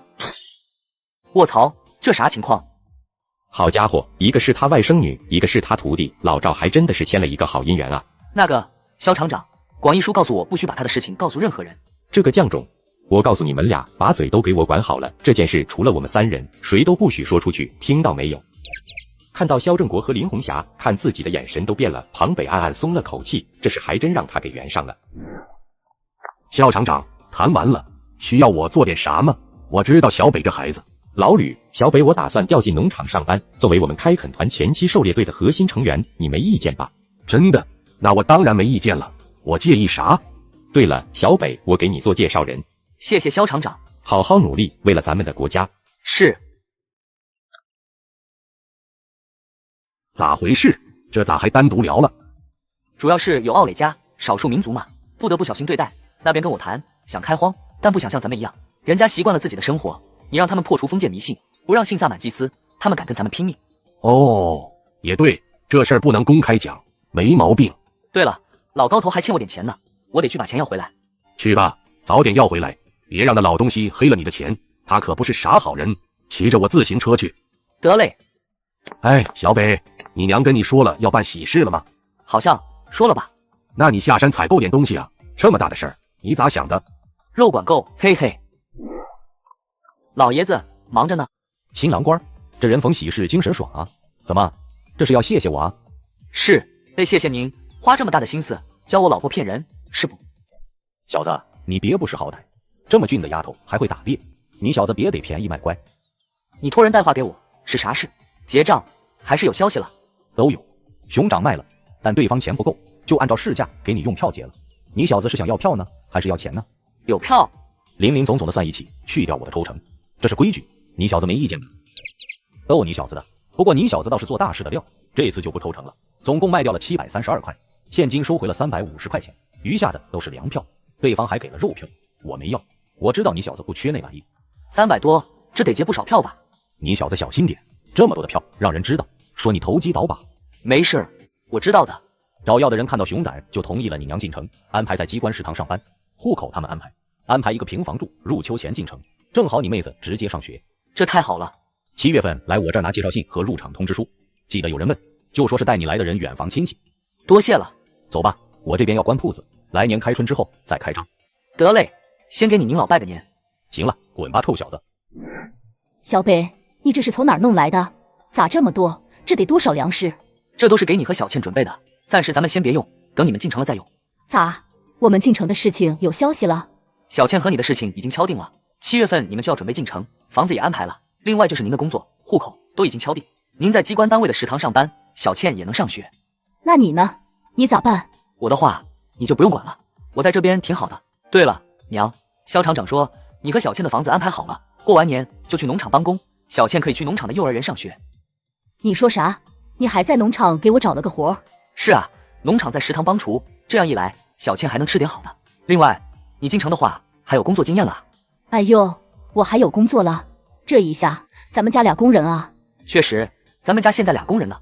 这太好了，咱们这日子这不就越来越好了吗？咱娘俩离开那边是走对了。姐，你这么早是干啥去？你回来也不知道多休息一下，这回来就上山。我娘说后山经常听到枪声，我得去看看。这就算是要去垦荒了，也得站好最后一班岗不是？这也没有人啊。这么早，猎人就进山找抽啊？卧槽，我是严灵吗？你这叫乌鸦嘴。卧槽，这俩犊子是不要点碧莲了。你见过他们？驱赶过他们一次了，这是真的不要脸，还来后山偷猎。这山里面是他们能随便打的吗？要是都这么打，山里就绝户了。准备抓捕。你们就这么上去？我说红姐，你们俩是觉得他们不敢对你们开枪是咋的？这是深山，打死人谁知道？小林，我觉得庞北同志说的对。那怎么办？这简单，我先给他们点颜色看看，你们俩负责收尾抓人就行了。对面2条枪，你就1条，打得过？别大过年的给自己找事。姐，这俩小卡拉蜜还想跟我叫板，找死呢？你们就说要死的要活的吧。你们要是允许我弄死这俩王八犊子，都不用你俩费劲，直接击毙。当然，我知道还是有王法的嘛，对吧？活捉也不是不可能的，你们俩就瞧好吧。行，那就活捉，但他们要是还击就击毙，有事儿算我的。林红霞可不是圣母，对方要是开枪，他们根本就不是人家的对手。与其让自己的同志牺牲，那还不如让对方死呢。再说了，对方开枪，他们就可以击毙对方，这没啥好说的。特娘的子弹不要钱吗？你不能打准一点？那我咋整？这山上大个儿的看不到几个，这么小跑得还快，我咋打？你咋呼啥？这兔子受惊跑起来，打个屁！小垃圾，看爷爷给你们个教训。谁在那里？你们2个瘪犊子，不是告诉你们不许上山了吗？还特喵的赶来，你们俩是把老子说的话当放屁吗？好汉爷爷，我们听说你不在这边了，哪想到你还在。老子警告你们好几次了，这片山区是封闭山区，不能随便进，也不能随便打猎，这是农场的范畴，你们那边没山是咋的？特喵的，是我们俩给你惯得是吧？你个小逼崽子，有本事你出来跟你爷爷我练练。你再骂一句，嘴给你打烂了。现在跪下，双手举过头顶，饶你们俩一条狗命。2个猎人相视一眼，又看看自己手中的枪，一时间怒从心头起，恶向胆边生。咱俩2条枪，还怕他一个犊子？干他！枪丢在一边，高举双手跪在地上，让我看到你们的手。爷爷的脾气可不好，下一枪我们就来个有奖竞猜，看先给谁开瓢。这已经被吓破胆的2个人相互看看，吓得都立即将枪丢出去，然后跪在地上，双手高举过头顶。现在开始，谁乱动就给谁爆头。红霞姐、陈警官，动手吧。2人这时候一愣，接着就看到他们身后竟然跑来了2个警察，警察手中都拿着枪，正好对着他们。这下彻底没法跑了。2个猎人被控制住后，陈警官对庞北的方向高举双手挥舞，庞北拿着枪准备要走，可就在庞北起身的瞬间，突然树林里响起枪声。卧槽，好悬！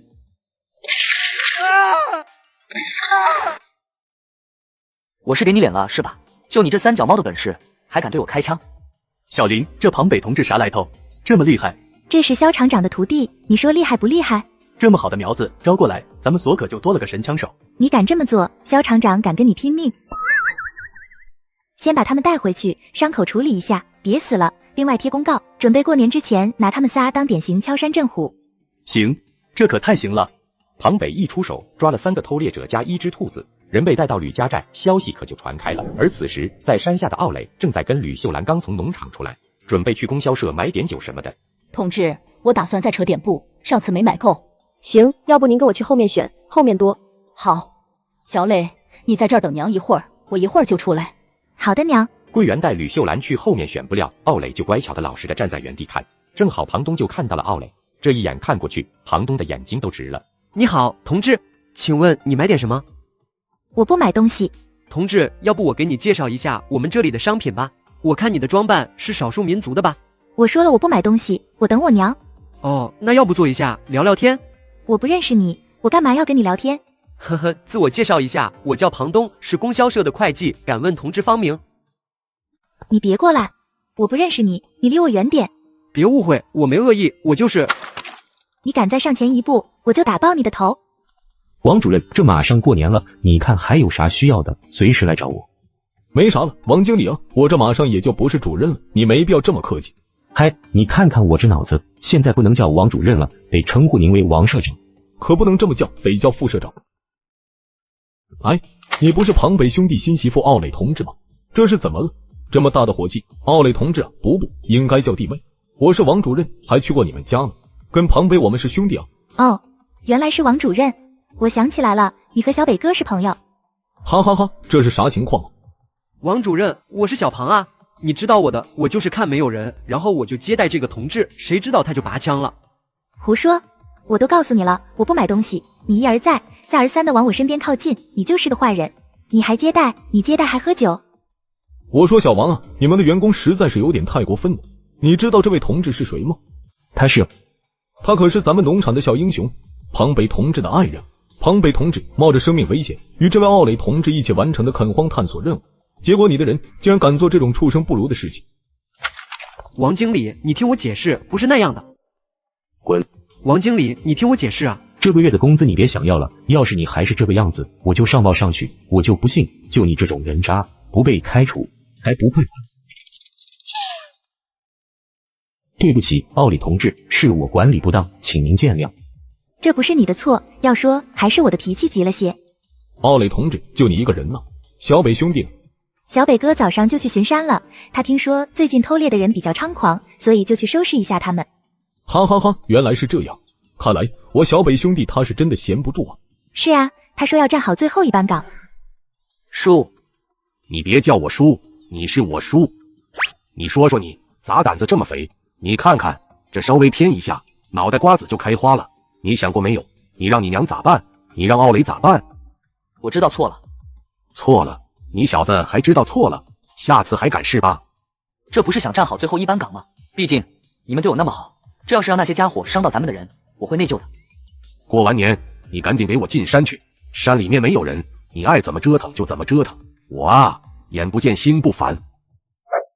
这是大巴黎的子弹，海叔，你这是从哪儿弄来的？你呀，继续好好给我惹事儿，好好给我惹事啊！海叔，谢谢啊。不对，队长，谢谢哈。你小子是不是没脸？这一袋子子弹，看把你乐的。您不知道，我手里面这子弹没剩多少了。什么？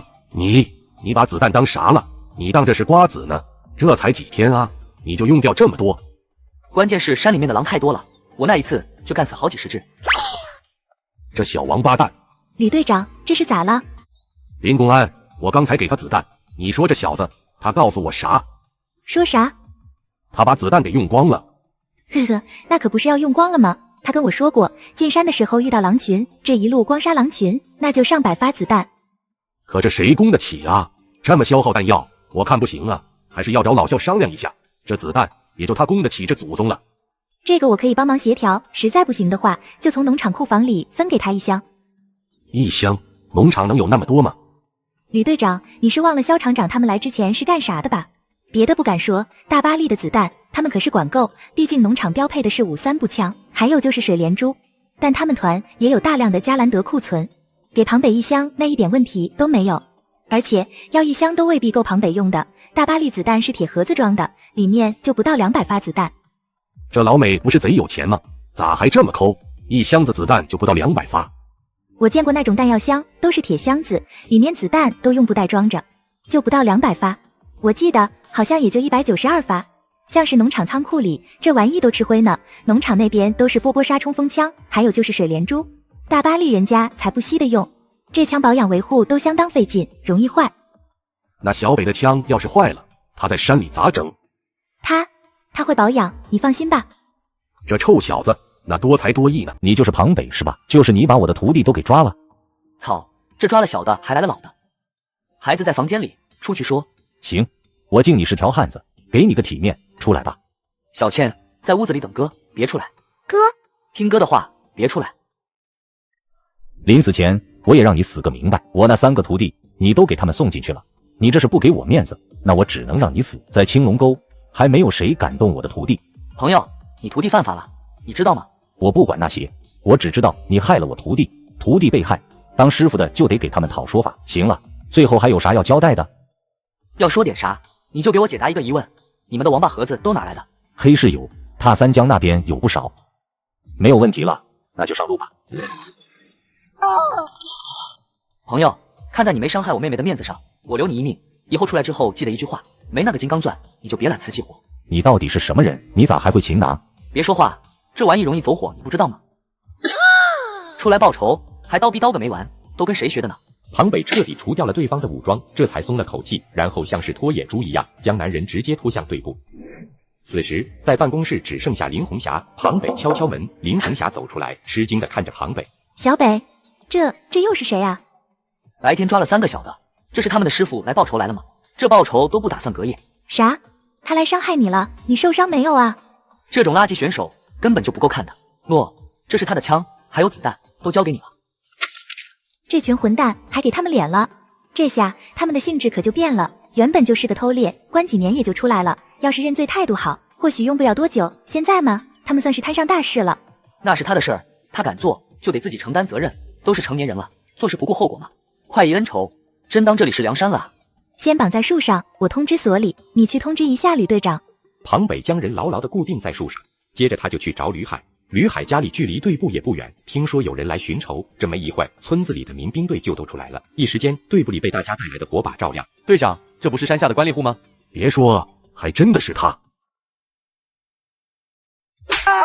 这是给你脸了，吕海，你个王八蛋，你敢抓我，老子可是你媳妇的二舅，你特喵的要到反天罡啊！不管你是谁二舅，你特喵的敢拿枪伤害我师傅的外孙子，今天天王老子来了也不好使。庞北都听懵了。好家伙，这货是吕队长媳妇的娘家舅舅，这下热闹了。不过吕海是一点面子都不打算给，他上去又是几个大耳光。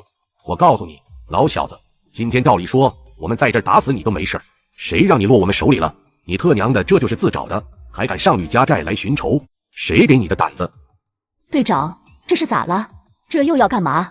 这王八犊子刚才跑你们家去了，要杀了小北，让小北给下了枪，绑这儿来了。你个王八蛋！你欺负我们孤儿寡母的，你还是个人吗？我家孩子在家，你敢伤害我儿子闺女，我跟你拼了！娘，你别激动，红姐去联系公安了，等公安来了，到时候让公安收拾他。伤哪儿了？他伤你哪儿了？他还能伤到我？娘，你是太看得起他了。我没事，他挨了队长一顿大嘴巴子。庞北以为母亲气消了，就松开手，结果谁知道他一松开，吕秀兰就跟疯了一样冲向关猎户。他一上手挠地关猎户惨叫。庞北刚要拉着母亲，结果吕海拦住庞北，然后摇头。庞北正愣神的功夫，他发现林红霞就靠在门口看戏，根本就不管。我说秀兰呐，你松手，有话好好说嘛，咱们要讲法律，不能滥用私刑。我知道你生气，但你也不能又抓又咬啊。庞北听后都懵了，这是劝吗？这确定不是拱火吗？母亲就是挠对方的脸，没咬人啊。结果吕海这么一说，吕秀兰揪住对方的头发，上去就一口咬到了关猎户的耳朵。别咬啊，秀兰啊，你松开，你提他裤裆干嘛啊？我错了，公安呐，公安，我都招，你快把我抓走吧，我要坐牢，我求你了，我要坐牢。谁打你了？你叫唤个啥？对啊，你叫唤啥？你小子刚才不是挺能打的吗？拒捕还敢打我们，这让我们抓住了，你终于老实了。关猎户都快郁闷哭了，这特喵的是睁着眼睛说瞎话。可不是，只是让你接受一下群众的再教育，让你长长记性。吕秀兰也算是出气了，奥磊一直没吭声，他不是吓到了，或者是不敢上前。这丫头的手一直都抓着快慢机，多亏庞北手疾眼快，不动声色地摁住了他的小手，不然这小妮子现在就把关猎户给突突了。小北伤到没有？没伤到，算是有惊无险，要不是人多，把他制服，后果不堪设想。来人，把他松开，把他带到火炉旁暖和暖和。赵长河看起来好像是对他好，实际上这就是折磨人。如果冻僵了，直接再放在火炉边上烤，那浑身就像是用针扎一样，这属于缺德的做法。关猎户呲牙咧嘴的在火炉旁坐着，这人已经没有了刚才的精气神。赵长河一来，直接一吓唬，不到10分钟，人就吓坏了，直接啥都说了，谁通风报信，谁告诉他庞北家住址。这特娘的王八犊子，畜生，这一家人都是畜生。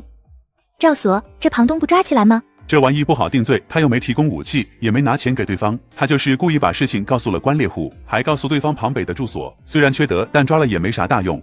这小子最近让王主任给塞进供销社了，我听说供销社里的出纳至今都没上班，他一个会计这段时间好像就他自己上班，这就有点诡异。更特喵的诡异的就是供销社王经理给我打电话说接到员工举报，说供销社的账面有问题。庞北跟这个王主任走的可是很近，还有那个王经理跟庞北的关系也不错的，这事儿太巧了吧？巧，天底下能有这么巧的事儿，猪都能上树。这就是说，这同父异母的哥俩在相互坑对方呗，还都是往死里坑的那种。我看呐，这庞东是要倒霉了，要不我为啥不抓庞东？这就是等查出来就可以抓捕了。他那边我已经安排人盯上了，跑不了的。小北哥，望远镜看东西啥样子啊？我的个祖宗啊！你眼睛不要了？我就想看看天空，看看天上有没有仙人啊。天上是太阳，这么晴的天，你看天空，那镜片都是透镜，照瞎了眼睛咋办？那咋看吗？小北哥，你也不教我。这个要看山下，主要是看远处目标的，而且望远镜看不多远的，最多也就能看到山下。庞北一边说，一边调整望远镜，他将目标放在村子的外围。望远镜内，庞北看到一个大草垛，在草垛后面，蔡寡妇正在整理衣服，而吕广山在提裤子。卧槽！咋了？少儿不宜。啥叫少儿不宜？我跟你都结婚了，我也不是少儿啊，给我看看嘛。庞北越是神秘，奥磊的好奇心就越重。东北人们吃软不吃硬，奥磊一撒娇就给庞北这个特种兵精英给弄没脾气了。奥磊举着望远镜，接着咧嘴笑：“小北哥，这看得好清楚啊！哎，那边的几个是不是小北哥你说的知青啊？”庞北一愣，他疑惑地从奥磊手中接过望远镜，他抬起之后发现这还真的是他们几个，看样子气汹汹的，好像是冲着吕广山走过去。啥情况？咋还打起来了？小北哥，咋还打起来了？奥磊一听，立即来了吃瓜的精神头。庞北一脸鄙夷地看着奥磊，没想到你是这样的嘞。什么嘛，有热闹啊？少找点麻烦吧，咱们俩的麻烦还不多啊。昨天要不是我拦着你，你就闯祸了，你知道吗？走吧，我拿大的，你拿小的，都放在雪橇上，一会儿咱们俩拉山下去。请问庞北同志在家吗？哎呦，原来是小赵姑娘啊，你一个人啊？找我家小北有事啊？咦，庞北同志在吗？我们实在是没办法了，想要跟庞北同志求救啊。咋了？我家小北能干啥啊？吕广山，他耍流氓，他天天骚扰我们女同志，今天跟我来的其他同志去找他理论，想给他一些警告，结果他耍无赖，硬说我们殴打他，现在人都被林警官扣下了。吕小武同志告诉我说庞北同志跟林警官关系好，我想请他帮忙说说情。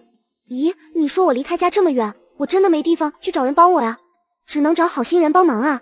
吕广山，这王八蛋还活着呢，我没嫁人当姑娘的时候他就那个德行，还半夜爬我家院子，让我一棍子打断了他一条腿，这是没长记性啊。啥？娘，你没吹牛吧？你还有这本事呢？你少瞧不起你娘，我嫁出去是怕你姥爷担心，要不是因为不想让你姥爷觉得我是为了他受苦，就你爹那样的，我一天打他8遍都不带换样的。